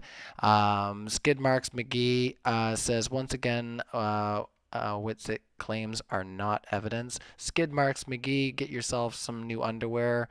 Wife don't like messing with those skid marks. Mr. Lollipad says, Witsit, why does it get colder the higher up we go in altitude? Since we are getting closer to the sun, shouldn't it get warmer on flat Earth? 25. No, you could have the same exact answer, that there's less heat transfer with less air, and it could just be in a different medium above you, even like outside different layers of containment or anything. So it's the same answer as your model, because it's basic physics, right? So yeah, there's less heat transfer with less of a medium. All right. Next one. Mick-chan says, prove the image behind you, Globy, is real and not CGI or composite. 25 seconds. I can't do that in 25 seconds. But sorry, buddy. It's real. All right. Did I miss my chats getting read? July 8th, sunlight. Probably not. Yeah, you did miss it. You read it twice. You did miss it. You did miss it. Stop messing with me. I was going to say because... No, he missed it. Yeah. His answer was just that the population lives in a smaller area on the globe. Okay, I was gonna say because yeah, there are sometimes so many questions, and I have asked a lot of super chats in my time here with Modern Day Debates. So sometimes it all just kind of. Blah, blah, blah, blah. All right, Mr. B asks, so no actual formula, then grab it and ready to post on next super chat. Okay. Not sure what that's in reference to. It might have been something we were talking about earlier, but you know where to find our speakers. Jackson Hemmer says, Witsit, if I fly my drone in the air and show you the curve and show you how objects appear beyond the curve, will you concede? 25 seconds. Wait, what? So asking Is that for him? He's asking if he showed you his drone, Witsit, showing the curve, would you concede? Concede what? No, I'm not going to concede that lenses impose curvature when I have high altitude balloons way higher than a drone. So would I concede what? That the lens imposed curvature and that the horizon rose with the drone? Mhm. Sure, I'd concede that. By the way, the answer is for the globe that perspective rises the horizon up, even though it's going down and away from you. And half the globers don't know they have to say that. The smart ones do, and they openly do. A lot of them say, no, It's like, no, it absolutely does rise with you because of perspective. Perspective exists on the globe also, just so you guys know. John It Smith rises with says, you, but it also drops. John Smith coming in says, maybe Modern Day Debate could have gloves off debates on occasion where both debaters and moderator agree to read all super chats. Could be extra entertaining. I usually read almost all of them, even the extra spicy ones, except for there was one, wasn't there, Witsit, that I was like, and you saw it too. We just can't do it. No, he's like trying to get the channel struck. I don't know about any more of them. Yeah, let's not do that. It's no fun. Jackson Hemmer says, I love Modern Day Debate, but every time we have a debate on this topic, we go off the rails. It's a slap in the face of my entire career. I'm an astrophotographer, and I use the Earth's curve all the time. You objectively do not use the Earth's curvature to take pictures of the sky. So that's just ridiculous. If you want to talk about an equatorial mount, if you haven't understood how that doesn't prove the Earth is curving or moving, then I encourage you to look into it, my brother. But you can 100% look at the sky with astrophotography without counting for Earth being a ball. That's insane to say something like that. I'm scared to ask why you would have to equatorially align in the southern hemisphere on a flat Earth. All right, let's stop. No, we've already talked about azimuthal grid is how you made all the measurements. And that's what he would be talking about is like, oh, well, I can look at the relative angles and know where I'm at and assume for the curvature is like, no, we just talk about the logarithmic relationship on a plane. Let's carry on. Benjamin Scott, since my question was misunderstood, Witsit, why on July 8th is 95% of the population in sunlight when experimentation has shown this is impossible? He's asking me that question? Yes. Okay. Okay, it's not impossible at all. If the vast majority of the world's population lives in the north, you have a local light source over a plane, it can be completely 100% replicated. If you're asking me to say why it can't work on a globe, I would say it's the physical geometric distribution of the light, not the actual people that see it. So I don't know if he's trying to get me to answer why it doesn't work on a globe or why it wouldn't work on a flat Earth. Either way, I did both. Let's go. All right, let's continue. Eddie Torres, I did ask your question. A couple of them were just waiting for you guys to get down the list here. So sorry if you got impatient and you were asking me in the live chat, but we got there. I Killed Earl asks, I don't know where that equation came from, but the r slash times r plus h equals sine times angle. The radius is different at the equator than at the poles, so the radius in the paper is incorrect in either direction. Any thoughts? Well, who is it for? They're saying, I don't know, this is from I Killed Earl. They said, I don't know where that equation came from, but r slash bracket r plus h bracket equals sin plus angle bracket. Okay. Just reading it long form there. Any thoughts? What does it say after that? It says something about it being different equatorial and at the poles? Yeah, the radius is different at the equator than at the poles, so the radius in the paper is incorrect. Okay, I know. Okay. 45 it was about seconds. when I showed that you can use the angular resolution limit of the eye to get the alleged radius of 3,958.8, and they're saying, but the distance of the radius is different in the poles and the equator, and I'm like, what is it different? 13 miles? It's 13 miles different. That wouldn't change the curvature rate out of 4,000 miles anyway. That wouldn't change this at all. The angular resolution limit, reverse engineered, gets you the mean radius of the Earth, which is 3,958.8. All right, let's carry on. Ian McKenna says, please discuss the Haversine formula in mathematic terms. Thanks, bye. 25 seconds. Haversine. Haversine? Haversine? Haversine? What was the question? Sorry, what was it? Assume he's asking you how to explain that. Haversine formula? Yes. It actually does. It actually falls 25 apart seconds. on non-local application, and again, you could just flip it over with the curvature of the sky. All just reverse engineered from the eye. It's very simple. Reverse engineered. I mean, you can plug into GPS coordinates and That's how we made the globe model, my brother. then pop out the radius number. That's how we made Jackson the globe model. Hemmer, we're at time there, asks, America landed, or sorry, they're making a declaration, but I'll read it. Jackson Hemmer, thanks for your third super chat, says, America landed on the moon yesterday. Go Americans. By the way, this proves the Earth is round. We can see it. Well, thanks for that. We're not going to go down that one because we will get you guys back for that exact thing. I'm sure that'd be something we can entertain. Run Boston Bear asks, Witsit, will you please explain how we see in straight lines close and what happens at great distances? 25 seconds. Yeah, so whenever we see close, we can use Euclidean geometry with like decent reliability, but as we get closer and closer to the convergence or the limit of our perspective where things begin to converge into the distance, what happens is things from the top converge down, things from the bottom converge up, and from the sides converge into that vanishing point in front of you. So it just starts to curve and compress into the distance. It's been proven by many different universities, by super advanced robotics updating their learning methods. So until you get out to the extremities, that's when it becomes more of a curved logarithmic function and begins to compress into each other at the edge of your visual limit, which is exactly how we measure the sky for all recorded history. All right. Let's see. I have one other message about a missed super chat, so I'll ask this one I got here from the same person, and then we'll dig around. Run Boston Bear says, Witsit, will you please explain how we see... Just read that. I just did that. Eric, I'm going to look for that other one, though, guys, that you asked about in the live chat. Eric Waters says, if the Earth isn't rotating, why does the sun set? So if the Earth isn't rotating, why is the sun set? That's for you. What's it? 25 seconds. Because it gets so far away that you can no longer see. Same thing. They actually, again, just hijacked the fact we can't see forever, said that we can see forever, and then said the reason that we don't see forever is because the Earth is curving. The angular resolution limit of the eye, once again, was reverse engineered to give you the radius value. If you take the angular resolution angle of the eye, you get exactly 3,958.8 mile radius. If you assume that the Earth is a ball that's blocking you, they reversed how far you can see. It goes too far away into the distance. And then you say if it's not spinning because the sun is moving instead of the Earth moving, which is what we actually experience. Wouldn't the sunset time change depending on atmospheric conditions? It does sometimes. It does. Wow. Yeah, even your model claims it does. That's amazing. We can predict the sunset 10 years from now on a certain day. No, your model claims it changes. Free for all, fellas. Go No, ahead.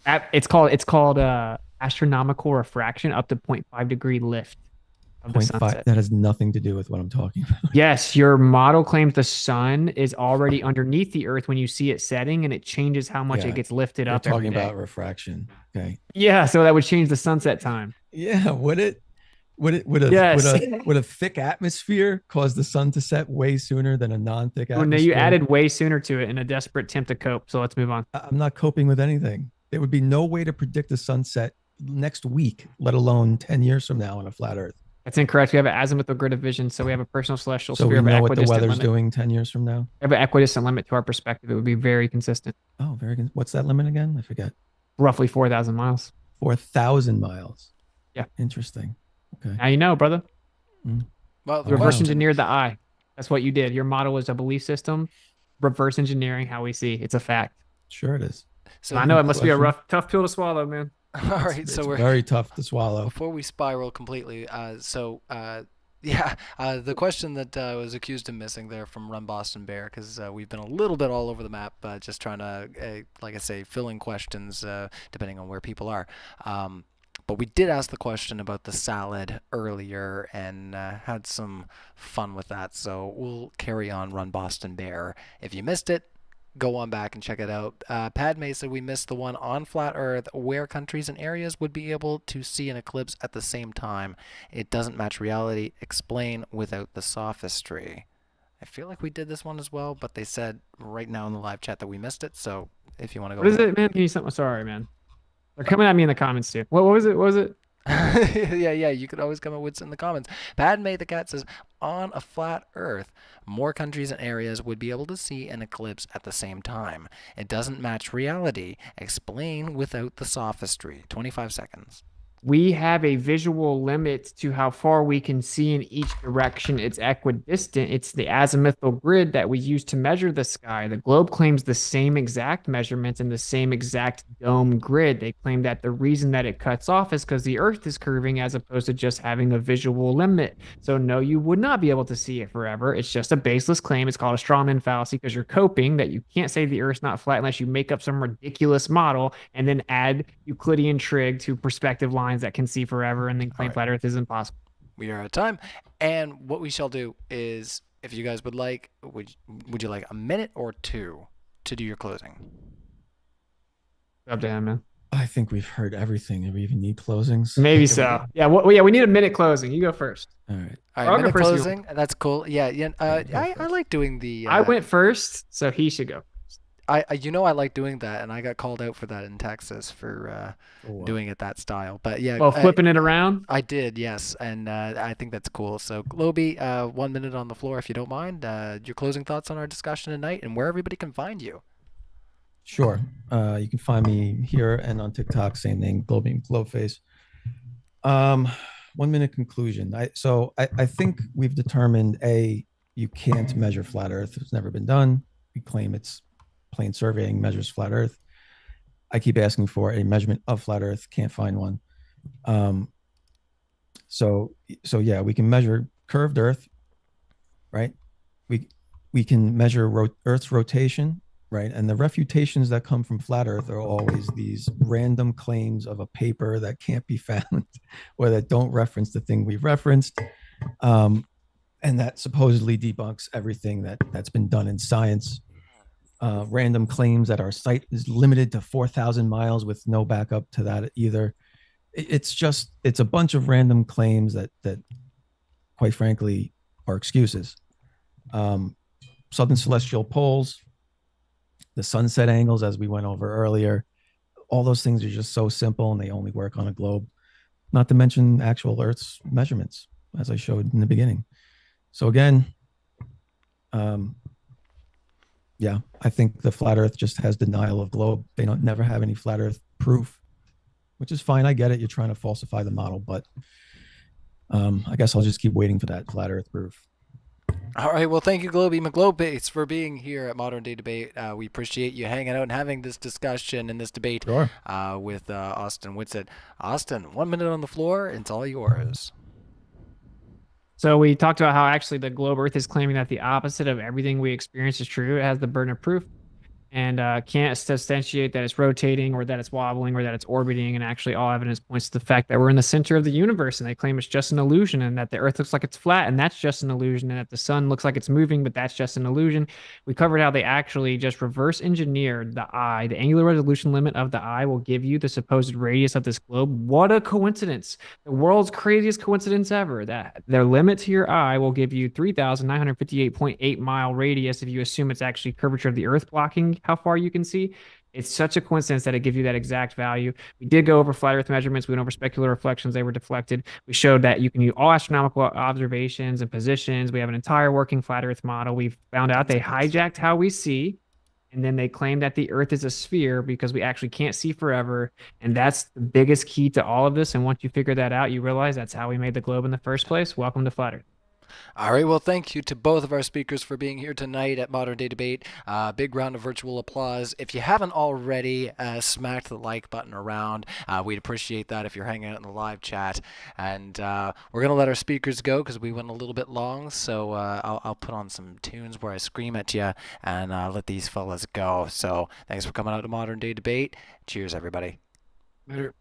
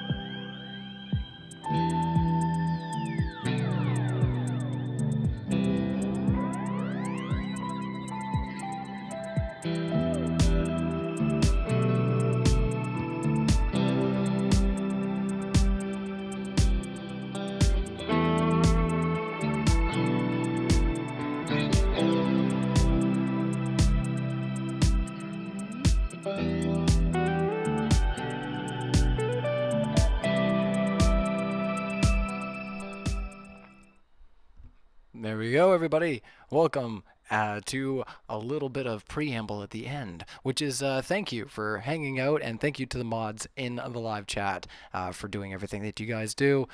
Super appreciate everybody, and keeping it cordial in the live chat. Super duper appreciate that.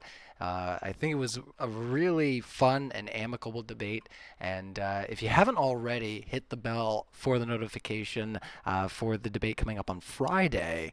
We're going to have President Sunday going up against Luke, and it's going to be a good creationism versus evolution debate, so definitely make sure you pop that, and we'll hopefully see you there. Just checking out what you guys are saying in here in the old live chat. The ball got popped. That's not in reference to what I just said. Oh, let's see. Oh, yeah. But honestly, like, I popped in the live chat a few times, and I was pretty surprised. I was like, hey, you know what?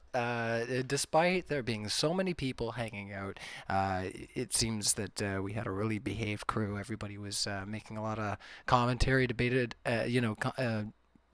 related to what we were talking about. So we do appreciate you guys having the input there, and love seeing, like I said, lots of engagement in the live chat. So once again, hit the notifications for those debates. If you didn't see the debate that happened the other day, it was spicy. It was interesting. You might look at old Rye and say, well, gee, I don't know if he knew what to do right there. I might have been scratching my head a few times. So if you want to have some fun, go check out the debate that we did just the other day. I think that would be, we'll call it a palate cleanser from this. That's my joke of the day. So yeah, let me close it on out here, guys, and thanks everybody so much. I think it's been about a year that I've been here with Modern Day Debate, so I'm just so pleased to be here, pleased to be working with James. You guys are the best, and very happy with the connections that I've made through Modern Day Debate. Just good times. So let's look forward to another great year of hosting debates and seeing who else we can find to get on the show. So yeah, if you have a speaker that you're interested in getting on the show, or if you want to be on the show, you can email us at moderndaydebate@gmail.com. That's how you get a hold of James. Or if you want to get a hold of me, because James is sometimes busy doing his schoolwork and whatnot, and I can sometimes find a little pocket of time that I can work with people to get them on. You can email me at bc.adt@outlook.com. So check that out, and yeah, thanks everybody, and have a great night. Cheers.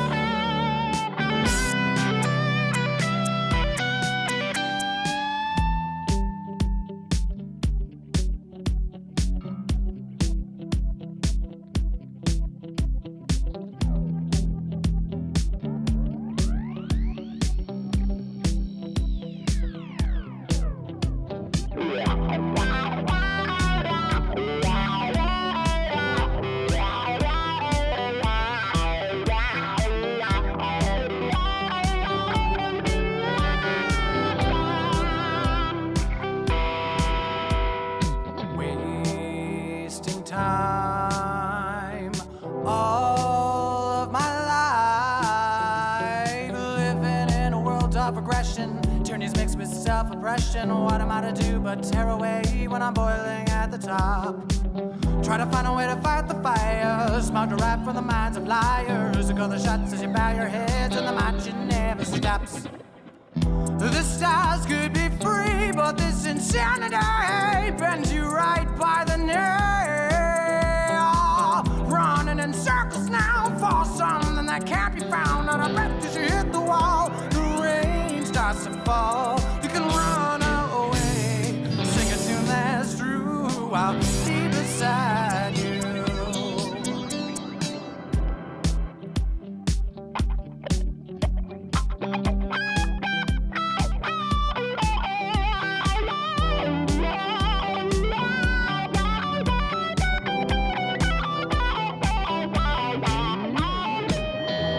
Who's the one that holds you down?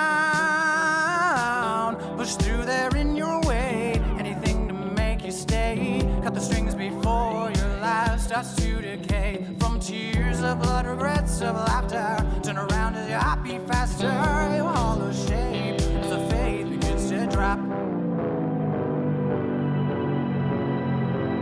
Shelter can find your thoughts of suicide. It's hanging down by the fray. Running in circles now for something that can't be found. And there's no time for today. You prayed away that the world would be untrue. I will rise against you.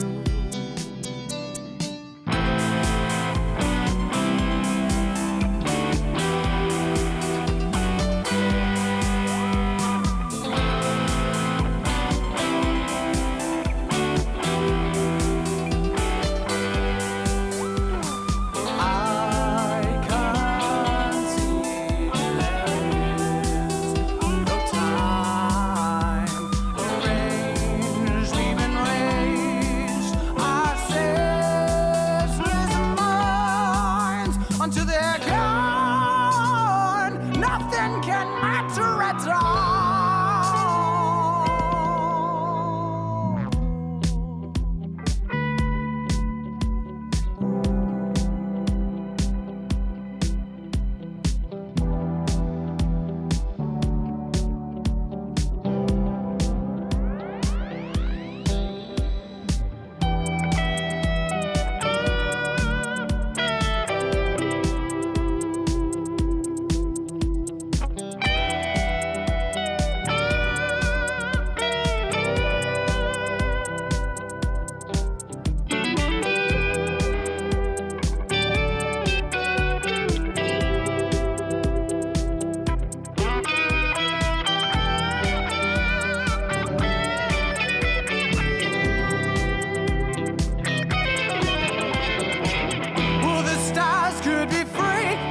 Insanity bends you right by the nail. Running in circles now for something that can't be found. Out of breath, smash the wall. The water consumed all. You prayed away that the world would be untrue as it rose against